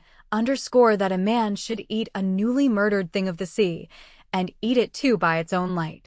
But no doubt the first man that ever murdered an ox was regarded as a murderer. Perhaps he was hung, and if he had been put on his trial by oxen, he certainly would have been, and he certainly deserved it if any murderer does. Go to the meat market of a Saturday night and see the crowds of live bipeds staring up at the long rows of dead quadrupeds. Does not that sight take a tooth out of the cannibal's jaw? Cannibals? Who is not a cannibal? I tell you, it will be more tolerable for the Fiji that salted down a lean missionary in his cellar against a coming famine. It will be more tolerable for that provident Fiji, I say, in the day of judgment, than for thee. Civilized and enlightened gourmand, who nailest skis to the ground and feastest on their bloated livers in thy pâté de foie gras. But Stubb, he eats the whale by its own light, does he? And that is adding insult to injury, is it? Look at your knife handle. There, my civilized and enlightened gourmand dining off that roast beef. What is that handle made of? What but the bones of the brother of the very ox you are eating? And what do you pick your teeth with after devouring that fat goose? With a feather of the same fowl. And with what quill did the Secretary of the Society for the Suppression of Cruelty to Ganders formally indite his circulars? It is only within the last month or two that that society passed a resolution to patronize nothing but steel pens. Chapter 66. The Shark Massacre. When in the southern fishery, a captured sperm whale, after long and weary toil, is brought alongside late at night, it is not, as a general thing at least, customary to proceed at once to the business of cutting him in. For that business is an exceedingly laborious one, is not very soon completed, and requires all hands to set about it. Therefore, the common usage is to take in all sail, lash the helm a lee, and then send every one below to his hammock till daylight, with the reservation that, until that time, anchor watches shall be kept, that is, 2 and 2 for an hour, each couple. The crew in rotation shall mount the deck to see that all goes well. But sometimes, especially upon the line in the Pacific, this plan will not answer at all, because such incalculable hosts of sharks gather around the moored carcass, that were he left so for 6 hours, say, on a stretch, little more than the skeleton would be visible by morning. In most other parts of the ocean, however, where these fish do not so largely abound, their wondrous voracity can be at times considerably diminished by vigorously stirring them up with sharp whaling spades, a procedure notwithstanding, which, in some instances, only seems to tickle them into still greater activity. But it was not thus in the present case with the Pequod sharks, though, to be sure, any man unaccustomed to such sights, to have looked over her side that night, would have almost thought the whole round sea was one huge cheese, and those sharks the maggots in it. Nevertheless, upon Stubb setting the anchor watch after his supper was concluded, and when, accordingly, Queequeg and a forecastle seaman came on deck, no small excitement was created among the sharks. for immediately suspending the cutting stages over the side and lowering 3 lanterns so that they cast long gleams of light over the turbid sea. These 2 mariners, darting their long whaling spades, kept up an incessant murdering of the sharks, by striking the keen steel deep into their skulls, seemingly their only vital part. But in the foamy confusion of their mixed and struggling hosts, the marksmen could not always hit their mark, and this brought about new revelations of the incredible ferocity of the foe. They viciously snapped, not only at each other's disembowelments, but like flexible bows, bent round and bit their own, till those entrails seemed swallowed over and over again by the same mouth, to be oppositely voided by the gaping wound. Nor was this all. It was unsafe to meddle with the corpses and ghosts of these creatures. A sort of generic or pantheistic vitality seemed to lurk in their very joints and bones, after what might be called the individual life had departed. Killed and hoisted on deck for the sake of his skin, one of these sharks almost took poor Queequeg's hand off, when he tried to shut down the dead lid of his murderous jaw.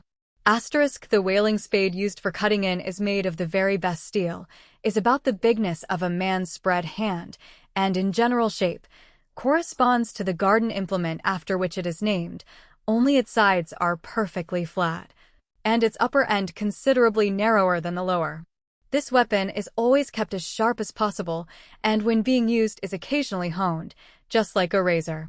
In its socket, a stiff pole, from 20 to 30 feet long, is inserted for a handle. "Queequeg no care what God made him shark," said the savage, agonizingly lifting his hand up and down, "whether Fiji God or Nantucket God, but to God what made shark must be one damn Injun." Chapter 67. Cutting in. It was a Saturday night, and such a Sabbath as followed. Ex officio professors of Sabbath breaking are all whalemen. The ivory Pequod was turned into what seemed a shamble, every sailor a butcher. You would have thought we were offering up 10,000 red oxen to the sea gods. In the first place, the enormous cutting tackles, among other ponderous things comprising a cluster of blocks generally painted green, and which no single man can possibly lift. This vast bunch of grapes was swayed up to the maintop and firmly lashed to the lower masthead, the strongest point anywhere above a ship's deck. The end of the hawser-like rope winding through these intricacies was then conducted to the windlass, and the huge lower block of the tackles was swung over the whale. To this block the great blubber hook, weighing some 100 pounds, was attached.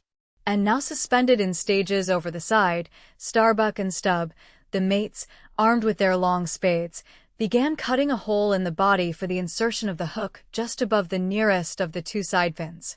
This done, a broad, semicircular line is cut round the hole, the hook is inserted, and the main body of the crew, striking up a wild chorus, now commence heaving in one dense crowd at the windlass. When instantly, the entire ship careens over on her side, every bolt in her starts like the nail-heads of an old house in frosty weather. She trembles, quivers, and nods her frightened mastheads to the sky. More and more she leans over to the whale, while every gasping heave of the windlass is answered by a helping heave from the billows, till at last, a swift, startling snap is heard. With a great swash the ship rolls upwards and backwards from the whale, and the triumphant tackle rises into sight, dragging after it the disengaged semicircular end of the first strip of blubber. Now as the blubber envelopes the whale precisely as the rind does an orange, so is it stripped off from the body precisely as an orange is sometimes stripped by spiralizing it. For the strain constantly kept up by the windlass continually keeps the whale rolling over and over in the water, and as the blubber in one strip uniformly peels off along the line called the scarf, simultaneously cut by the spades of Starbuck and Stubb, the mates, and just as fast as it is thus peeled off, and indeed by that very act itself, it is all the time being hoisted higher and higher aloft till its upper end grazes the maintop. The men at the windlass then cease heaving, and for a moment or two the prodigious blood-dripping mass sways to and fro as if let down from the sky, and every one present must take good heed to dodge it when it swings, else it may box his ears and pitch him headlong overboard.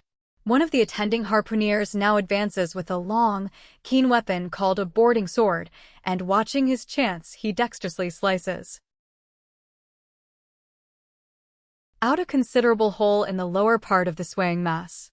Into this hole, the end of the second alternating great tackle is then hooked so as to retain a hold upon the blubber in order to prepare for what follows. Whereupon, this accomplished swordsman, warning all hands to stand off, once more makes a scientific dash at the mass, and with a few sidelong, desperate, lunging slicings, severs it completely in twain, so that while the short lower part is still fast, the long upper strip, called a blanket piece, swings clear and is all ready for lowering. The heavers forward now resume their song, and while the one tackle is peeling and hoisting a second strip from the whale, the other is slowly slackened away, and down goes the first strip through the main hatchway right beneath, into an unfurnished parlor called the blubber room. Into this twilight apartment sundry nimble hands keep coiling away the long blanket piece, as if it were a great live mass of plaited serpents. And thus the work proceeds, the two tackles hoisting and lowering simultaneously, both whale and windlass heaving, the heavers singing, the blubber room gentlemen coiling, the mate scarfing, the ship straining, and all hands swearing occasionally, by way of assuaging the general friction. Chapter 68. The blanket. I have given no small attention to that not unvexed subject, the skin of the whale. I have had controversies about it with experienced whalemen afloat and learned naturalists ashore. My original opinion remains unchanged, but it is only an opinion. The question is, what and where is the skin of the whale? Already you know what his blubber is. That blubber is something of the consistence of firm, close-grained beef, but tougher, more elastic and compact, and ranges from 8 or 10 to 12 and 15 inches in thickness. Now, however preposterous it may at first seem to talk of any creature's skin as being of that sort of consistence and thickness, yet in point of fact these are no arguments against such a presumption, because you cannot raise any other dense enveloping layer from the whale's body but that same blubber, and the outermost enveloping layer of any animal, if reasonably dense, what can that be but the skin? True, from the unmarred dead body of the whale, you may scrape off with your hand an infinitely thin, transparent substance, somewhat resembling the thinnest shreds of isinglass, only it is almost as flexible and soft as satin. That is, previous to being dried, when it not only contracts and thickens, but becomes rather hard and brittle. I have several such dried bits, which I use for marks in my whale books. It is transparent, as I said before, and, being laid upon the printed page, I have sometimes pleased myself with fancying it exerted a magnifying influence. At any rate, it is pleasant to read about whales through their own spectacles, as you may say. But what I am driving at here is this. That same infinitely thin, isinglass substance, which, I admit, invests the entire body of the whale, is not so much to be regarded as the skin of the creature, as the skin of the skin, so to speak, for it were simply ridiculous to say that the proper skin of the tremendous whale is thinner and more tender than the skin of a newborn child.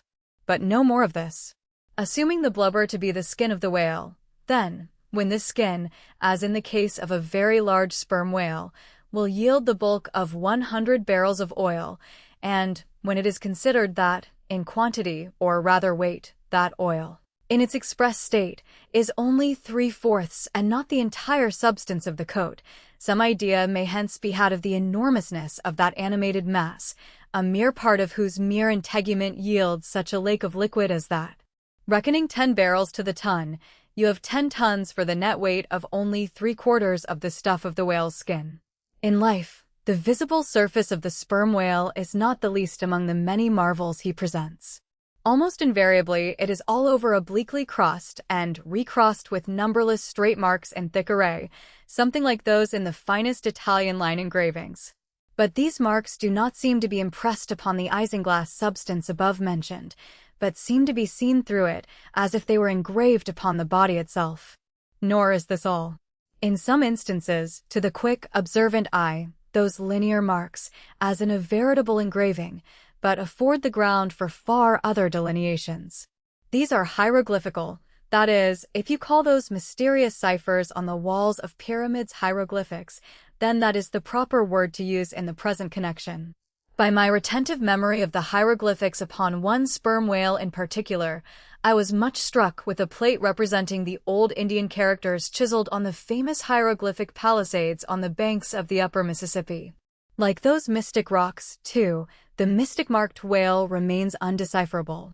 This allusion to the Indian rocks reminds me of another thing. Besides all the other phenomena which the exterior of the sperm whale presents, he not seldom displays the back, and more especially his flanks, effaced in great part of the regular linear appearance, by reason of numerous rude scratches, altogether of an irregular, random aspect. I should say that those New England rocks on the seacoast, which Agassiz imagines to bear the marks of violent scraping contact with vast floating icebergs, I should say that those rocks must not a little resemble the sperm whale in this particular. It also seems to me that such scratches in the whale are probably made by hostile contact with other whales, for I have most remarked them in the large, full-grown bulls of the species. A word or two more concerning this matter of the skin or blubber of the whale. It has already been said that it is stripped from him in long pieces, called blanket pieces. Like most sea terms, this one is very happy and significant. For the whale is indeed wrapped up in his blubber as in a real blanket or counterpane, or, still better, an Indian poncho slipped over his head and skirting his extremity. It is by reason of this cozy blanketing of his body that the whale is enabled to keep himself comfortable in all weathers, in all seas, times, and tides. What would become of a Greenland whale, say, in those shuddering, icy seas of the north, if unsupplied with his cozy surtout? True, other fish are found exceedingly brisk in those Hyperborean waters, but these, be it observed, are your cold-blooded, lungless fish whose very bellies are refrigerators, creatures that warm themselves under the lee of an iceberg, as a traveler in winter would bask before an inn fire, whereas, like man, the whale has lungs and warm blood. Freeze his blood and he dies. How wonderful is it then, except after explanation, that this great monster, to whom corporeal warmth is as indispensable as it is to man, how wonderful that he should be found at home, immersed to his lips for life in those Arctic waters, where, when seamen fall overboard, they are sometimes found, months afterwards, perpendicularly frozen into the hearts of fields of ice, as a fly is found glued in amber. But more surprising is it to know, as has been proved by experiment, that the blood of a polar whale is warmer than that of a Borneo Negro in summer. It does seem to me that herein we see the rare virtue of a strong individual vitality, and the rare virtue of thick walls, and the rare virtue of interior spaciousness. O man, admire and model thyself after the whale. Do thou, too, remain warm among ice. Do thou, too, live in this world without being of it. Be cool at the equator. Keep thy blood fluid at the pole. Like the great dome of St. Peter's and like the great whale, retain, O man, in all seasons a temperature of thine own. But how easy and how hopeless to teach these fine things. Of erections, how few are domed like St. Peter's. Of creatures, how few vast as the whale. Chapter 69. The Funeral. Haul in the chains. Let the carcass go astern. The vast tackles have now done their duty. The peeled white body of the beheaded whale flashes like a marble sepulchre. Though changed in hue, it has not perceptibly lost anything in bulk. It is still colossal. Slowly it floats more and more away, the water round it torn and splashed by the insatiate sharks, and the air above vexed with rapacious flights of screaming fowls, whose beaks are like so many insulting poniards in the whale. The vast white headless phantom floats further and further from the ship, and every rod that it so floats, what seem square roods of sharks and cubic roods of fowls, augment the murderous din. For hours and hours from the almost stationary ship that hideous sight is seen. Beneath the unclouded and mild azure sky, upon the fair face of the pleasant sea, wafted by the joyous breezes, that great mass of death floats on, till lost in infinite perspectives. There's a most doleful and most mocking funeral. The sea vultures all in pious mourning, the air sharks all punctiliously in black or speckled. In life but few of them would have helped the whale, I ween, if peradventure he had needed it, but upon the banquet of his funeral they most piously do pounce. Oh, horrible vulturism of earth, from which not the mightiest whale is free. Nor is this the end. Desecrated as the body is, a vengeful ghost survives and hovers over it to scare.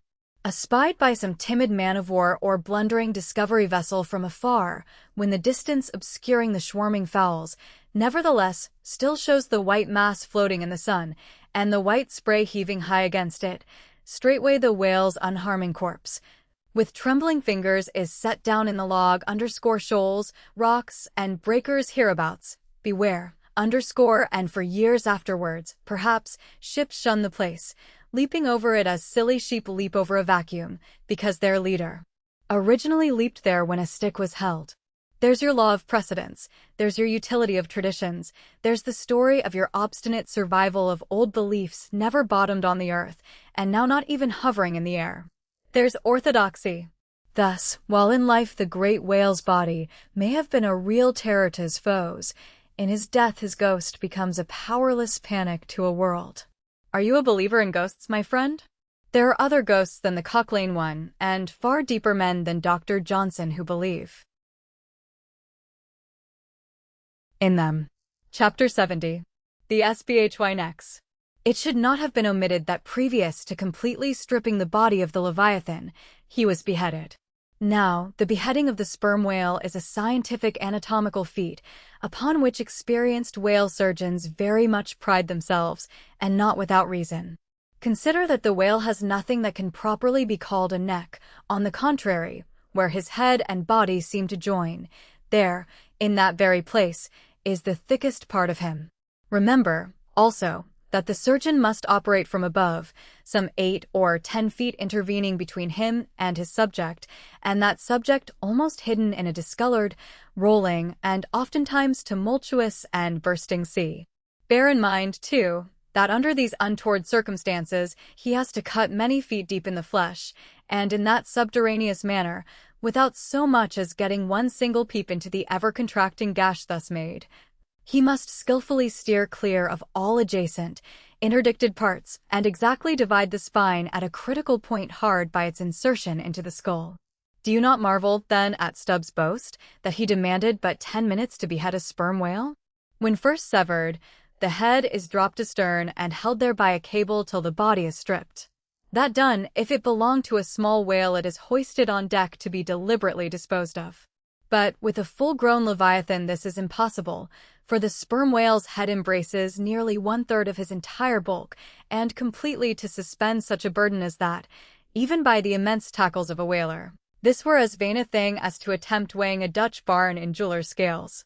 The Pequod's whale being decapitated and the body stripped, the head was hoisted against the ship's side, about halfway out of the sea, so that it might yet in great part be buoyed up by its native element. And there with the strained craft steeply leaning over to it, by reason of the enormous downward drag from the lower masthead, and every yardarm on that side projecting like a crane over the waves, there, that blood-dripping head hung to the Pequod's waist like the giant Holofernes's from the girdle of Judith. When this last task was accomplished it was noon, and the seamen went below to their dinner. Silence reigned over the before tumultuous, but now deserted deck. An intense copper calm, like a universal yellow lotus, was more and more unfolding its noiseless, measureless leaves upon the sea. A short space elapsed, and up into this noiselessness came Ahab alone from his cabin.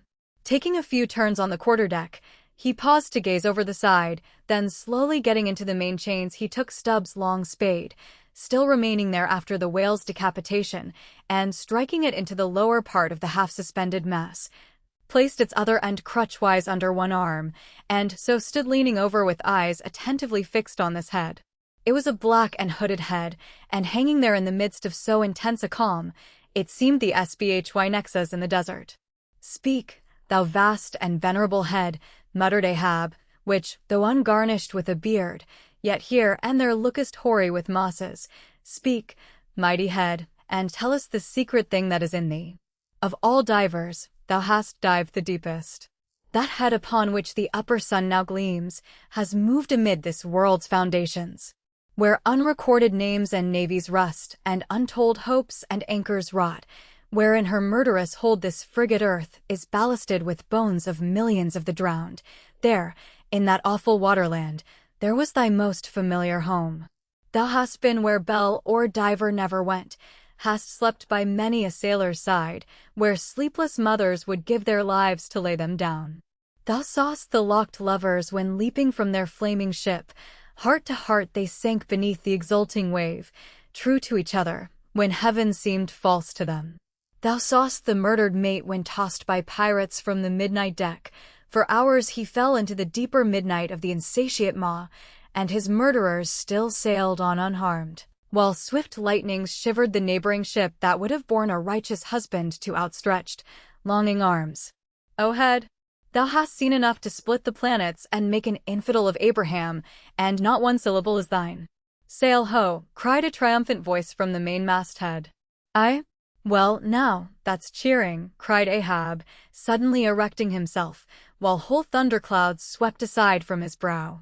That lively cry upon this deadly calm might almost convert a better man. Where away? 3 points on the starboard bow, sir, and bringing down her breeze to us. Better and better, man. Would now St. Paul would come along that way, and to my breezelessness bring his breeze. O nature and O soul of man! How far beyond all utterance are your linked analogies!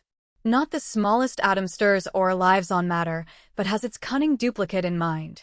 Chapter 71. The Jeroboam's Story. Hand in hand, ship and breeze blew on, but the breeze came faster than the ship, and soon the Pequod began to rock. By and by, through the glass the strangers' boats and manned mastheads proved her a whale ship. But as she was so far to windward, and shooting by, apparently making a passage to some other ground, the Pequod could not hope to reach her. So the signal was set to see what response would be made. Here be it said, that like the vessels of military marines, the ships of the American whale fleet have each a private signal, all which signals being collected in a book with the names of the respective vessels attached, every captain is provided with it. Thereby, the whale commanders are enabled to recognize each other upon the ocean, even at considerable distances and with no small facility. The Pequod's signal was at last responded to by the strangers setting her own, which proved the ship to be the Jeroboam of Nantucket. Squaring her yards, she bore down, ranged a beam under the Pequod's lee, and lowered a boat. It soon drew nigh, but as the side ladder was being rigged by Starbuck's order to accommodate the visiting captain, the stranger in question waved his hand from his boat's stern in token of that proceeding being entirely unnecessary. It turned out that the Jeroboam had a malignant epidemic on board, and that Mayhew, her captain, was fearful of infecting the Pequod's company. For, though himself and boat's crew remained untainted, and though his ship was half a rifle shot off, and an incorruptible sea and air rolling and flowing between, yet conscientiously adhering to the timid quarantine of the land, he peremptorily refused to come into direct contact with the Pequod. But this did by no means prevent all communications. Preserving an interval of some few yards between itself and the ship, the Jeroboam's boat by the occasional use of its oars contrived to keep parallel to the Pequod, as she heavily forged through the sea, for by this time it blew very fresh. With her main topsail aback, though, indeed, at times by the sudden onset of a large rolling wave, the boat would be pushed some way ahead, but would be soon skillfully brought to her proper bearings again.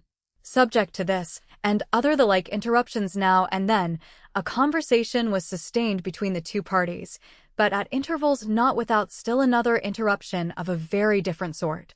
Pulling an oar in the Jeroboam's boat was a man of a singular appearance, even in that wild whaling life where individual notabilities make up all totalities.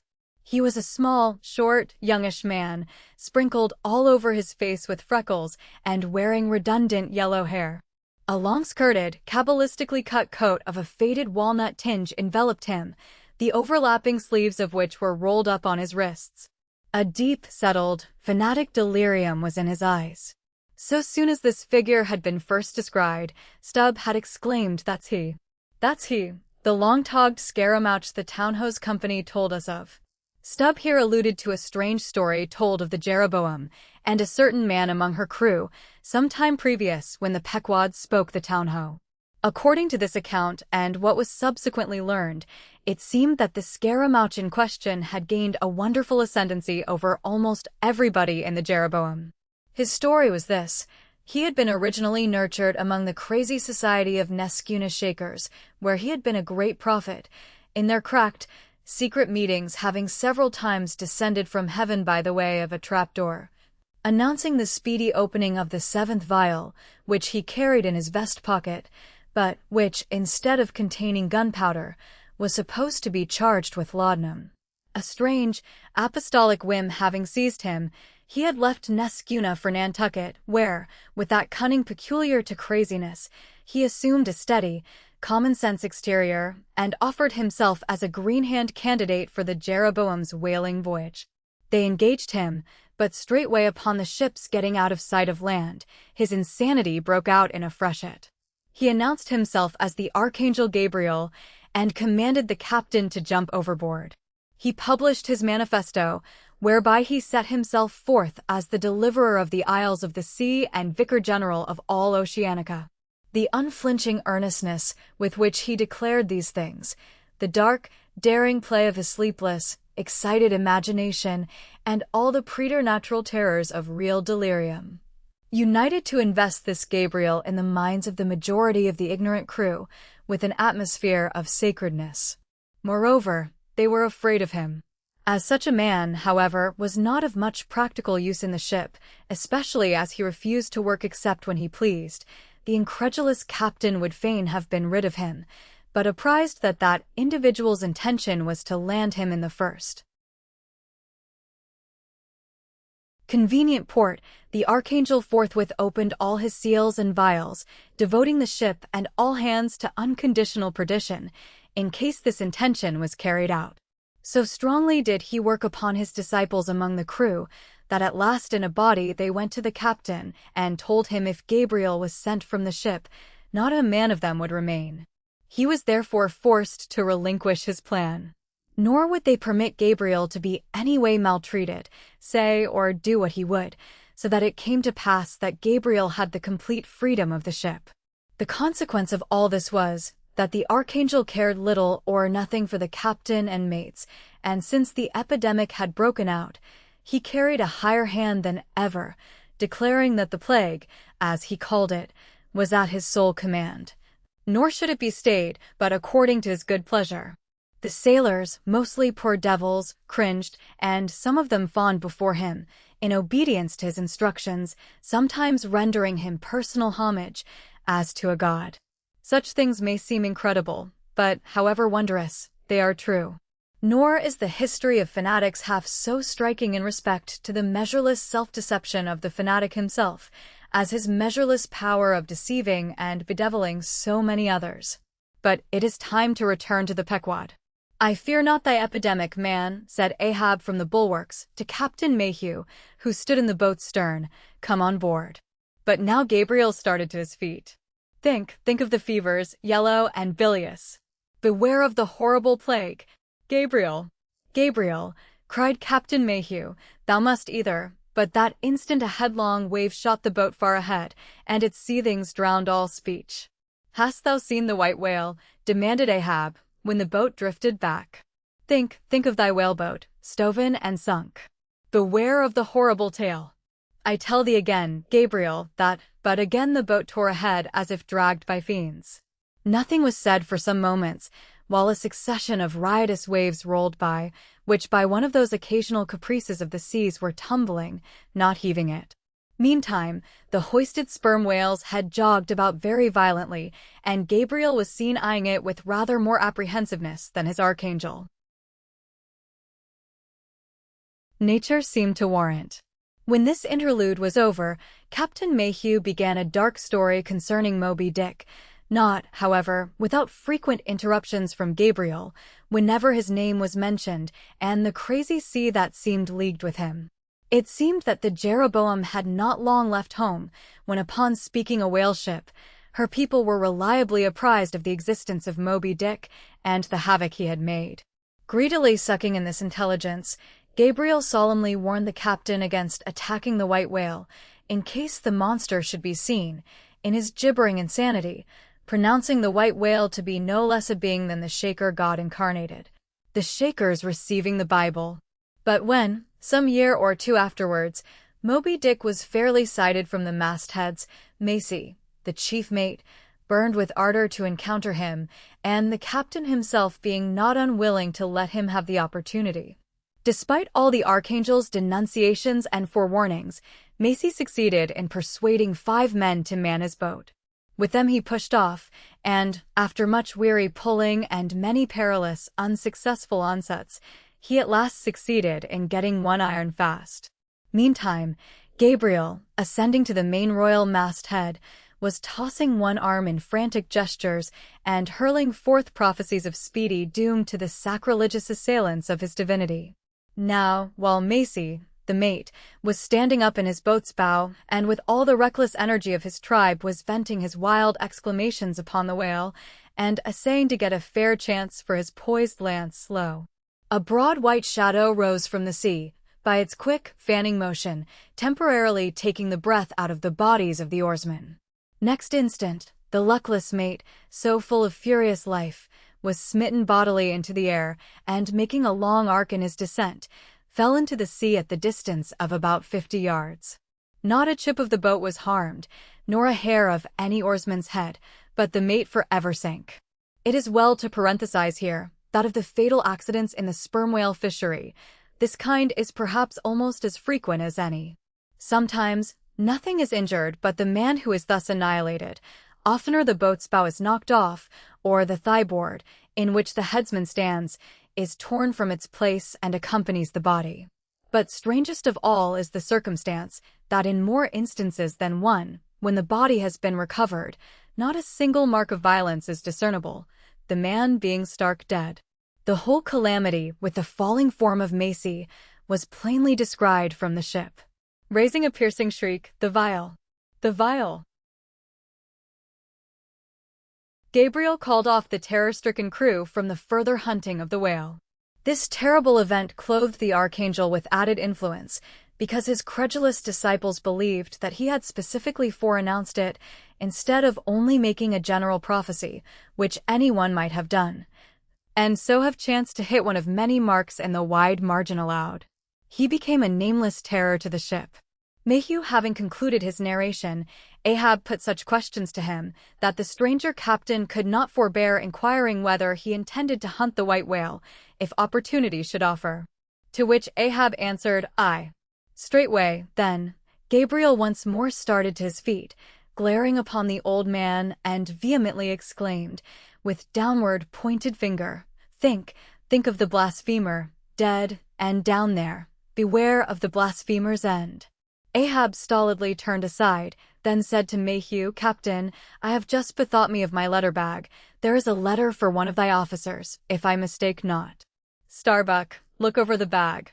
Every whale ship takes out a goodly number of letters for various ships, whose delivery to the persons to whom they may be addressed depends upon the mere chance of encountering them in the 4 oceans.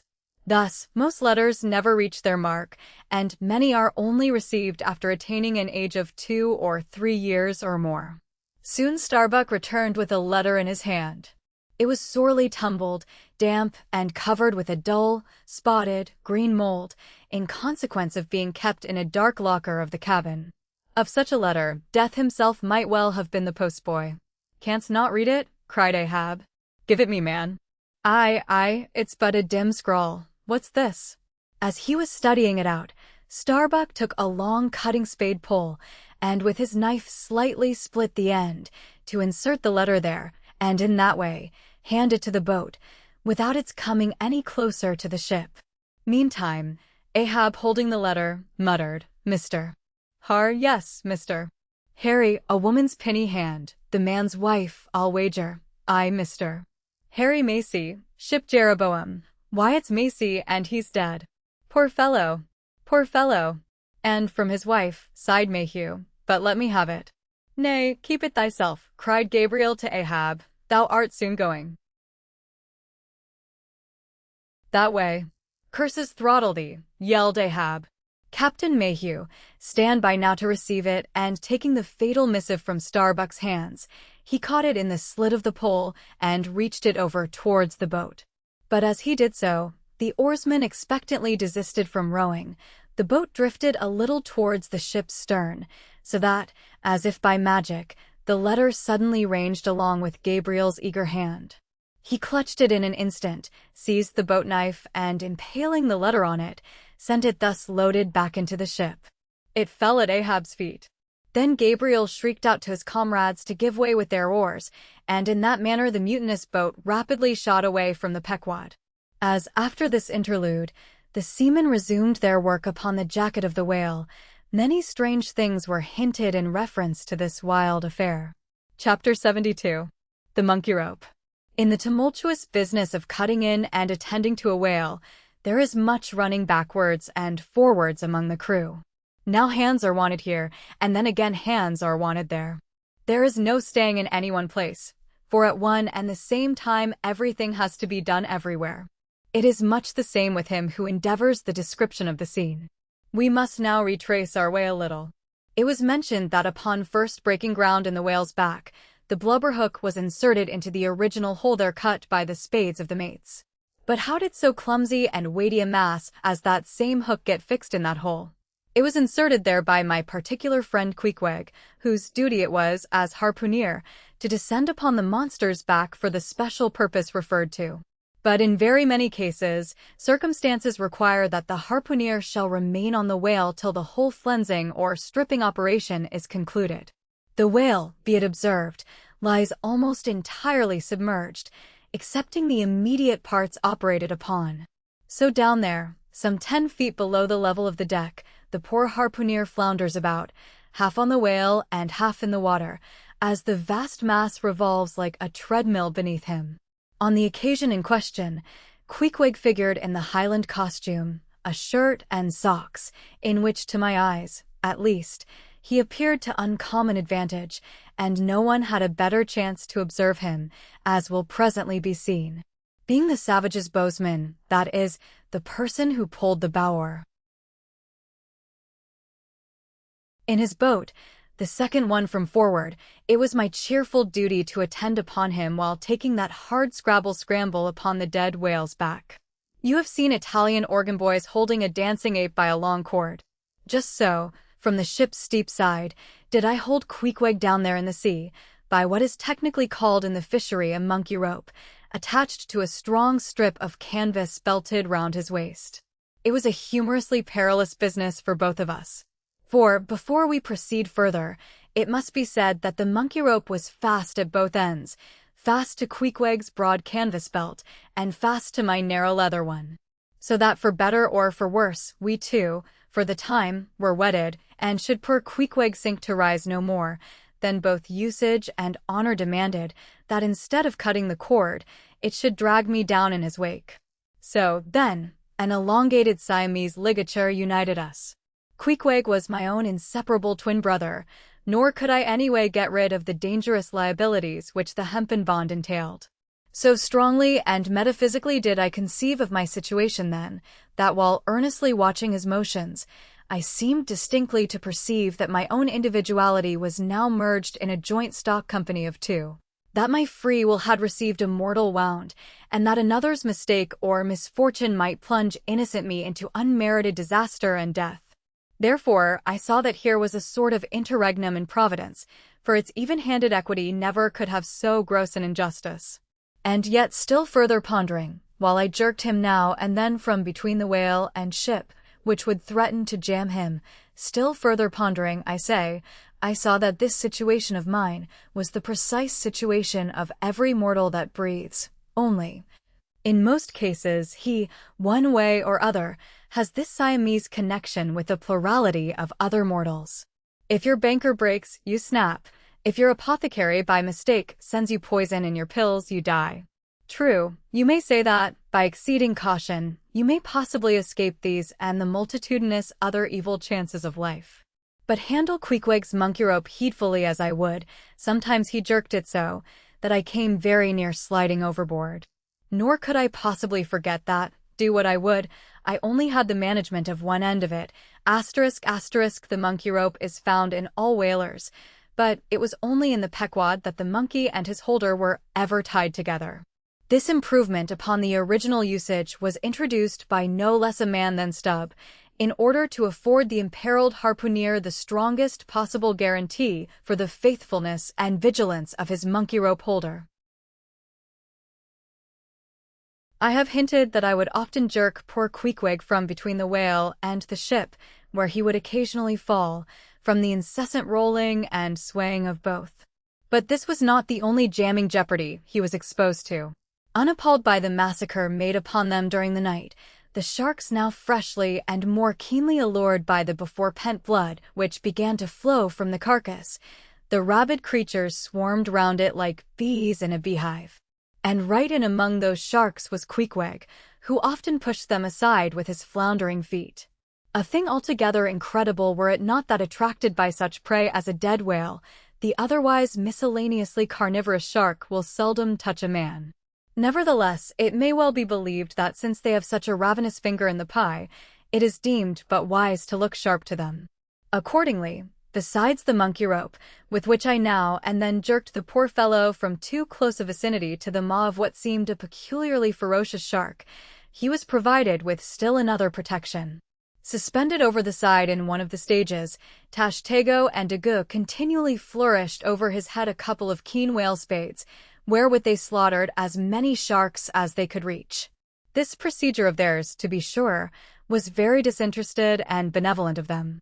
They meant Queequeg's best happiness, I admit, but in their hasty zeal to befriend him, and from the circumstance that both he and the sharks were at times half hidden by the blood-muddled water, those indiscreet spades of theirs would come nearer amputating a leg than a tail. But poor Queequeg, I suppose, straining and gasping there with that great iron hook, poor Queequeg, I suppose, only prayed to his Yojo, and gave up his life into the hands of his gods. Well, well, my dear comrade and twin brother, thought I, as I drew in and then slacked off the rope to every swell of the sea, what matters it, after all? Are you not the precious image of each and all of us men in this whaling world? That unsound ocean you gasp in is life, those sharks your foes, those spades your friends, and what between sharks and spades you are in a sad pickle and peril, poor lad. But courage! There is good cheer in store for you, Queequeg. For now, as with blue lips and bloodshot eyes the exhausted savage at last climbs up the chains and stands all dripping and involuntarily trembling over the side, the steward advances, and with a benevolent, consolatory glance hands him, what? Some hot cognac? No. Hands him, ye gods. Hands him a cup of tepid ginger and water. Ginger? Do I smell ginger? Suspiciously asked Stubb, coming near. Yes, this must be ginger, peering into the as yet untasted cup. Then standing as if incredulous for a while, he calmly walked towards the astonished steward slowly saying, Ginger? Ginger? And will you have the goodness to tell me, Mr. Doughboy, where lies the virtue of ginger? Ginger. Is ginger the sort of fuel you use, Doughboy, to kindle a fire in the shivering cannibal? Ginger, what the devil is ginger? Sequel? Firewood, lucifer matches, tinder, gunpowder. What the devil is ginger, I say, that you offer this cup to our poor Queequeg here? There is some sneaking temperance society movement about this business, he suddenly added, now approaching Starbuck, who had just come from forward. Will you look at that kinnikin, sir? Smell of it, if you please. Then watching the mate's countenance, he added, the steward, Mr. Starbuck, had the face to offer that calomel and jalap to Queequeg, there, this instant off the whale. Is the steward an apothecary, sir? And may I ask whether this is the sort of bitters by which he blows back the life into a half-drowned man? I trust not, said Starbuck, it is poor stuff enough. Aye, steward, cried Stubb, we'll teach you to drug a harpooner. None of your apothecary's medicine here. You want to poison us, do ye? You have got out insurances on our lives and want to murder us all and pocket the proceeds, do ye? It was not me, cried Doughboy. It was Aunt Charity that brought the ginger on board and bade me never give the harpooneers any spirits, but only this ginger jub, so she called it. Ginger jub. You gingerly rascal. Take that. And run along with ye to the lockers, and get something better. I hope I do no wrong, Mr. Starbuck. It is the captain's orders, grog for the harpooner on a whale. Enough, replied Starbuck. Only don't hit him again. But oh, I never hurt when I hit, except when I hit a whale or something of that sort, and this fellow's a weasel. What were you about saying, sir? Only this. Go down with him, and get what thou wantest thyself. When Stubb reappeared, he came with a dark flask in one hand, and a sort of tea caddy in the other. The first contained strong spirits and was handed to Queequeg. The second was Aunt Charity's gift, and that was freely given to the waves. Chapter 73. Stubb and Flask kill a right whale, and then have a talk over him. It must be borne in mind that all this time we have a sperm whale's prodigious head hanging to the Pequod's side. But we must let it continue hanging there a while till we can get a chance to attend to it. For the present other matters press, and the best we can do now for the head is to pray heaven the tackles may hold. Now, during the past night and forenoon, the Pequod had gradually drifted into a sea, which, by its occasional patches of yellow brit, gave unusual tokens of the vicinity of right whales, a species of the leviathan that but few supposed to be at this particular time lurking anywhere near. And though all hands commonly disdain the capture of those inferior creatures, and though the Pequod was not commissioned to cruise for them at all, and though she had passed numbers of them near the Crozets without lowering a boat, yet now that a sperm whale had been brought alongside and beheaded, to the surprise of all, the announcement was made that a right whale should be captured that day if opportunity offered. Nor was this long wanting. Tall spouts were seen to leeward, and 2 boats, Stubbs and Flasks, were detached in pursuit. Pulling further and further away, they at last became almost invisible to the men at the masthead. But suddenly in the distance, they saw a great heap of tumultuous white water, and soon after news came from aloft that one or both the boats must be fast. An interval passed, and the boats were in plain sight, in the act of being dragged right towards the ship by the towing whale. So close did the monster come to the hull, that at first it seemed as if he meant it malice, but suddenly going down in a maelstrom, within 3 rods of the planks, he wholly disappeared from view, as if diving under the keel. "Cut, cut," was the cry from the ship to the boats, which, for one instant, seemed on the point of being brought with a deadly dash against the vessel's side. But having plenty of line yet in the tubs, and the whale not sounding very rapidly, they paid out abundance of rope, and at the same time pulled with all their might so as to get ahead of the ship. For a few minutes the struggle was intensely critical, for while they still slacked out the Titan line in one direction, and still plied their oars in another, the contending strain threatened to take them under. But it was only a few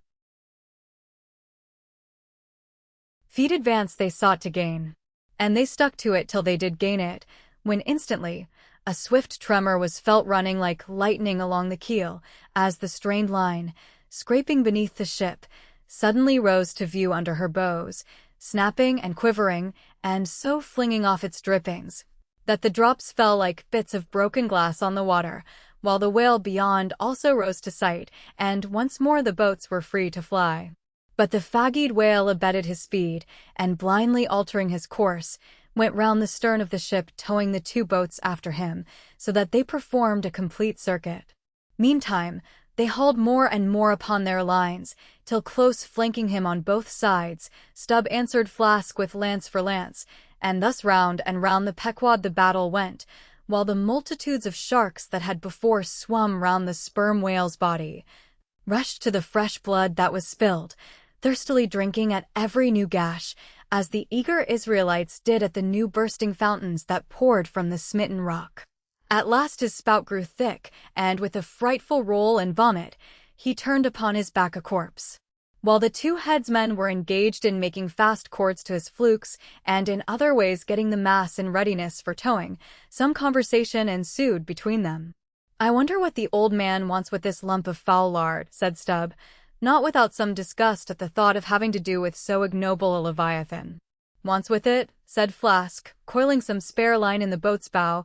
"Did you never hear that the ship which but once has a sperm whale's head hoisted on her starboard side, and at the same time a right whale's on the larboard, did you never hear, Stubb, that ship can never afterwards capsize?" "Why not?"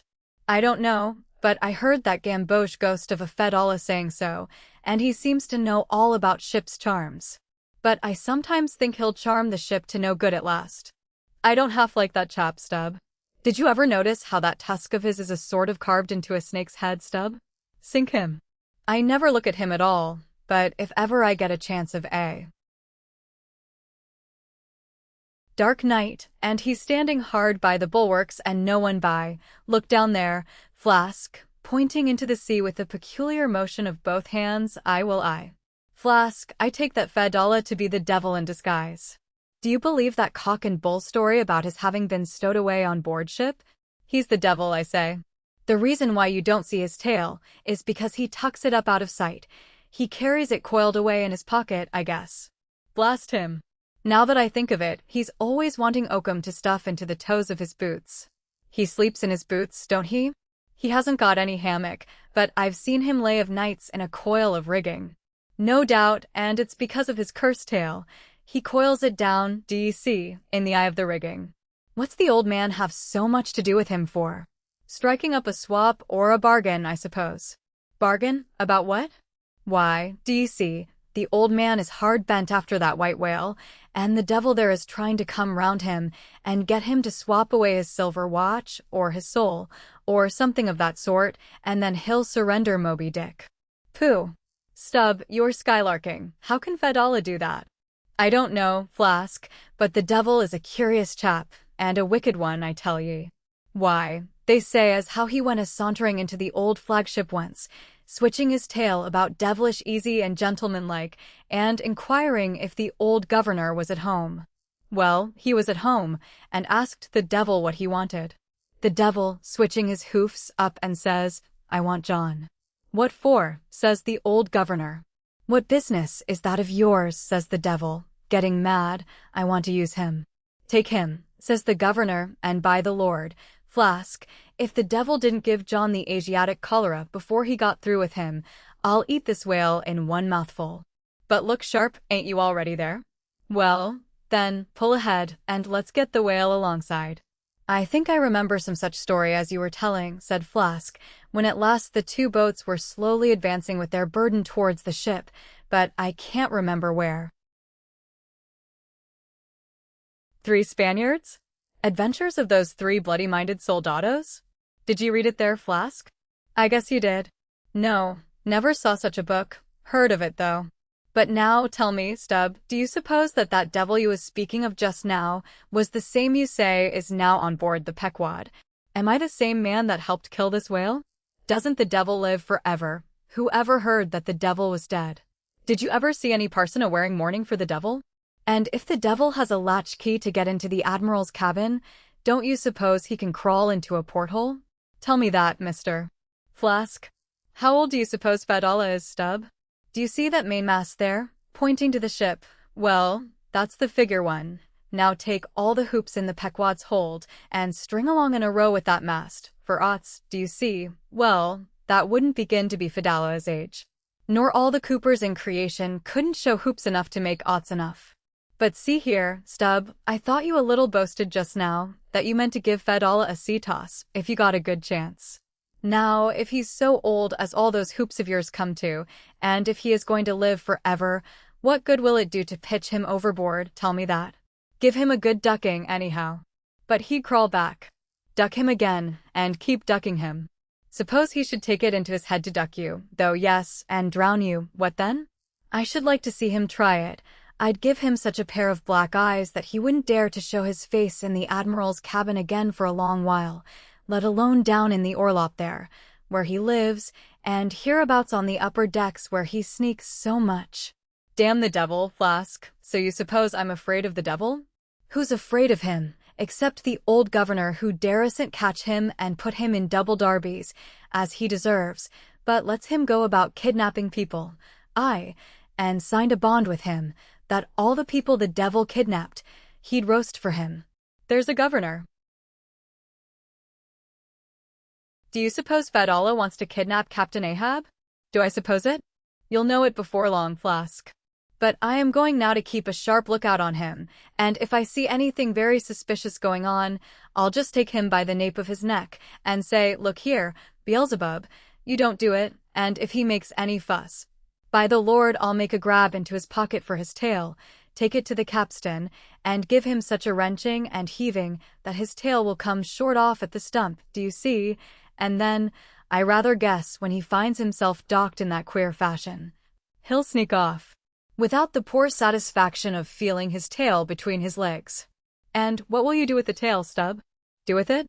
Sell it for an ox whip when we get home. What else? Now, do you mean what you say, and have been saying all along, Stub? Mean or not mean, here we are at the ship. The boats were here hailed, to tow the whale on the larboard side, where fluke chains and other necessaries were already prepared for securing him.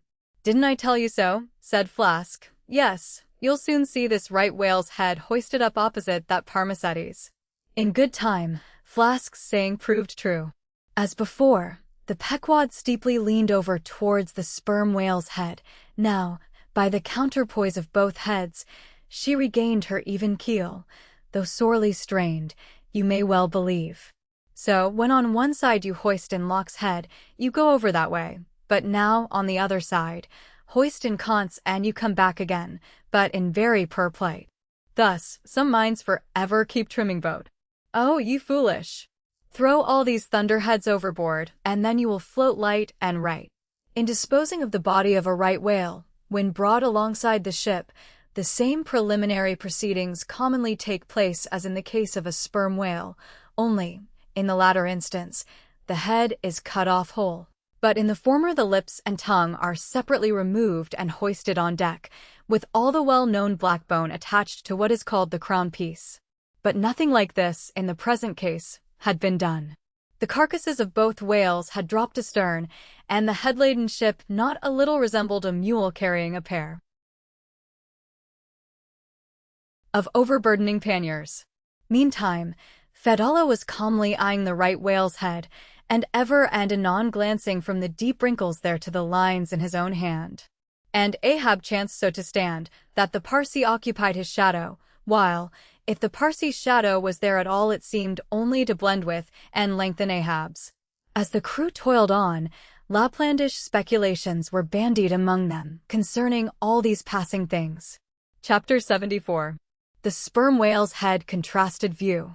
Here now are two great whales, laying their heads together. Let us join them and lay together our own. Of the grand order of folio leviathans, the sperm whale and the right whale are by far the most noteworthy. They are the only whales regularly hunted by man. To the Nantucketer, they present the two extremes of all the known varieties of the whale. As the external difference between them is mainly observable in their heads, and as a head of each is this moment hanging from the Pequod side, and as we may freely go from one to the other by merely stepping across the deck, where, I should like to know, will you obtain a better chance to study practical cetology than here? In the first place, you are struck by the general contrast between these heads. Both are massive enough in all conscience, but there is a certain mathematical symmetry in the sperm whales which the right whale sadly lacks. There is more character in the sperm whale's head. As you behold it, you involuntarily yield the immense superiority to him in point of pervading dignity. In the present instance, too, this dignity is heightened by the pepper and salt color of his head at the summit, giving token of advanced age and large experience. In short, he is what the fishermen technically call a gray-headed whale. Let us now note what is least dissimilar in these heads, namely, the two most important organs, the eye and the ear. Far back on the side of the head, and low down, near the angle of either whale's jaw, if you narrowly search, you will at last see a lashless eye, which you would fancy to be a young colt's eye, so out of all proportion is it to the magnitude of the head. Now, from this peculiar sideway position of the whale's eyes, it is plain that he can never see an object which is exactly ahead, no more than he can one exactly astern. In a word, the position of the whale's eyes corresponds to that of a man's ears, and you may fancy, for yourself, how it would fare with you, did you sideways survey objects through your ears. You would find that you could only command some 30 degrees of vision in advance of the straight sideline of sight, and about 30 more behind it. If your bitterest foe were walking straight towards you, with dagger uplifted in broad day, You would not be able to see him, any more than if he were stealing upon you from behind. In a word, you would have two backs, so to speak, but at the same time also two fronts, side fronts, for what is it that makes the front of a man? What, indeed, but his eyes? Moreover, while in most other animals that I can now think of, the eyes are so planted as imperceptibly to blend their visual power, so as to produce one picture and not two to the brain, the peculiar position of the whale's eyes, effectually divided as they are by many cubic feet of solid head, which towers between them like a great mountain separating two lakes and valleys. This, of course, must wholly separate the impressions which each independent organ imparts. The whale, therefore, must see one distinct picture on this side, and another distinct picture on that side, while all between must be profound darkness and nothingness to him. Man may, in effect, be said to look out on the world from a sentry box with two joined sashes for his window. But with the whale, these two sashes are separately inserted, making two distinct windows, but sadly impairing the view. This peculiarity of the whale's eyes is a thing always to be borne in mind in the fishery, and to be remembered by the reader in some subsequent scenes. A curious and most puzzling question might be started concerning this visual matter as touching the Leviathan. But I must be content with a hint. So long as a man's eyes are open in the light, the act of seeing is involuntary. That is, he cannot then help mechanically seeing whatever objects are before him. Nevertheless, anyone's experience will teach him that though he can take in an undiscriminating sweep of things at one glance, it is quite impossible for him, attentively and completely, to examine any two things, however large or however small, at one and the same instant of time, never mind if they lie side by side and touch each other. But if you now come to separate these two objects and surround each by a circle of profound darkness, then, in order to see one of them, in such a manner as to bring your mind to bear on it, the other will be utterly excluded from your contemporary consciousness. How is it, then, with the whale? True, both his eyes, in themselves, must simultaneously act, but is his brain so much more comprehensive, combining, and subtle than man's, that he can at the same moment of time attentively examine two distinct prospects, one on one side of him, and the other in an exactly opposite direction? If he can, then is it as marvelous a thing in him, as if a man were able simultaneously to go through the demonstrations of two distinct problems in Euclid. Nor, strictly investigated, is there any incongruity in this comparison. It may be but an idle whim, but it has always seemed to me that the extraordinary vacillations of movement displayed by some whales when beset by 3 or 4 boats, the timidity and liability to queer frights, so common to such whales, I think that all this indirectly proceeds from the helpless perplexity of volition, in which their divided and diametrically opposite powers of vision must involve them. But the ear of the whale is full as curious as the eye. If you are an entire stranger to their race, you might hunt over these two heads for hours and never discover that organ. The ear has no external leaf whatever, and into the hole itself you can hardly insert a quill, so wondrously minute is it. It is lodged a little behind the eye. With respect to their ears, this important difference is to be observed between the sperm whale and the right. While the ear of the former has an external opening, that of the latter is entirely and evenly covered over with a membrane, so as to be quite imperceptible from without. Is it not curious that so vast a being as the whale should see the world through so small an eye, and hear the thunder through an ear which is smaller than a hare's? But if his eyes were broad as the lens of Herschel's great telescope, and his ears capacious as the porches of cathedrals, would that make him any longer of sight or sharper of hearing? Not at all.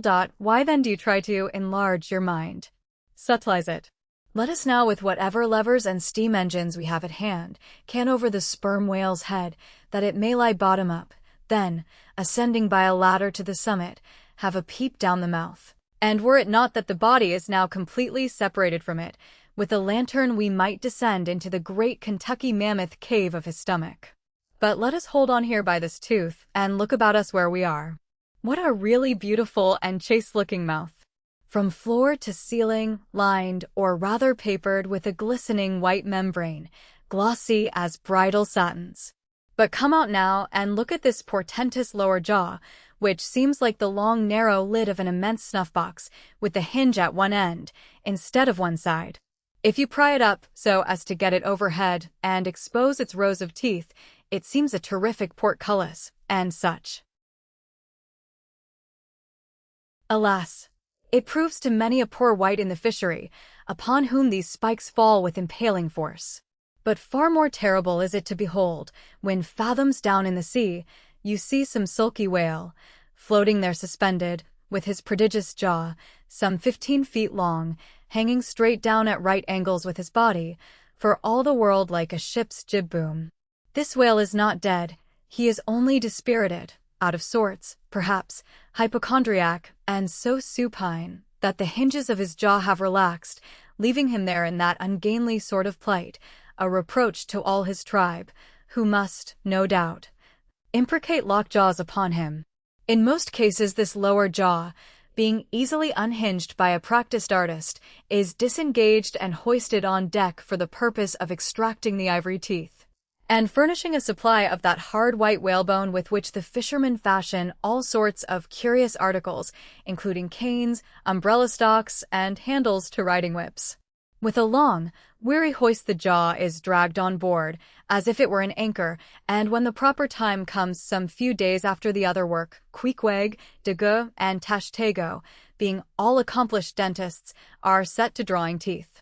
With a keen cutting spade, Queequeg lances the gums, then the jaw is lashed down to ringbolts, and a tackle being rigged from aloft, they drag out these teeth, as Michigan oxen drag stumps of old oaks out of wild woodlands. There are generally 42 teeth in all, in old whales, much worn down, but undecayed, nor filled after our artificial fashion. The jaw is afterwards sawn into slabs and piled away like joists for building houses. Chapter 75. The right whale's head contrasted view. Crossing the deck, let us now have a good long look at the right whale's head. As in general shape the noble sperm whale's head may be compared to a Roman war chariot, especially in front, where it is so broadly rounded, so, at a broad view, the right whale's head bears a rather inelegant resemblance to a gigantic galliot-toed shoe. 200 years ago an old Dutch voyager likened its shape to that of a shoemaker's last. And in this same last or shoe, that old woman of the nursery tale, with the swarming brood, might very comfortably be lodged, she and all her progeny. But as you come nearer to this great head it begins to assume different aspects, according to your point of view. If you stand on its summit and look at these two F-shaped spout holes, you would take the whole head for an enormous bass viol, and these spiracles, the apertures in its sounding board. Then, again, if you fix your eye upon this strange, crested, comb-like incrustation on the top of the mass, this green, barnacled thing, which the Greenlanders call the crown, and the southern fishers the bonnet of the right whale, fixing your eyes solely on this, you would take the head for the trunk of some huge oak, with a bird's nest in its crotch. At any rate, when you watch those live crabs that nestle here on this bonnet, such an idea will be almost sure to occur to you, unless, indeed, your fancy has been fixed by the technical term crown also bestowed upon it, in which case you will take great interest in thinking how this mighty monster is actually a diademed king of the sea, whose green crown has been put together for him in this marvelous manner. But if this whale be a king, he is a very sulky-looking fellow to grace a diadem. Look at that hanging lower lip. What a huge sulk and pout is there! A sulk and pout, by carpenter's measurement, about 20 feet long and 5 feet deep, a sulk and pout that will yield you some 500 gallons of oil and more. A great pity, now, that this unfortunate whale should be hair-lipped. The fissure is about a foot across. Probably the mother during an important interval was sailing down the Peruvian coast, when earthquakes caused the beach to gape. Over this lip, as over a slippery threshold, we now slide into the mouth. Upon my word, were I at Mackinac, I should take this to be the inside of an Indian wigwam. Good Lord! Is this the road that Jonah went? The roof is about 12 feet high and runs to a pretty sharp angle, as if there were a regular ridgepole there, while these ribbed, arched, hairy sides present us with those wondrous, half-vertical, cimeter-shaped slats of whalebone, say 300 on a side, which, depending from the upper part of the head or crown bone, form those Venetian blinds which have elsewhere been cursorily mentioned. The edges of these bones are fringed with hairy fibers, through which the right whale strains the water, and in whose intricacies he retains the small fish. When open-mouthed he goes through the seas of brit in feeding time. In the central blinds of bone, as they stand in their natural order, there are certain curious marks, curves, hollows, and ridges, whereby some whalemen calculate the creature's age, as the age of an oak by its circular rings. Though the certainty of this criterion is far from demonstrable, yet it has the savor of analogical probability. At any rate, if we yield to it, we must grant a far greater age to the right whale than at first glance will seem reasonable. In old times, there seem to have prevailed the most curious fancies concerning these blinds. One voyager in Purchas calls them the wondrous whiskers inside of the whale's mouth, * another, hog's bristles. A third old gentleman in Hakluyt uses the following elegant language. There are about 250 fins growing on each side of his upper _chop_, which arch over his tongue on each side of his mouth. This reminds us that the right whale really has a sort of whisker, or rather a mustache, consisting of a few scattered white hairs on the upper part of the outer end of the lower jaw. Sometimes these tufts impart a rather brigandish expression to his otherwise solemn countenance. As everyone knows, these same hog's bristles, fins, whiskers, blinds, or whatever you please, furnish to the ladies their busks and other stiffening contrivances. But in this particular, the demand has long been on the decline. It was in Queen Anne's time that the bone was in its glory, the farthingale being then all the fashion. And as those ancient dames moved about gaily, though in the jaws of the whale, as you may say, even so, in a shower, with the like thoughtlessness, do we nowadays fly under the same jaws for protection, the umbrella being a tent spread over the same bone. But now forget all about blinds and whiskers for a moment, and, standing in the right whale's mouth, look around you afresh. Seeing all these colonnades of bones so methodically ranged about, would you not think you were inside of the great Haarlem organ and gazing upon its 1,000 pipes? For a carpet to the organ we have a rug of the softest turkey, the tongue, which is glued, as it were, to the floor of the mouth. It is very fat and tender, and apt to tear in pieces in hoisting it on deck. This particular tongue now before us, at a passing glance I should say it was a 6-barreler, that is, it will yield you about that amount of oil. Ere this, you must have plainly seen the truth of what I started with, that the sperm whale and the right whale have almost entirely different heads. To sum up, then, in the right whales there is no great well of sperm, no ivory teeth at all, no long, slender mandible of a lower jaw, like the sperm whales. Nor in the sperm whale are there any of those blinds of bone, no huge lower lip, and scarcely anything of a tongue. Again, the right whale has 2 external spout holes, the sperm whale only 1. Look your last, now, on these venerable hooded heads, while they yet lie together, for one will soon sink, unrecorded, in the sea, the other will not be very long in following. Can you catch the expression of the sperm whales there? It is the same he died with, only some of the longer wrinkles in the forehead seem now faded away. I think his broad brow to be full of a prairie-like placidity, born of a speculative indifference as to death. But mark the other head's expression. See that amazing lower lip, pressed by accident against the vessel's side, so as firmly to embrace the jaw. Does not this whole head seem to speak of an enormous practical resolution in facing death?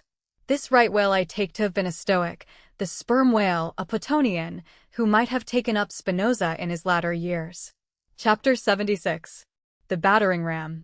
Ere quitting, for the nonce, the sperm whale's head, I would have you, as a sensible physiologist, simply, particularly remark its front aspect, in all its compacted collectedness. I would have you investigate it now with the sole view of forming to yourself some unexaggerated, intelligent estimate of whatever battering ram power may be lodged there. Here is a vital point, for you must either satisfactorily settle this matter with yourself, or forever remain an infidel as to one of the most appalling, but not the less true events, perhaps anywhere to be found in all recorded history. You observe that in the ordinary swimming position of the sperm whale, the front of his head presents an almost wholly vertical plane to the water.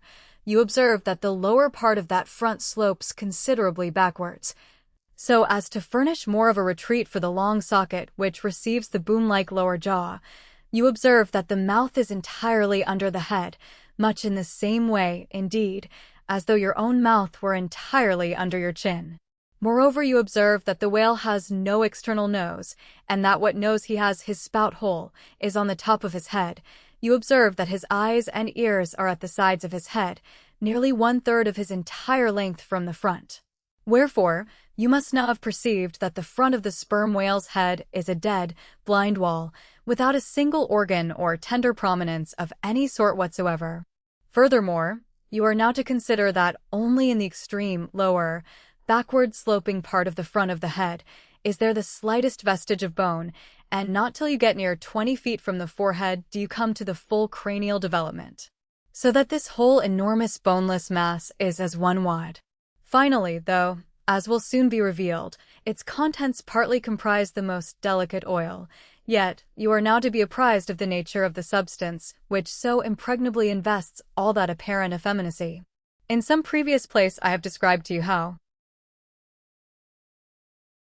the blubber wraps the body of the whale, as the rind wraps an orange.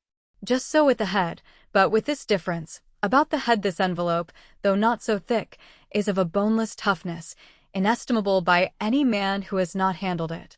The severest pointed harpoon, the sharpest lance darted by the strongest human arm, impotently rebounds from it. It is as though the forehead of the sperm whale were paved with horses' hoofs. I do not think that any sensation lurks in it. Bethink yourself also of another thing. When two large, loaded Indiamen chance to crowd and crush towards each other in the docks, what do the sailors do? They do not suspend between them, at the point of coming contact, any merely hard substance, like iron or wood. No, they hold there a large, round wad of tow and cork, enveloped in the thickest and toughest of oxhide. That bravely and uninjured takes the jam which would have snapped all their oaken handspikes and iron crowbars. By itself this sufficiently illustrates the obvious fact I drive at.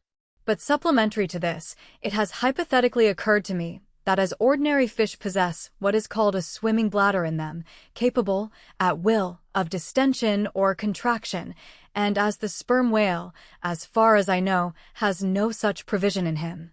Considering, too, the otherwise inexplicable manner in which he now depresses his head altogether beneath the surface and anon swims with it high elevated out of the water, considering the unobstructed elasticity of its envelope, considering the unique interior of his head, it has hypothetically occurred to me, I say, that those mystical lung-celled honeycombs there may possibly have some hitherto unknown and unsuspected connection with the outer air, so as to be susceptible to atmospheric distension and contraction. If this be so, fancy the irresistibleness of that might, to which the most impalpable and destructive of all elements contributes. Now mark. Unerringly impelling this dead, impregnable, uninjurable wall, and this most buoyant thing within, there swims behind it all a mass of tremendous life, only to be adequately estimated as piled wood is by the cord, and all obedient to one volition, as the smallest insect. So that when I shall hereafter detail to you all the specialties and concentrations of potency everywhere lurking in this expansive monster, when I shall show you some of his more inconsiderable braining feats, I trust you will have renounced all ignorant incredulity, and be ready to abide by this, that though the sperm whale stove a passage through the Isthmus of Darien and mixed the Atlantic with the Pacific, you would not elevate one hair of your eyebrow. For unless you own the whale, you are but a provincial and sentimentalist in truth. But clear truth is a thing for salamander giants only to encounter. How small the chances for the provincials! Then, what befell the weakling youth lifting the dread goddess's veil at Lays? Chapter 77. The Great Heidelberg Tun. Now comes the bailing of the case. But to comprehend it aright, you must know something of the curious internal structure of the thing operated upon. Regarding the sperm whale's head as a solid oblong, you may, on an inclined plane, sideways divide it into two coins, asterisk whereof the lower is the bony structure, forming the cranium and jaws, and the upper an unctuous mass wholly free from bones. Its broad forward end forming the expanded vertical apparent forehead of the whale. At the middle of the forehead horizontally subdivide this upper coin, and then you have two almost equal parts, which before were naturally divided by an internal wall of a thick tendinous substance. Asterisk coin is not a Euclidean term. It belongs to the pure nautical mathematics. I know not that it has been defined before. A coin is a solid which differs from a wedge in having its sharp end formed by the steep inclination of one side, instead of the mutual tapering of both sides. The lower subdivided part, called the junk, is one immense honeycomb of oil, formed by the crossing and recrossing into 10,000 infiltrated cells of tough elastic white fibers throughout its whole extent. The upper part, known as the case, may be regarded as the great Heidelberg tun of the sperm whale. And as that famous great tierce is mystically carved in front, so the whale's vast plated forehead forms innumerable strange devices for the emblematical adornment of his wondrous tun. Moreover, as that of Heidelberg was always replenished with the most excellent of the wines of the Rhenish valleys, so the tun of the whale contains by far the most precious of all his oily vintages, namely, the highly prized spermaceti, in its absolutely pure, limpid, and odoriferous state. Nor is this precious substance found unalloyed in any other part of the creature. Though in life it remains perfectly fluid, yet, upon exposure to the air after death, it soon begins to concrete, sending forth beautiful crystalline shoots, as when the first thin delicate ice is just forming in water.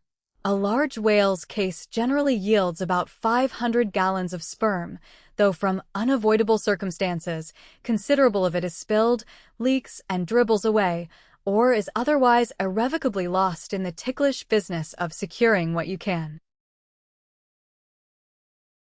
I know not with what fine and costly material the Heidelberg tun was coated within, but in superlative richness that coating could not possibly have compared with the silken pearl-colored membrane, like the lining of a fine pelisse, forming the inner surface of the sperm whale's case. It will have been seen that the Heidelberg tun of the sperm whale embraces the entire length of the entire top of the head, and since, as has been elsewhere set forth, the head embraces 1/3 of the whole length of the creature, then setting that length down at 80 feet for a good-sized whale, you have more than 26 feet for the depth of the tun, when it is lengthwise hoisted up and down against a ship's side. As in decapitating the whale, the operator's instrument is brought close to the spot where an entrance is subsequently forced into the spermaceti magazine. He has, therefore, to be uncommonly heedful, lest a careless, untimely stroke should invade the sanctuary and wastingly let out its invaluable contents. It is this decapitated end of the head, also, which is at last elevated out of the water and retained in that position by the enormous cutting tackles, whose hempen combinations, on one side, make quite a wilderness of ropes in that quarter. Thus much being said, attend now, I pray you, to that marvelous and, in this particular instance, almost fatal operation whereby the sperm whale's great Heidelberg tun is tapped. Chapter 78. Cistern and Buckets. Nimble as a cat, Tashtego mounts aloft, and without altering his erect posture, runs straight out upon the overhanging mainyard arm, to the part where it exactly projects over the hoisted tun. He has carried with him a light tackle called a whip, consisting of only 2 parts, traveling through a single-sheaved block. Securing this block so that it hangs down from the yardarm, he swings one end of the rope, till it is caught and firmly held by a hand on deck. Then, hand over hand, down the other part, the Indian drops through the air, till dexterously he lands on the summit of the head. There, still high elevated above the rest of the company, to whom he vivaciously cries, he seems some Turkish muezzin calling the good people to prayers from the top of a tower. A short-handled sharp spade being sent up to him, he diligently searches for the proper place to begin breaking into the tun. In this business, he proceeds very heedfully, like a treasure hunter in some old house, sounding the walls to find where the gold is massoned in. By the time this cautious search is over, a stout iron-bound bucket, precisely like a well bucket, has been attached to one end of the whip, while the other end, being stretched across the deck, is there held by 2 or 3 alert hands. These last now hoist the bucket within grasp of the Indian, to whom another person has reached up a very long pole. Inserting this pole into the bucket, Tashtego downward guides the bucket into the tun, till it entirely disappears, then giving the word to the seaman at the whip, up comes the bucket again, all bubbling like a dairy-maid's pail of new milk. Carefully lowered from its height, the full-freighted vessel is caught by an appointed hand and quickly emptied into a large tub. Then remounting aloft, it again goes through the same round until the deep cistern will yield no more. Towards the end, Tashtego has to ram his long pole harder and harder, and deeper into the tun, until some 20 feet of the pole have gone down. Now, the people of the Pequod had been bailing some time in this way. Several tubs had been filled with the fragrant sperm, when all at once a queer accident happened. Whether it was that Tashtego, that wild Indian, was so heedless and reckless as to let go for a moment his one-handed hold on the great cabled tackles suspending the head, or whether the place where he stood was so treacherous and oozy, or whether the evil one himself would have it to fall out so, without stating his particular reasons. How it was exactly, there is no telling now, but on a sudden, as the 80th or 90th bucket came suckingly up, my God! Poor Tashtego, like the twin reciprocating bucket in a veritable well, dropped head foremost down into this great tun of Heidelberg, and with a horrible oily gurgling, went clean out of sight. "Man overboard!" cried Dago, who amid the general consternation first came to his senses. "Swing the bucket this way," and putting one foot into it, so as the better to secure his slippery handhold on the whip itself, the hoisters ran him high up to the top of the head, almost before Tashtego could have reached its interior bottom. Meantime, there was a terrible tumult. Looking over the side, they saw the before lifeless head throbbing and heaving just below the surface of the sea, as if that moment seized with some momentous idea. Whereas it was only the poor Indian unconsciously revealing by those struggles the perilous depth to which he had sunk. At this instant, while Dago, on the summit of the head, was clearing the whip, which had somehow got foul of the great cutting tackles, a sharp cracking noise was heard, and to the unspeakable horror of all, one of the 2 enormous hooks suspending the head tore out, and with a vast vibration the enormous mast sideways swung, till the drunk ship reeled and shook as if smitten by an iceberg. The one remaining hook, upon which the entire strain now depended, seemed every instant to be on the point of giving way, an event still more likely from the violent motions of the head. Come down," yelled the seaman to Dago, but with one hand holding on to the heavy tackles, so that if the head should drop, he would still remain suspended. The negro, having cleared the foul line, rammed down the bucket into the now collapsed well, meaning that the buried harpooner should grasp it, and so be hoisted out. "In heaven's name, man," cried Stubb, "are you ramming home a cartridge there? Avast! How will that help him, jamming that iron-bound bucket on top of his head? Avast, will ye? Stand clear of the tackle," cried a voice like the bursting of a rocket.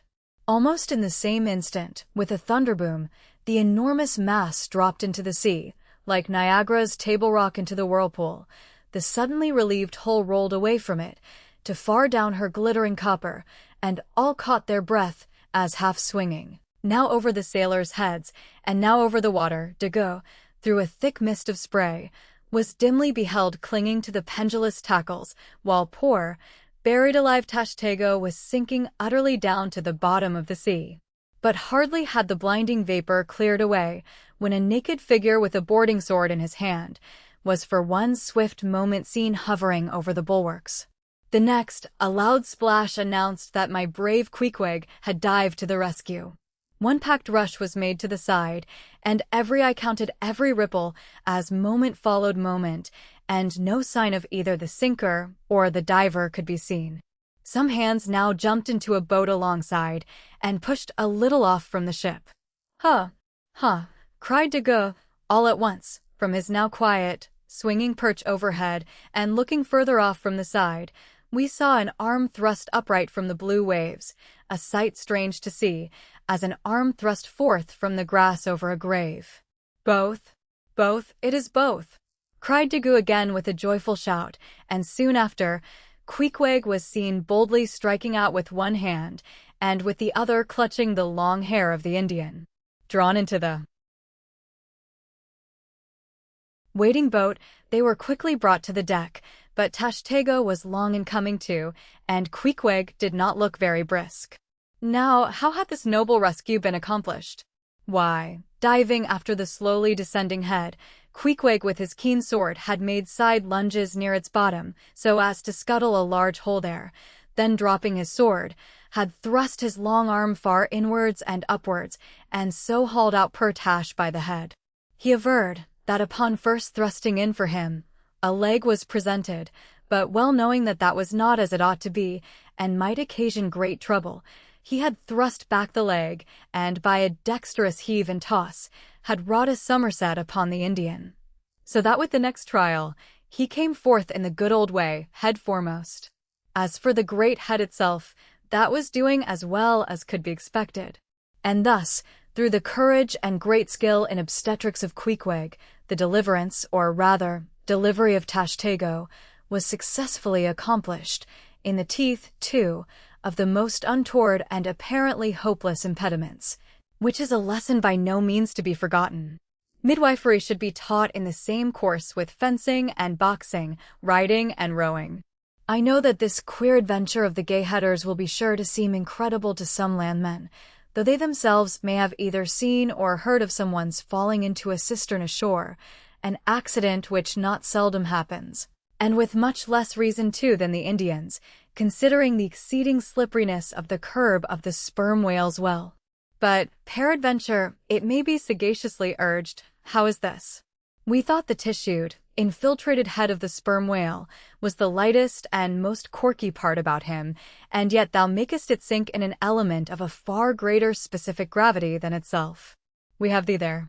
Not at all, but I have ye, for at the time poor Tash fell in, the case had been nearly emptied of its lighter contents, leaving little but the dense tendinous wall of the well, a double-welded, hammered substance, as I have before said, much heavier than the sea-water, and a lump of which sinks in it like lead almost. But the tendency to rapid sinking in this substance was in the present instance materially counteracted by the other parts of the head remaining undetached from it, so that it sank very slowly and deliberately indeed, affording Queequeg a fair chance for performing his agile obstetrics on the run, as you may say. Yes, it was a running delivery, so it was. Now, had Tashtego perished in that head, it had been a very precious perishing, smothered in the very whitest and daintiest of fragrant spermaceti, coffined, hearsed, and tombed in the secret inner chamber and sanctum sanctorum of the whale. Only one sweeter end can readily be recalled, the delicious death of an Ohio honey hunter, who, seeking honey in the crotch of a hollow tree, found such exceeding store of it, that leaning too far over, it sucked him in, so that he died embalmed. How many, think ye, have likewise fallen into Plato's honey head, and sweetly perished there? Chapter 79. The Prairie. To scan the lines of his face, or feel the bumps on the head of this leviathan, this is a thing which no physiognomist or phrenologist has as yet undertaken. Such an enterprise would seem almost as hopeful as for Lavater to have scrutinized the wrinkles on the rock of Gibraltar, or for Gaul to have mounted a ladder and manipulated the dome of the Pantheon. Still, in that famous work of his, Lavater not only treats of the various faces of men, but also attentively studies the faces of horses, birds, serpents, and fish, and dwells in detail upon the modifications of expression discernible therein. Nor have Gall and his disciple Spurzheim failed to throw out some hints touching the phrenological characteristics of other beings than man. Therefore, though I am but ill-qualified for a pioneer in the application of these two semi-sciences to the whale, I will do my endeavor. I try all things, I achieve what I can. Physiognomically regarded, the sperm whale is an anomalous creature. He has no proper nose. And since the nose is the central and most conspicuous of the features, and since it perhaps most modifies and finally controls their combined expression, hence it would seem that its entire absence, as an external appendage, must very largely affect the countenance of the whale. For as in landscape gardening, a spire, cupola, monument, or tower of some sort, is deemed almost indispensable to the completion of the scene, so no face can be physiognomically in keeping without the elevated openwork belfry of the nose. Dash the nose from Phidias's marble Jove, and what a sorry remainder. Nevertheless, Leviathan is of so mighty a magnitude, all his proportions are so stately, that the same deficiency which in the sculptured Jove were hideous, in him is no blemish at all. Nay, it is an added grandeur. A nose to the whale would have been impertinent. As on your physiognomical voyage you sail round his vast head in your jolly boat, your noble conceptions of him are never insulted by the reflection that he has a nose to be pulled. A pestilent conceit, which so often will insist upon obtruding even when beholding the mightiest. Royal beetle on his throne. In some particulars, perhaps the most imposing physiognomical view to be had of the sperm whale is that of the full front of his head. This aspect is sublime. In thought, a fine human brow is like the east when troubled with the morning. In the repose of the pasture, the curled brow of the bull has a touch of the grand in it. Pushing heavy cannon up mountain defiles, the elephant's brow is majestic. Human or animal, the mystical brow is as that great golden seal affixed by the German emperors to their decrees. It signifies God, done this day by my hand. But in most creatures, nay in man himself, very often the brow is but a mere strip of alpine land lying along the snow line. Few are the foreheads which, like Shakespeare's or Melanchthon's, rise so high and descend so low that the eyes themselves seem clear, eternal, tideless mountain lakes, and all above them in the forehead's wrinkles, you seem to track the antlered thoughts descending there to drink, as the Highland hunters track the snow prints of the deer. But in the great sperm whale, this high and mighty godlike dignity inherent in the brow is so immensely amplified that, gazing on it, in that full front view, you feel the deity and the dread powers more forcibly than in beholding any other object in living nature.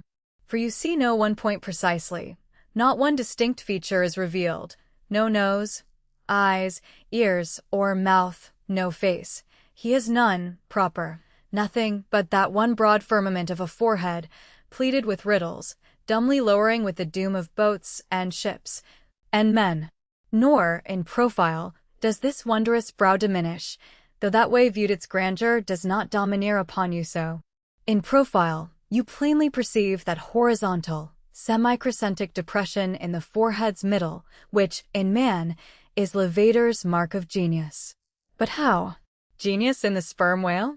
Has the sperm whale ever written a book, spoken a speech? No, his great genius is declared in his doing nothing particular to prove it. It is moreover declared in his pyramidical silence. And this reminds me that had the great sperm whale been known to the young Orient world, he would have been deified by their child Magian thoughts. They deified the crocodile of the Nile because the crocodile is tongueless and the sperm whale has no tongue, or at least it is so exceedingly small as to be incapable of protrusion.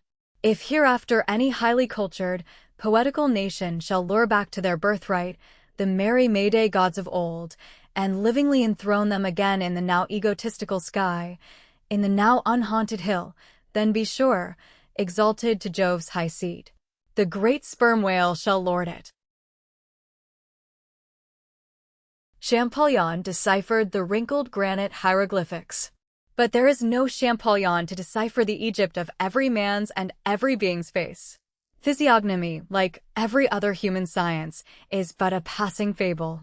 If then, Sir William Jones, who read in 30 languages, could not read the simplest peasant's face in its profounder and more subtle meanings, how may unlettered Ishmael hope to read the awful Chaldee of the sperm whale's brow? I but put that brow before you. Read it if you can. Chapter 80. The Nut. If the sperm whale be physiognomically a sphinx, to the phrenologist his brain seems that geometrical circle which it is impossible to square. In the full-grown creature the skull will measure at least 20 feet in length. Unhinge the lower jaw, and the side view of the skull is as the side of a moderately inclined plane resting throughout on a level base. But in life, as we have elsewhere seen, this inclined plane is angularly filled up and almost squared by the enormous superincumbent mass of the junk and sperm. At the high end the skull forms a crater to bed that part of the mass, while under the long floor of this crater, in another cavity seldom exceeding 10 inches in length and as many in depth, reposes the mere handful of this monster's brain. The brain is at least 20 feet from his apparent forehead in life. It is hidden away behind its vast outworks, like the innermost citadel within the amplified fortifications of Quebec. So like a choice casket is it secreted in him, that I have known some whalemen who peremptorily deny that the sperm whale has any other brain than that palpable semblance of one formed by the cubic yards of his sperm magazine. Lying in strange folds, courses, and convolutions, to their apprehensions, it seems more in keeping with the idea of his general might to regard that mystic part of him as the seat of his intelligence. It is plain, then, that phrenologically the head of this Leviathan, in the creature's living intact state, is an entire delusion. As for his true brain, you can then see no indications of it, nor feel any. The whale, like all things that are mighty, wears a false brow to the common world. If you unload his skull of its spermy heaps and then take a rear view of its rear end, which is the high end, you will be struck by its resemblance to the human skull, beheld in the same situation and from the same point of view. Indeed, place this reverse skull, scaled down to the human magnitude, among a plate of men's skulls, and you would involuntarily confound it with them, and remarking the depressions on one part of its summit, in phrenological phrase you would say, this man had no self-esteem and no veneration. And by those negations, considered along with the affirmative fact of his prodigious bulk and power, you can best form to yourself the truest, though not the most exhilarating conception of what the most exalted potency is. But if from the comparative dimensions of the whale's proper brain you deem it incapable of being adequately charted, then I have another idea for you. If you attentively regard almost any quadruped spine, you will be struck with the resemblance of its vertebrae to a strung necklace of dwarf skulls, all bearing rudimental resemblance to the skull proper. It is a German conceit that the vertebrae are absolutely undeveloped skulls. But the curious external resemblance, I take it the Germans were not the first men to perceive. A foreign friend once pointed it out to me, in the skeleton of a foe he had slain, and with the vertebrae of which he was inlaying, in a sort of basso-relievo, the beaked prow of his canoe. Now, I consider that the phrenologists have omitted an important thing in not pushing their investigations from the cerebellum through the spinal canal. For I believe that much of a man's character will be found betokened in his backbone. I would rather feel your spine than your skull, whoever you are. A thin joist of a spine never yet upheld a full and noble soul. I rejoice in my spine, as in the firm audacious staff of that flag which I fling half out to the world. Apply this spinal branch of phrenology to the sperm whale. His cranial cavity is continuous with the first neck vertebra, and in that vertebra the bottom of the spinal canal will measure 10 inches across, being 8 in height and of a triangular figure with the base downwards. As it passes through the remaining vertebrae, the canal tapers in size, but for a considerable distance remains of large capacity. Now, of course, this canal is filled with much the same strangely fibrous substance, the spinal cord, as the brain, and directly communicates with the brain. And what is still more, for many feet after emerging from the brain's cavity, the spinal cord remains of an undecreasing girth, almost equal to that of the brain. Under all these circumstances, would it be unreasonable to survey and map out the whale's spine phrenologically? For, viewed in this light, the wonderful comparative smallness of his brain proper is more than compensated by the wonderful comparative magnitude of his spinal cord. But leaving this hint to operate as it may with the phrenologists, I would merely assume the spinal theory for a moment, in reference to the sperm whale's hump. This august hump, if I mistake not, rises over one of the larger vertebrae, and is, therefore, in some sort, the outer convex mold of it. From its relative situation, then, I should call this high hump the organ of firmness or indomitableness in the sperm whale. And that the great monster is indomitable, you will yet have reason to know. Chapter 81. The Pequod meets the Virgin. The predestinated day arrived, and we duly met the ship Jungfrau, Derrick de Deer, master of Bremen. At one time the greatest whaling people in the world, the Dutch and Germans are now among the least, but here and there at very wide intervals of latitude and longitude, you still occasionally meet with their flag in the Pacific. For some reason, the Jungfrau seemed quite eager to pay her respects. While yet some distance from the Pequod, she rounded to, and dropping a boat, her captain was impelled towards us, impatiently standing in the bows instead of the stern. "What has he in his hand there?" cried Starbuck, pointing to something wavingly held by the German. "Impossible, a lamp feeder." "Not that," said Stubb. No, it's a coffee pot, mister." "Starbuck, he's coming off to make us our coffee, is the Yarman. Don't you see that big tin can there alongside of him? That's his boiling water." "Oh, he's all right, is the Yarman." "Go along with you," cried Flask. "It's a lamp feeder and an oil can.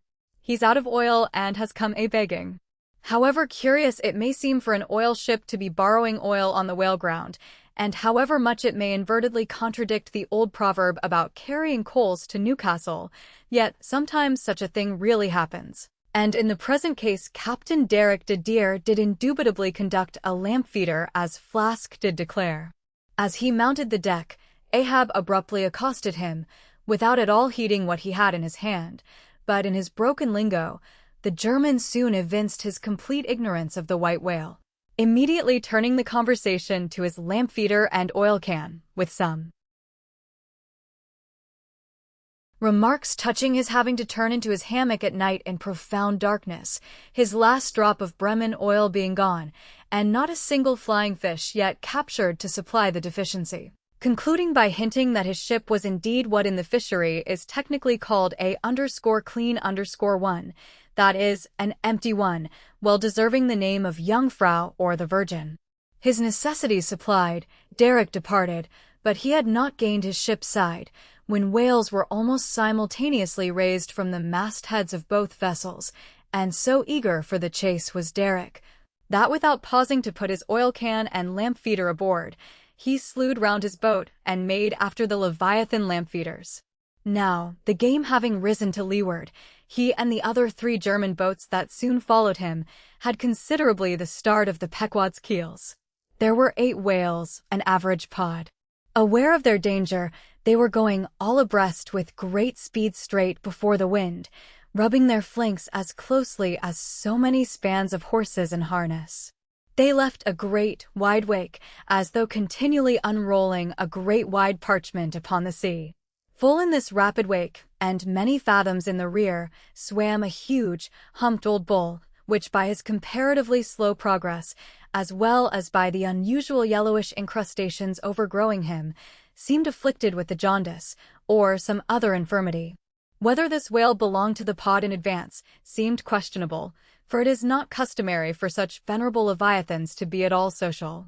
Nevertheless, he stuck to their wake, though indeed their backwater must have retarded him, because the whitebone or swell at his broad muzzle was a dashed one, like the swell formed when 2 hostile currents meet. His spout was short, slow, and laborious, coming forth with a choking sort of gush, and spending itself in torn shreds, followed by strange subterranean commotions in him, which seemed to have egress at his other buried extremity, causing the waters behind him to upbubble. "Who's got some paregoric?" said Stubb. "He has the stomachache, I'm afraid." "Lord, think of having half an acre of stomachache." "Adverse winds are holding mad Christmas in him, boys. It's the first foul wind I ever knew to blow from astern, but look, did ever whale yaw so before? It must be, he's lost his tiller." As an overladen Indiaman bearing down the Hindostan coast with a deck-load of frightened horses, careens, berries, rolls, and wallows on her way, so did this old whale heave his aged bulk, and now and then partly turning over on his cumbrous rib ends, exposed the cause of his devious wake in the unnatural stump of his starboard fin. Whether he had lost that fin in battle, or had been born without it, it were hard to say. "Only wait a bit, old chap, and I'll give ye a sling for that wounded arm," cried cruel Flask, pointing to the whale line near him. "Mind he don't sling thee with it," cried Starbuck. "Give way, or the German will have him." With one intent all the combined rival boats were pointed for this one fish, because not only was he the largest, and therefore the most valuable whale, but he was nearest to them, and the other whales were going with such great velocity, moreover, as almost to defy pursuit for the time. At this juncture, the Pequod's keels had shot by the 3 German boats last lowered, but from the great start he had had, Derek's boat still led the chase, though every moment neared by his foreign rivals. The only thing they feared was that from being already so nigh to his mark, he would be enabled to dart his iron before they could completely overtake and pass him. As for Derek, he seemed quite confident that this would be the case, and occasionally with a deriding gesture shook his lamp-feeder at the other boats.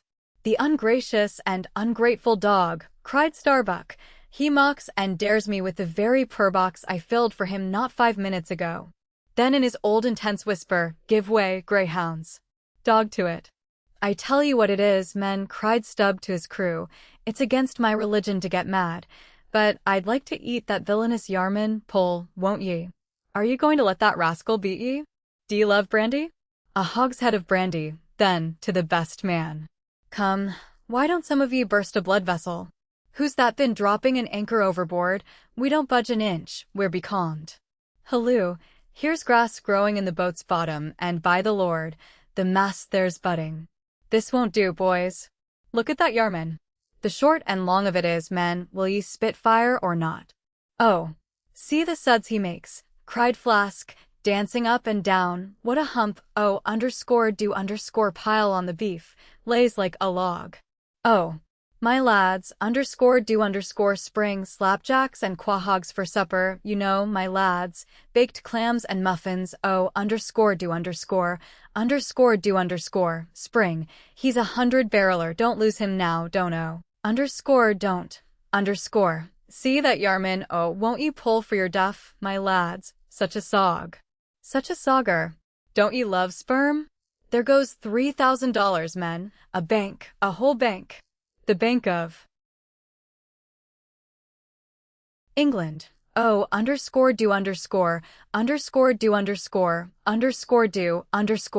What's that Yarman about now?" At this moment Derek was in the act of pitching his lamp-feeder at the advancing boats, and also his oil can, perhaps with the double view of retarding his rival's way, and at the same time economically accelerating his own by the momentary impetus of the backward toss. "The unmannerly Dutch dogger," cried Stubb. "Pull now, men, like 50,000 line-of-battleship loads of red-haired devils. What d'ye say, Tashtego? Are you the man to snap your spine in 22 pieces for the honor of old Gayhead? What d'ye say?" "I say, pull like goddamn," cried the Indian. Fiercely, but evenly incited by the taunts of the German, the Pequod's 3 boats now began ranging almost abreast, and, so disposed, momentarily neared him. In that fine, loose, chivalrous attitude of the headsman when drawing near to his prey, the 3 mates stood up proudly, occasionally backing the after-oarsman with an exhilarating cry of, "There she slides, now. Hurrah for the white ash breeze. Down with the Yarman. Sail over him." But so decided an original start had Derek had that, spite of all their gallantry, he would have proved the victor in this race, had not a righteous judgment descended upon him in a crab which caught the blade of his midship oarsman. While this clumsy lubber was striving to free his white ash, and while, in consequence, Derek's boat was nigh to capsizing, and he thundering away at his men in a mighty rage, that was a good time for Starbuck, Stubb, and Flask.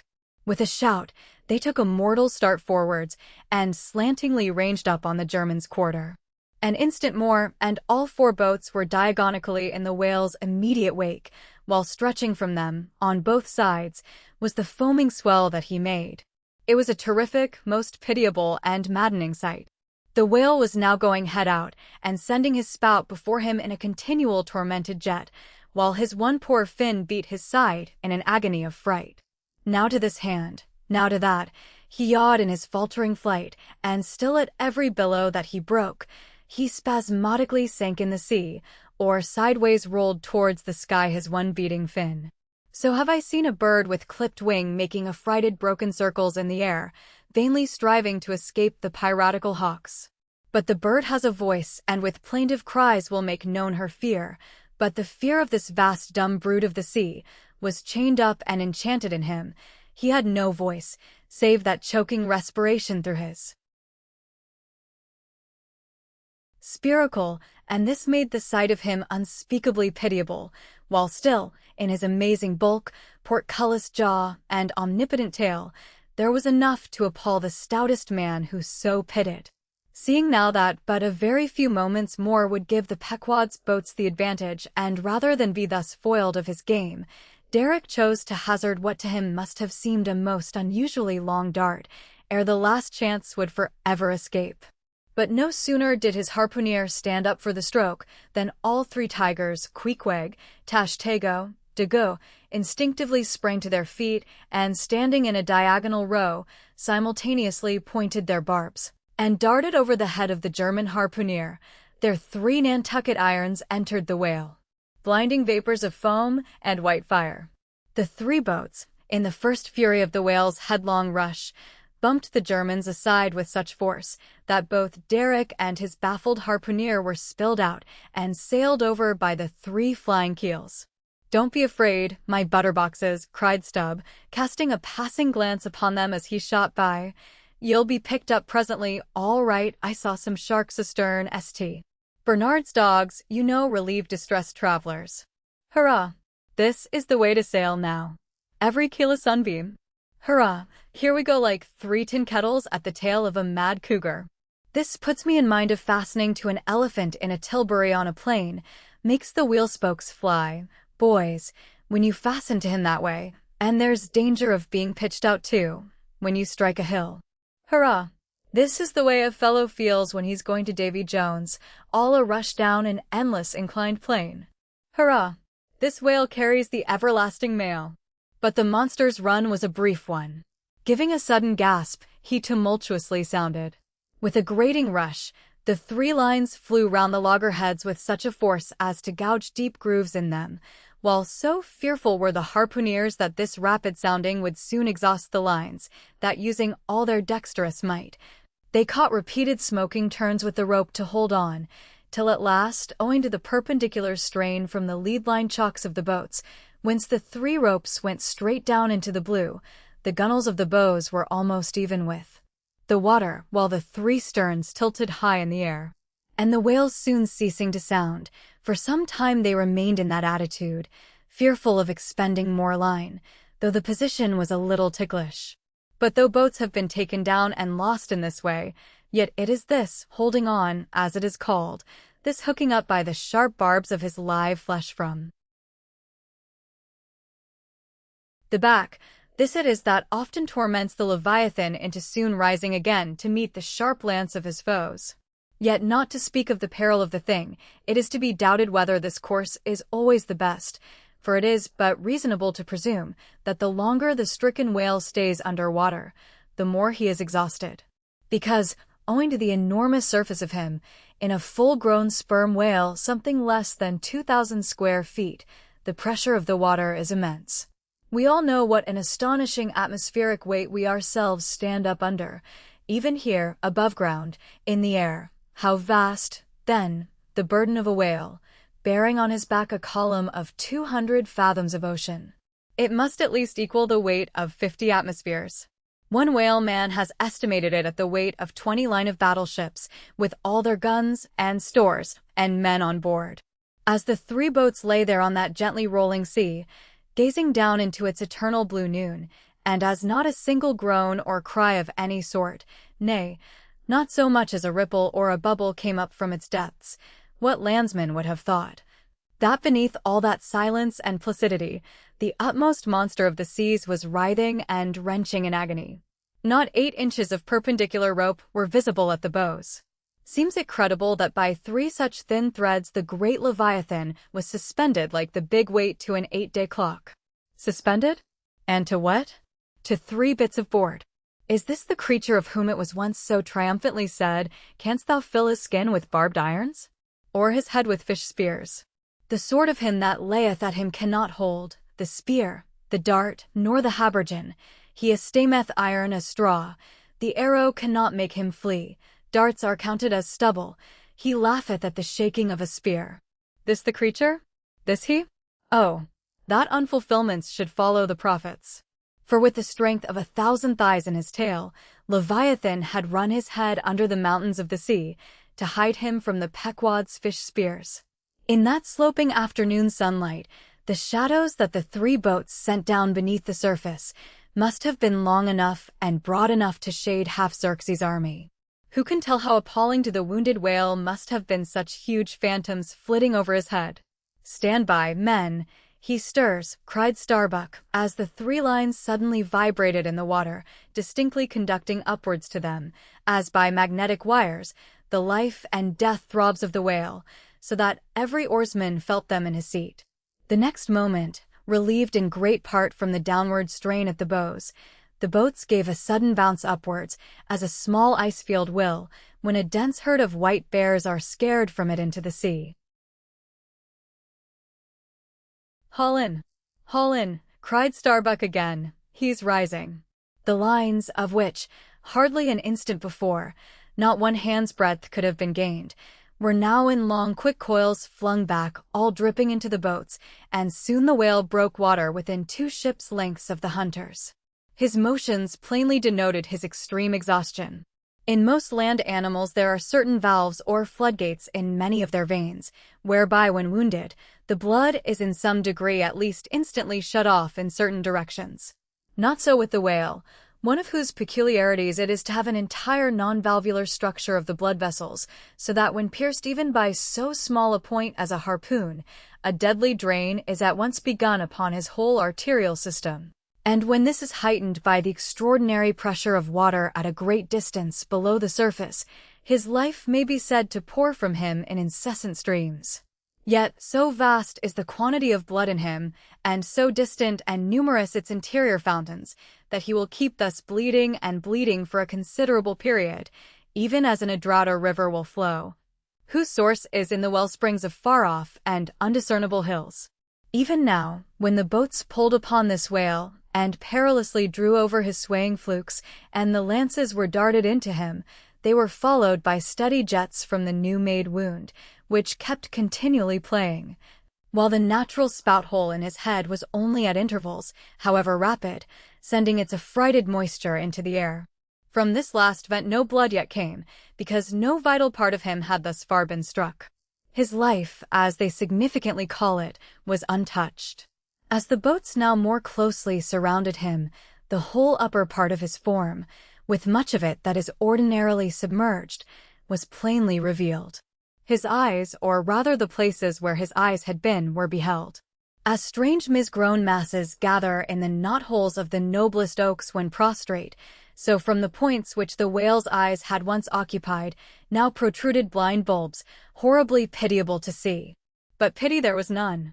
For all his old age, and his one arm, and his blind eyes, he must die the death and be murdered, in order to light the gay bridals and other merry-makings of men, and also to illuminate the solemn churches that preach unconditional inoffensiveness by all to all. Still rolling in his blood, at last he partially disclosed a strangely discolored bunch or protuberance, the size of a bushel, low down on the flank. "A nice spot," cried Flask. "Just let me prick him there once." "Avast," cried Starbuck, "there's no need of that." But humane Starbuck was too late. At the instant of the dart an ulcerous jet shot from this cruel wound, and goaded by it into more than sufferable anguish, the whale, now spouting thick blood, with swift fury blindly darted at the craft, bespattering them and their glorying crews all over with showers of gore, capsizing Flask's boat and marring the bows. It was his death stroke. For, by this time, so spent was he by loss of blood, that he helplessly rolled away from the wreck he had made, lay panting on his side, impotently flapped with his stumped fin, then over and over slowly revolved like a waning world, turned up the white secrets of his belly, lay like a log, and died. It was most piteous, that last expiring spout. As when by unseen hands the water is gradually drawn off from some mighty fountain, and with half-stifled melancholy gurglings the spray column lowers and lowers to the ground, so the last long-dying spout of the whale. Soon, while the crews were awaiting the arrival of the ship, the body showed symptoms of sinking with all its treasures unrifled. Immediately, by Starbuck's orders, lines were secured to it at different points, so that ere long every boat was a buoy, the sunken whale being suspended a few inches beneath them by the cords. By very heedful management, when the ship drew nigh, The whale was transferred to her side and was strongly secured there by the stiffest fluke chains, for it was plain that unless artificially upheld, the body would at once sink to the bottom. It so chanced that almost upon first cutting into him with the spade, the entire length of a corroded harpoon was found embedded in his flesh, on the lower part of the bunch before described. But as the stumps of harpoons are frequently found in the dead bodies of captured whales, with the flesh perfectly healed around them, and no prominence of any kind to denote their place, therefore, there must needs have been some other unknown reason in the present case fully to account for the ulceration alluded to. But still more curious was the fact of a lance-head of stone being found in him, not far from the buried iron, the flesh perfectly firm about it. Who had darted that stone lance? And when? It might have been darted by some West Indian long before America was discovered. What other marvels might have been rummaged out of this monstrous cabinet there is no telling. But a sudden stop was put to further discoveries by the ships being unprecedentedly dragged over sideways to the sea, owing to the body's immensely increasing tendency to sink. However, Starbuck, who had the ordering of affairs, hung on to it to the last, hung on to it so resolutely, indeed, that when at length the ship would have been capsized, if still persisting in locking arms with the body, then, when the command was given to break clear from it, such was the immovable strain upon the timber heads to which the fluke chains and cables were fastened, that it was impossible to cast them off. Meantime, everything in the Pequod was aslant. To cross to the other side of the deck was like walking up the steep gabled roof of a house. The ship groaned and gasped. Many of the ivory inlayings of her bulwarks and cabins were started from their places by the unnatural dislocation. In vain handspikes and crows were brought to bear upon the immovable fluke chains to pry them adrift from the timber heads, and so low had the whale now settled that the submerged ends could not be at all approached, while every moment whole tons of ponderosity seemed added to the sinking bulk, and the ship seemed on the point of going over. Hold on, won't ye?" cried Stubb to the body. "Don't be in such a devil of a hurry to sink. By thunder, men, we must do something or go for it.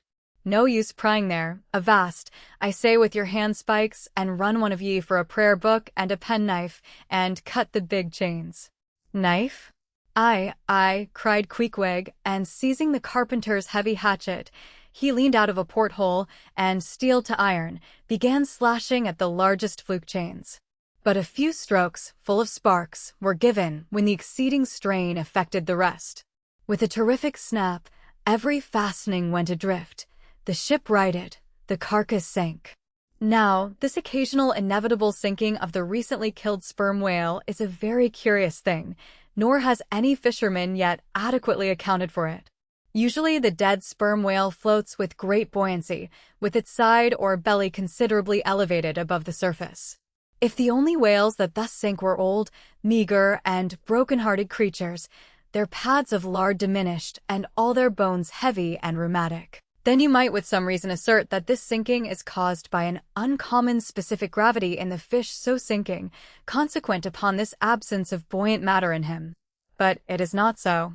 For young whales, in the highest health and swelling with noble aspirations, prematurely cut off in the warm flush and May of life, with all their panting lard about them, even these brawny, buoyant heroes do sometimes sink. Be it said, however, that the sperm whale is far less liable to this accident than any other species. Where one of that sort go down, 20 right whales do. This difference in the species is no doubt imputable in no small degree to the greater quantity of bone in the right whale, his Venetian blinds alone sometimes weighing more than a ton.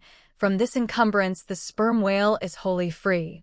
But there are instances where, after the lapse of many hours or several days, the sunken whale again rises, more buoyant than in life. But the reason of this is obvious. Gases are generated in him. He swells to a prodigious magnitude, becomes a sort of animal balloon. A line of battleship could hardly keep him under then. In the shore whaling on soundings among the bays of New Zealand, when a right whale gives token of sinking, they fasten buoys to him, with plenty of rope, so that when the body has gone down, they know where to look for it when it shall have ascended again. It was not long after the sinking of the body that a cry was heard from the Pequod's mastheads, announcing that the Jungfrau was again lowering her boats, though the only spout in sight was that of a finback, belonging to the species of uncapturable whales, because of its incredible power of swimming. Nevertheless, the finback spout is so similar to the sperm whales that by unskillful fishermen it is often mistaken for it. And consequently Derek and all his host were now in valiant chase of this unnearable brute. The Virgin crowding all sail, made after her 4 young keels, and thus they all disappeared far to leeward, still in bold, hopeful chase. Oh, many are the finbacks and many are the Derricks, my friend.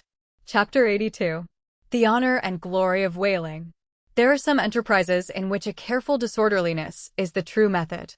The more I dive into this matter of whaling and push my researches up to the very springhead of it, so much the more am I impressed with its great honorableness and antiquity, and especially when I find so many great demigods and heroes, prophets of all sorts, who one way or other have shed distinction upon it. I am transported with the reflection that I myself belong, though but subordinately, to so emblazoned a fraternity. The gallant Perseus, a son of Jupiter, was the first whale man, and to the eternal honor of our calling be it said, that the first whale attacked by our brotherhood was not killed with any sordid intent. Those were the knightly days of our profession, when we only bore arms to succor the distressed, and not to fill men's lamp feeders. Everyone knows the fine story of Perseus and Andromeda, how the lovely Andromeda, the daughter of a king, was tied to a rock on the seacoast, and as Leviathan was in the very act of carrying her off, Perseus, the prince of whalemen, intrepidly advancing, harpooned the monster, and delivered and married the maid. It was an admirable artistic exploit, rarely achieved by the best harpooneers of the present day, inasmuch as this Leviathan was slain at the very first start. And let no man doubt this archite story, for in the ancient Joppa, now Jaffa, on the Syrian coast, in one of the pagan temples, there stood for many ages the vast skeleton of a whale, which the city's legends and all the inhabitants asserted to be the identical bones of the monster that Perseus slew. When the Romans took Joppa, the same skeleton was carried to Italy in triumph. What seems most singular and suggestively important in this story is this: it was from Joppa that Jonah set sail. Akin to the adventure of Perseus and Andromeda, indeed, by some supposed to be indirectly derived from it, is that famous story of St.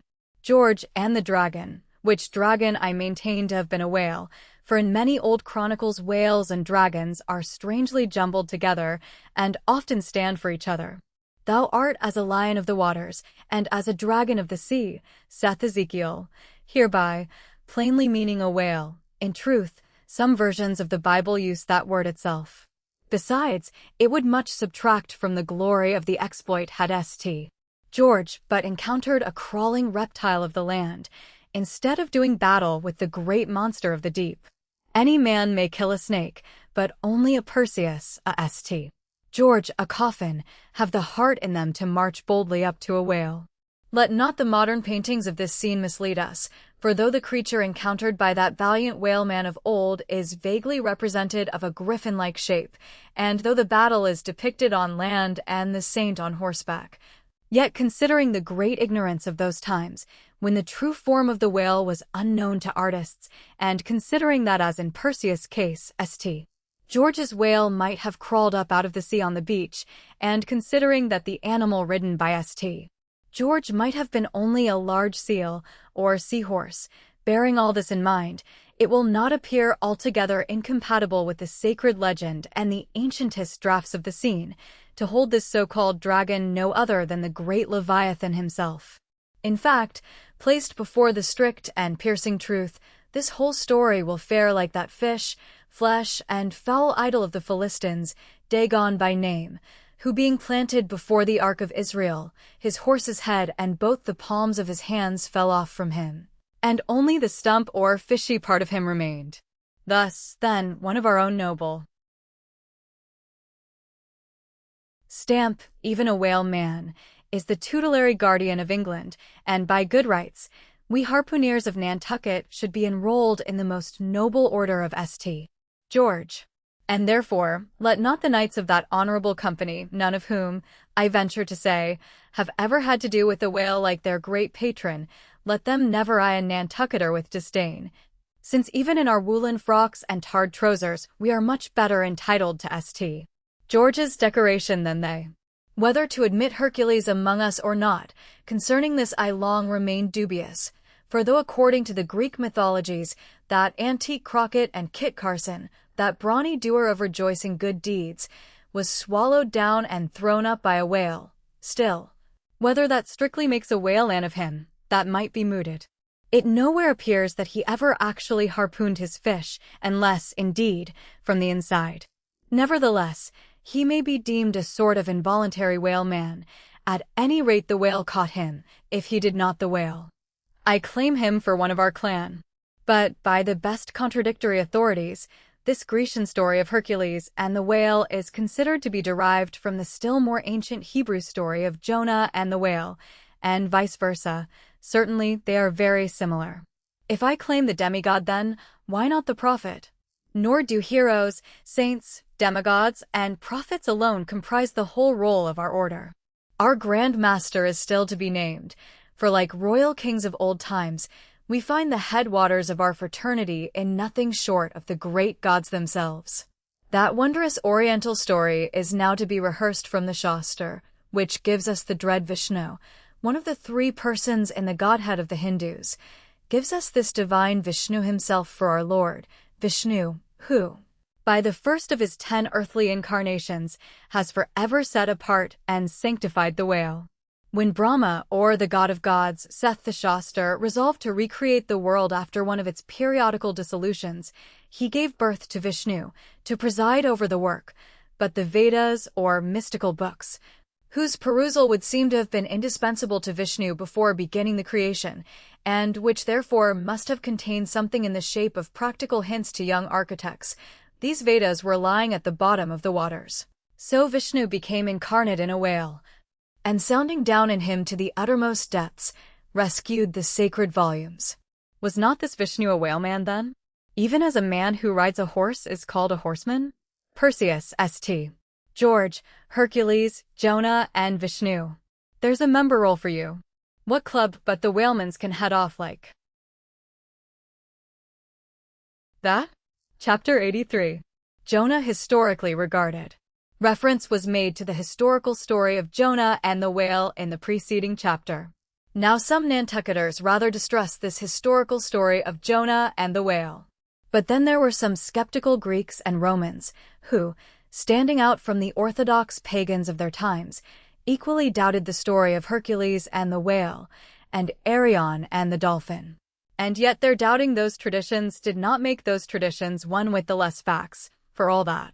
One old Sag Harbor whaleman's chief reason for questioning the Hebrew story was this.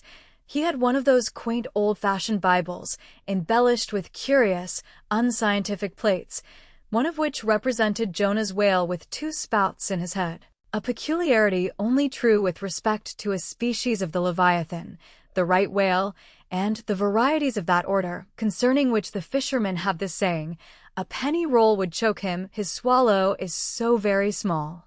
But to this, Bishop Jebb's anticipative answer is ready. It is not necessary, hints the bishop, that we consider Jonah as tombed in the whale's belly, but as temporarily lodged in some part of his mouth. And this seems reasonable enough in the good bishop. For truly, the right whale's mouth would accommodate a couple of whist tables and comfortably seat all the players. Possibly, too, Jonah might have ensconced himself in a hollow tooth, but, on second thoughts, the right whale is toothless.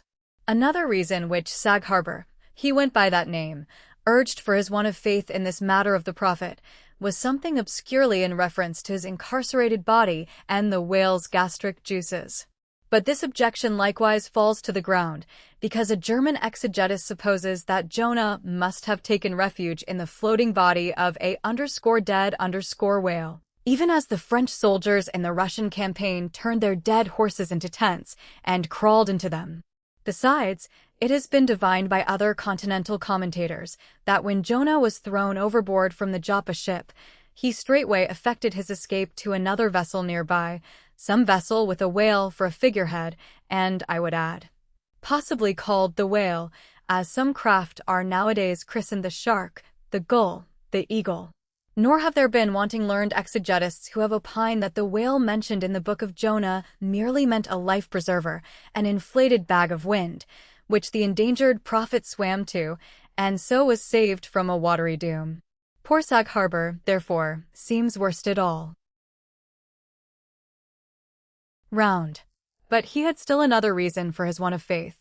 It was this: if I remember right, Jonah was swallowed by the whale in the Mediterranean Sea, and after 3 days he was vomited up somewhere within 3 days' journey of Nineveh, a city on the Tigris. Very much more than 3 days' journey across from the nearest point of the Mediterranean coast. How is that? But was there no other way for the whale to land the prophet within that short distance of Nineveh? Yes. He might have carried him round by the way of the Cape of Good Hope. But not to speak of the passage through the whole length of the Mediterranean, and another passage up the Persian Gulf and Red Sea, such a supposition would involve the complete circumnavigation of all Africa in 3 days, not to speak of the Tigris waters, near the site of Nineveh, being too shallow for any whale to swim in. Besides, this idea of Jonah's weathering the Cape of Good Hope at so early a day would wrest the honor of the discovery of that great headland from Bartholomew Diaz, its reputed discoverer, and so make modern history a liar. But all these foolish arguments of old Sag Harbor only evinced his foolish pride of reason, a thing still more reprehensible in him, seeing that he had but little learning except what he had picked up from the sun and the sea. I say it only shows his foolish, impious pride, and abominable, devilish rebellion against the reverend clergy. For by a Portuguese Catholic priest, this very idea of Jonah's going to Nineveh via the Cape of Good Hope was advanced as a signal magnification of the general miracle. And so it was. Besides, to this day, the highly enlightened Turks devoutly believe in the historical story of Jonah. And some 3 centuries ago, an English traveler in Old Harris's Voyages speaks of a Turkish mosque built in honor of Jonah, in which mosque was a miraculous lamp that burnt without any oil. Chapter 84. Pitch bowling. To make them run easily and swiftly, the axles of carriages are anointed, and for much the same purpose, some whalers perform an analogous operation upon their boat. They grease the bottom. Nor is it to be doubted that as such a procedure can do no harm, it may possibly be of no contemptible advantage, considering that oil and water are hostile, that oil is a sliding thing, and that the object in view is to make the boat slide bravely. Queequeg believed strongly in anointing his boat, and one morning not long after the German ship Jungfrau disappeared, took more than customary pains in that occupation, crawling under its bottom, where it hung over the side, and rubbing in the unctuousness, as though diligently seeking to ensure a crop of hair from the craft's bald keel.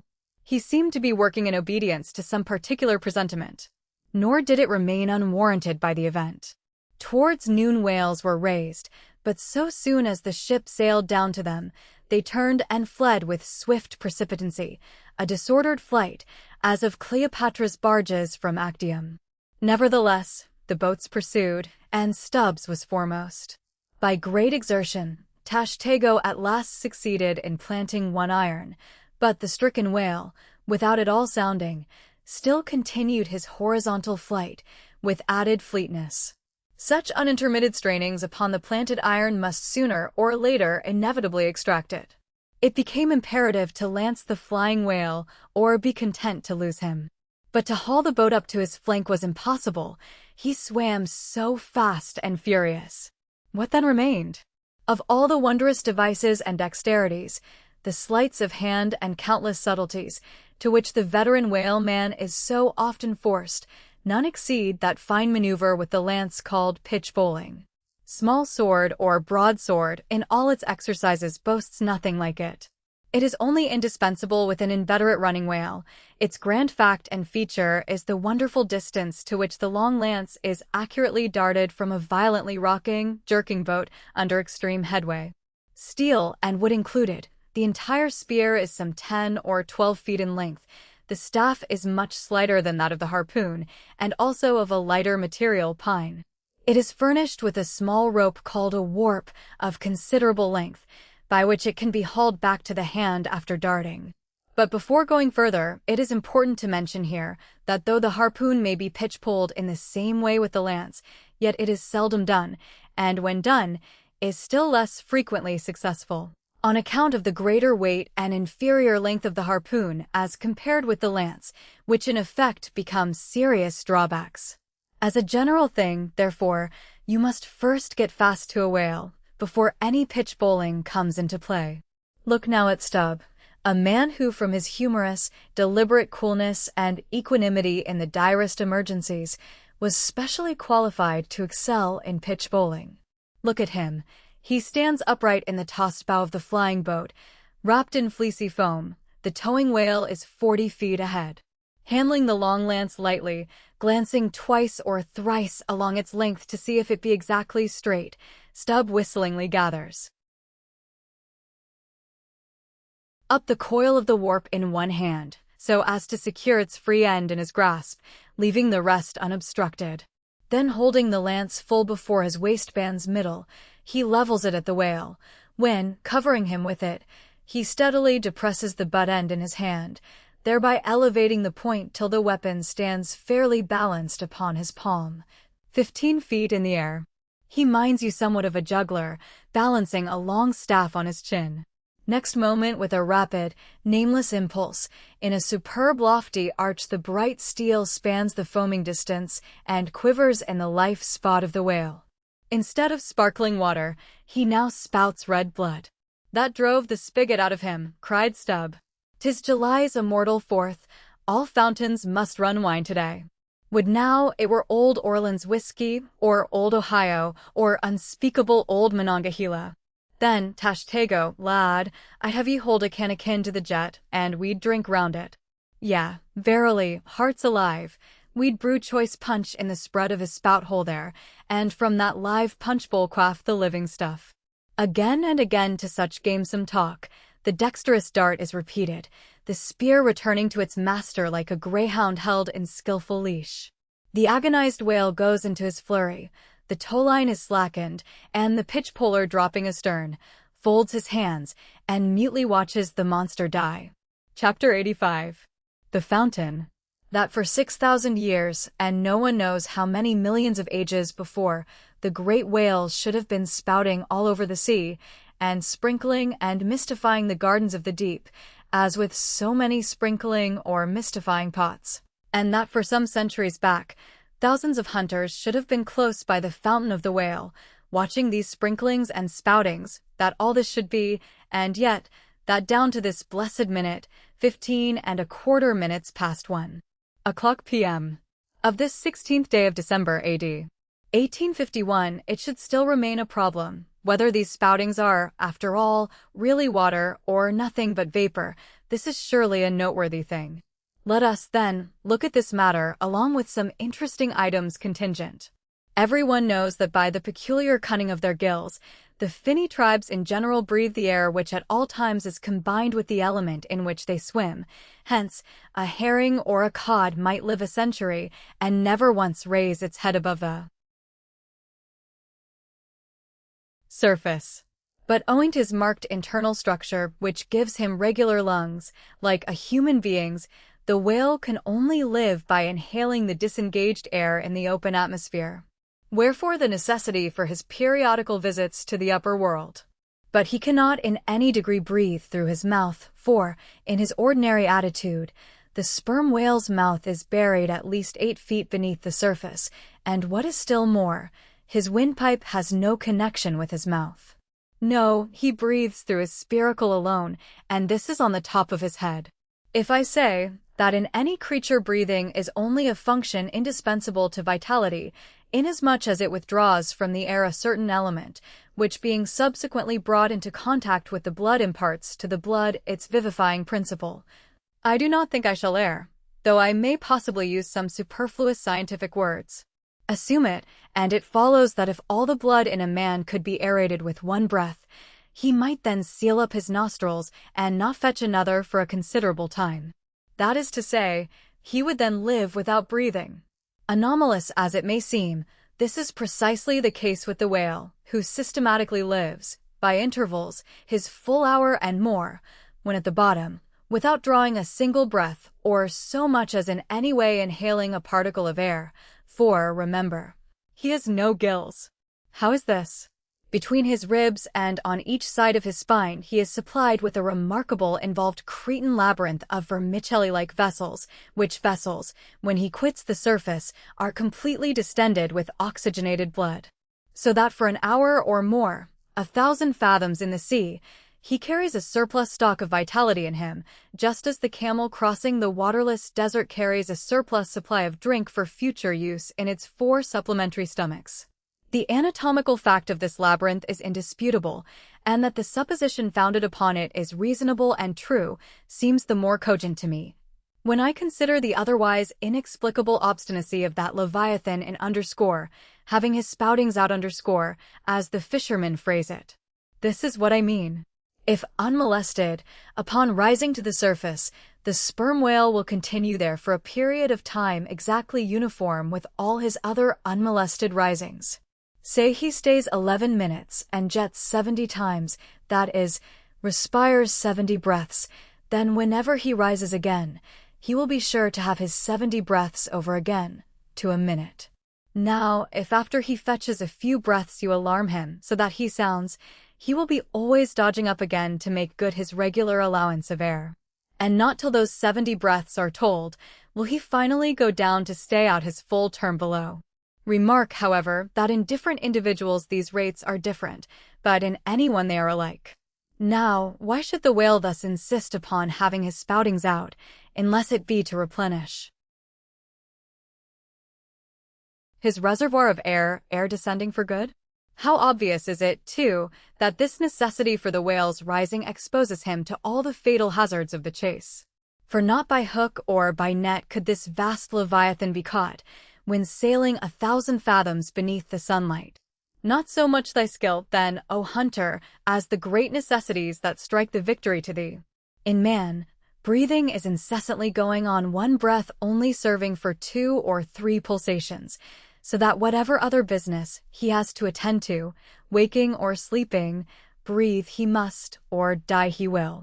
But the sperm whale only breathes about 1/7 or Sunday of his time. It has been said that the whale only breathes through his spout hole. If it could truthfully be added that his spouts are mixed with water, then I opine we should be furnished with the reason why his sense of smell seems obliterated in him.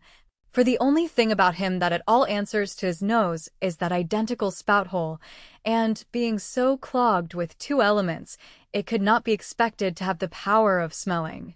But owing to the mystery of the spout, whether it be water or whether it be vapor, no absolute certainty can as yet be arrived at on this head.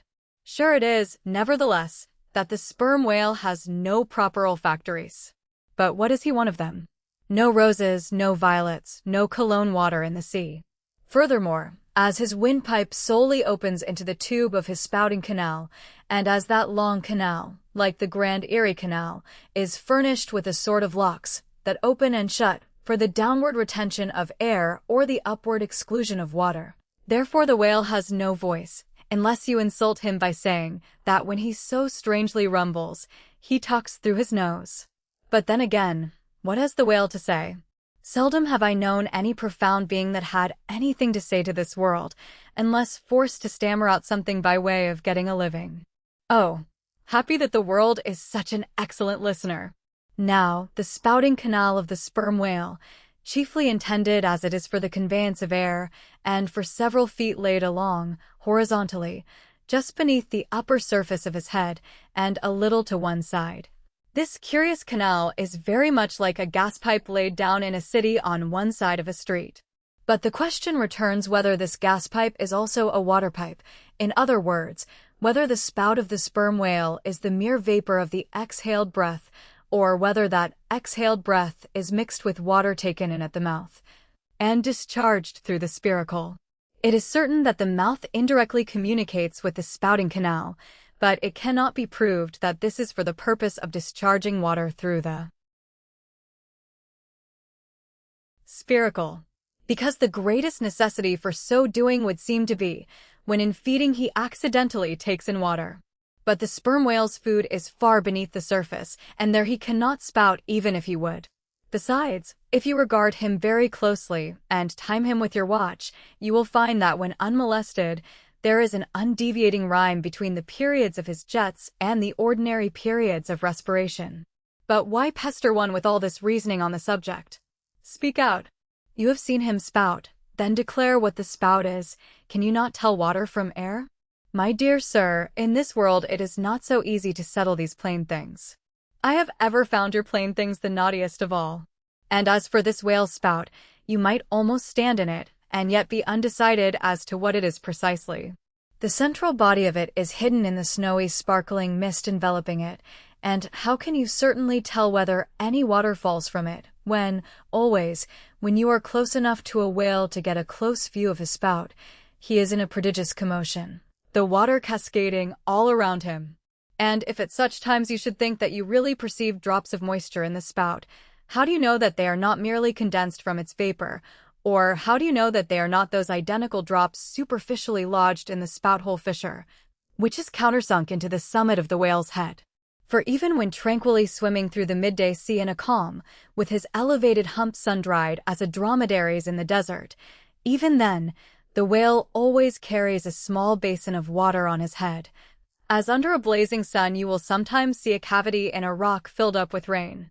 Nor is it at all prudent for the hunter to be over-curious, touching the precise nature of the whale's spout. It will not do for him to be peering into it and putting his face in it. You cannot go with your pitcher to this fountain and fill it and bring it away. For even when coming into slight contact with the outer, vapory shreds of the jet, which will often happen, your skin will feverishly smart from the acridness of the thing so touching it. And I know one who, coming into still closer contact with the spout, whether with some scientific object in view, or otherwise, I cannot say, the skin peeled off from his cheek and arm. Wherefore, among whalemen, the spout is deemed poisonous. They try to evade it. Another thing, I have heard it said, and I do not much doubt it, that if the jet is fairly spouted into your eyes, it will blind you. The wisest thing the investigator can do then, it seems to me, is to let this deadly spout alone. Still, we can hypothesize, even if we cannot prove and establish. My hypothesis is this, that the spout is nothing but mist. And besides other reasons, to this conclusion I am impelled by considerations touching the great inherent dignity and sublimity of the sperm whale. I account him no common, shallow being, inasmuch as it is an undisputed fact that he is never found on soundings or near shores. All other whales sometimes are. He is both ponderous and profound.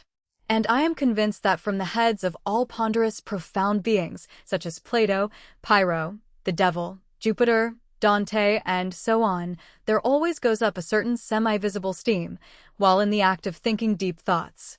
While composing a little treatise on eternity, I had the curiosity to place a mirror before me, and ere long saw reflected there a curious involved worming and undulation in the atmosphere over my head. The invariable moisture of my hair, while plunged in deep thought, after 6 cups of hot tea in my thin shingled attic of an August noon, this seems an additional argument for the above supposition. And how nobly it raises our conceit of the mighty, misty monster, to behold him solemnly sailing through a calm tropical sea, his vast, mild head overhung by a canopy of vapor, engendered by his incommunicable contemplations, and that vapor, as you will sometimes see it, glorified by a rainbow, as if heaven itself had put its seal upon his thoughts. For, d.c., rainbows do not visit the clear air, they only irradiate vapor. And so, through all the thick mists of the dim doubts in my mind, divine intuitions now and then shoot, enkindling my fog with a heavenly ray. And for this I thank God, for all have doubts, many deny, but doubts or denials, few along with them, have intuitions. Doubts of all things earthly, and intuitions of some things heavenly, this combination makes neither believer nor infidel, but makes a man who regards them both with equal eye. Chapter 86. The Tale. Other poets have warbled the praises of the soft eye of the antelope, and the lovely plumage of the bird that never alights. Less celestial, I celebrate a tale. reckoning the largest-sized sperm whale's tail to begin at that point of the trunk where it tapers to about the girth of a man. It comprises upon its upper surface alone an area of at least 50 square feet. The compact round body of its root expands into two broad, firm, flat palms or flukes, gradually shoaling away to less than an inch in thickness. At the crotch or junction, these flukes slightly overlap, then sideways recede from each other like wings, leaving a wide vacancy between. In no living thing are the lines of beauty more exquisitely defined than in the crescentic borders of these flukes. At its utmost expansion in the full-grown whale, the tail will considerably exceed 20 feet across. The entire member seems a dense webbed bed of welded sinews, but cut into it, and you find that three distinct strata compose it: upper, middle, and lower. The fibers in the upper and lower layers are long and horizontal, those of the middle one very short and running crosswise between the outside layers. This triune structure, as much as anything else, imparts power to the tail. To the student of old Roman walls, the middle layer will furnish a curious parallel to the thin course of tiles always alternating with the stone in those wonderful relics of the antique, and which undoubtedly contributes so much to the great strength of the masonry. But as if this vast local power in the tendinous tail were not enough, the whole bulk of the Leviathan is knit over with a warp and woof of muscular fibers and filaments, which, passing on either side the loins and running down into the flukes, insensibly blend with them and largely contribute to their might, so that in the tail the confluent measureless force of the whole whale seems concentrated to a point. Could annihilation occur to matter, this were the thing to do it. Nor does this, its amazing strength, at all tend to cripple the graceful flexion of its motions, where infantileness of ease undulates through a titanism of power. On the contrary, those motions derive their most appalling beauty from it. Real strength never impairs beauty or harmony, but it often bestows it, and in everything imposingly beautiful, strength has much to do with the magic. Take away the tied tendons that all over seem bursting from the marble in the carved Hercules, and its charm would be gone. As devout Eckermann lifted the linen sheet from the naked corpse of Goethe, he was overwhelmed with the massive chest of the man, that seemed as a Roman triumphal arch. When Angelo paints even God the Father in human form, mark what robustness is there. And whatever they may reveal of the divine love in the Son, the soft, curled, hermaphroditical Italian pictures, in which his idea has been most successfully embodied, these pictures, so destitute as they are of all brawniness, hint nothing of any power, but the mere negative, feminine one of submission and endurance, which on all hands it is conceded, form the peculiar practical virtues of his teachings. Such is the subtle elasticity of the organ I treat of, that whether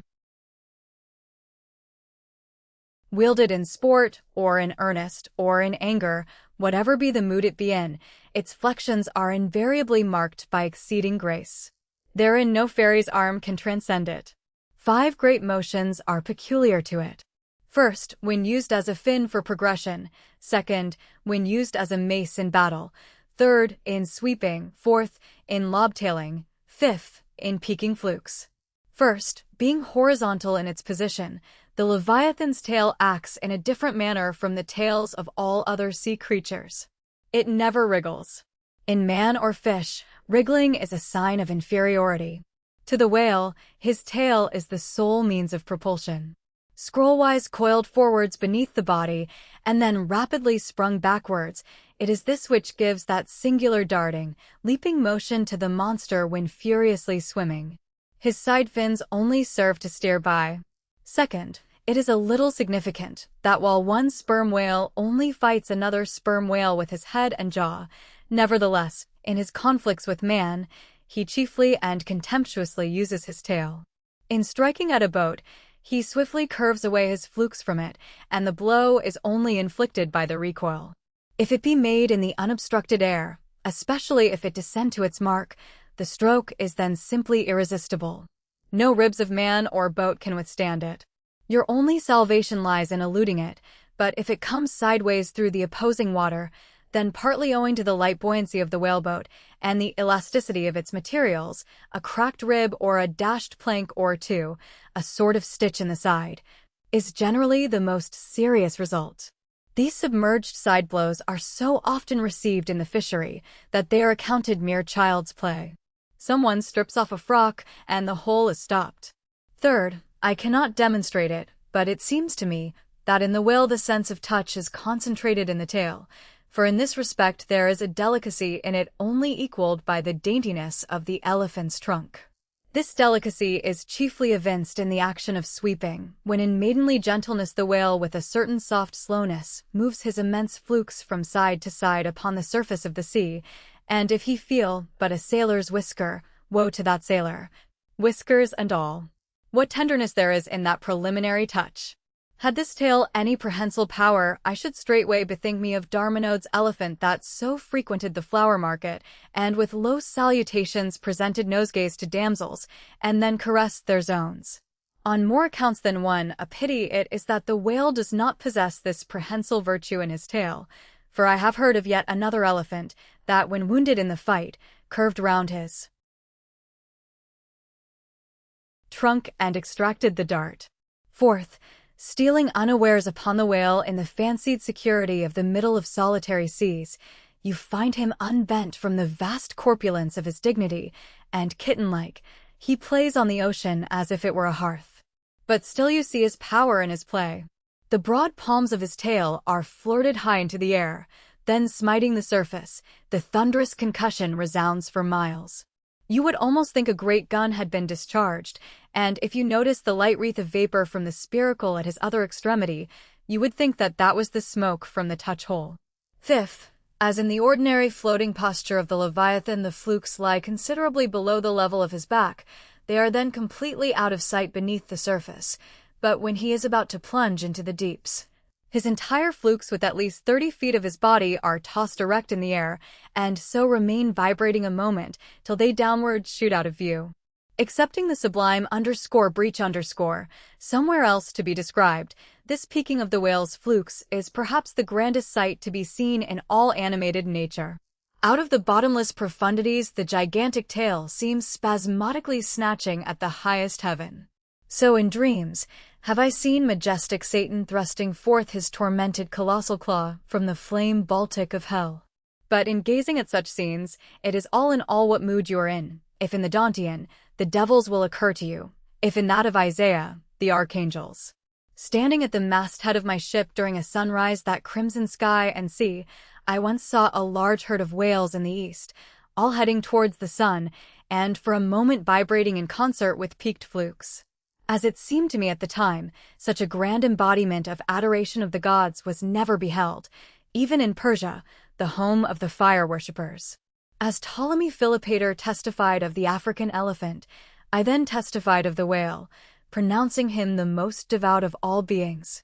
For according to King Juba, the military elephants of antiquity often hailed the morning with their trunks uplifted in the profoundest silence. The chance comparison in this chapter between the whale and the elephant, so far as some aspects of the tail of the one and the trunk of the other are concerned, should not tend to place those two opposite organs on an equality, much less the creatures to which they respectively belong. For as the mightiest elephant is but a terrier to Leviathan, so, compared with Leviathan's tail, his trunk is but the stalk of a lily. The most direful blow from the elephant's trunk were as the playful tap of a fan, compared with the measureless crush and crash of the sperm whale's ponderous flukes, which in repeated instances have one after the other hurled entire boats with all their oars and crews into the air, very much as an Indian juggler tosses his balls. Though all comparison in the way of general bulk between the whale and the elephant is preposterous, inasmuch as in that particular the elephant stands in much the same respect to the whale that a dog does to the elephant. Nevertheless, there are not wanting some points of curious similitude. Among these is the spout. It is well known that the elephant will often draw up water or dust in his trunk, and then, elevating it, jet it forth in a stream. The more I consider this mighty tail, the more do I deplore my inability to express it. At times there are gestures in it which, though they would well grace the hand of man, remain wholly inexplicable.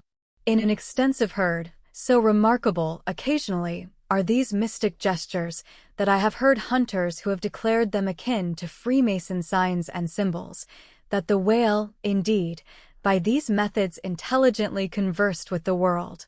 Nor are there wanting other motions of the whale in his general body, full of strangeness and unaccountable to his most experienced assailant. Dissect him how I may, then, I but go skin deep, I know him not, and never will. But if I know not even the tail of this whale, how understand his head? Much more, how comprehend his face, when face he has none? Thou shalt see my back parts, my tail, he seems to say, but my face shall not be seen. But I cannot completely make out his back parts, and hint what he will about his face, I say again he has no face. Chapter 87. The Grand Armada. The long and narrow peninsula of Malacca, extending southeastward from the territories of Burma, forms the most southerly point of all Asia. In a continuous line from that peninsula stretch the long islands of Sumatra, Java, Bali, and Timor, which, with many others, form a vast mole or rampart, lengthwise connecting Asia with Australia, and dividing the long unbroken Indian Ocean from the thickly studded Oriental archipelagos. This rampart is pierced by several sally ports for the convenience of ships and whales, conspicuous among which are the Straits of Sunda and Malacca. By the Straits of Sunda, chiefly, vessels bound to China from the west emerge into the China Seas. Those narrow Straits of Sunda divide Sumatra from Java, and standing midway in that vast rampart of islands, buttressed by that bold green promontory, known to seamen as Java Head, they not a little correspond to the central gateway opening into some vast walled empire, and considering the inexhaustible wealth of spices, and silks, and jewels, and gold, and ivory, with which the 1,000 islands of that Oriental Sea are enriched, it seems a significant provision of nature that such treasures, by the very formation of the land, should at least bear the appearance, however ineffectual, of being guarded from the all-grasping Western world. The shores of the Straits of Sunda are unsupplied with those domineering fortresses which guard the entrances to the Mediterranean, the Baltic, and the Propontis.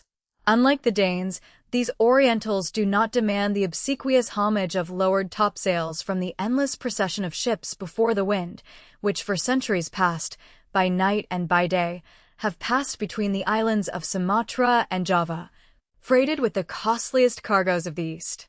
But while they freely waive a ceremonial like this, they do by no means renounce their claim to more solid tribute. Time out of mind, the piratical prows of the Malays, lurking among the low-shaded coves and islets of Sumatra, have sallied out upon the vessels sailing through the straits, fiercely demanding tribute at the point of their spears. Though by the repeated bloody chastisements they have received at the hands of European cruisers, the audacity of these corsairs has of late been somewhat repressed, yet, even at the present day, we occasionally hear of English and American vessels, which, in those waters, have been remorselessly boarded and pillaged. With a fair, fresh wind, the Pequod was now drawing nigh to these straits, Ahab purposing to pass through them into the Javan Sea, and thence, cruising northwards, over waters known to be frequented here and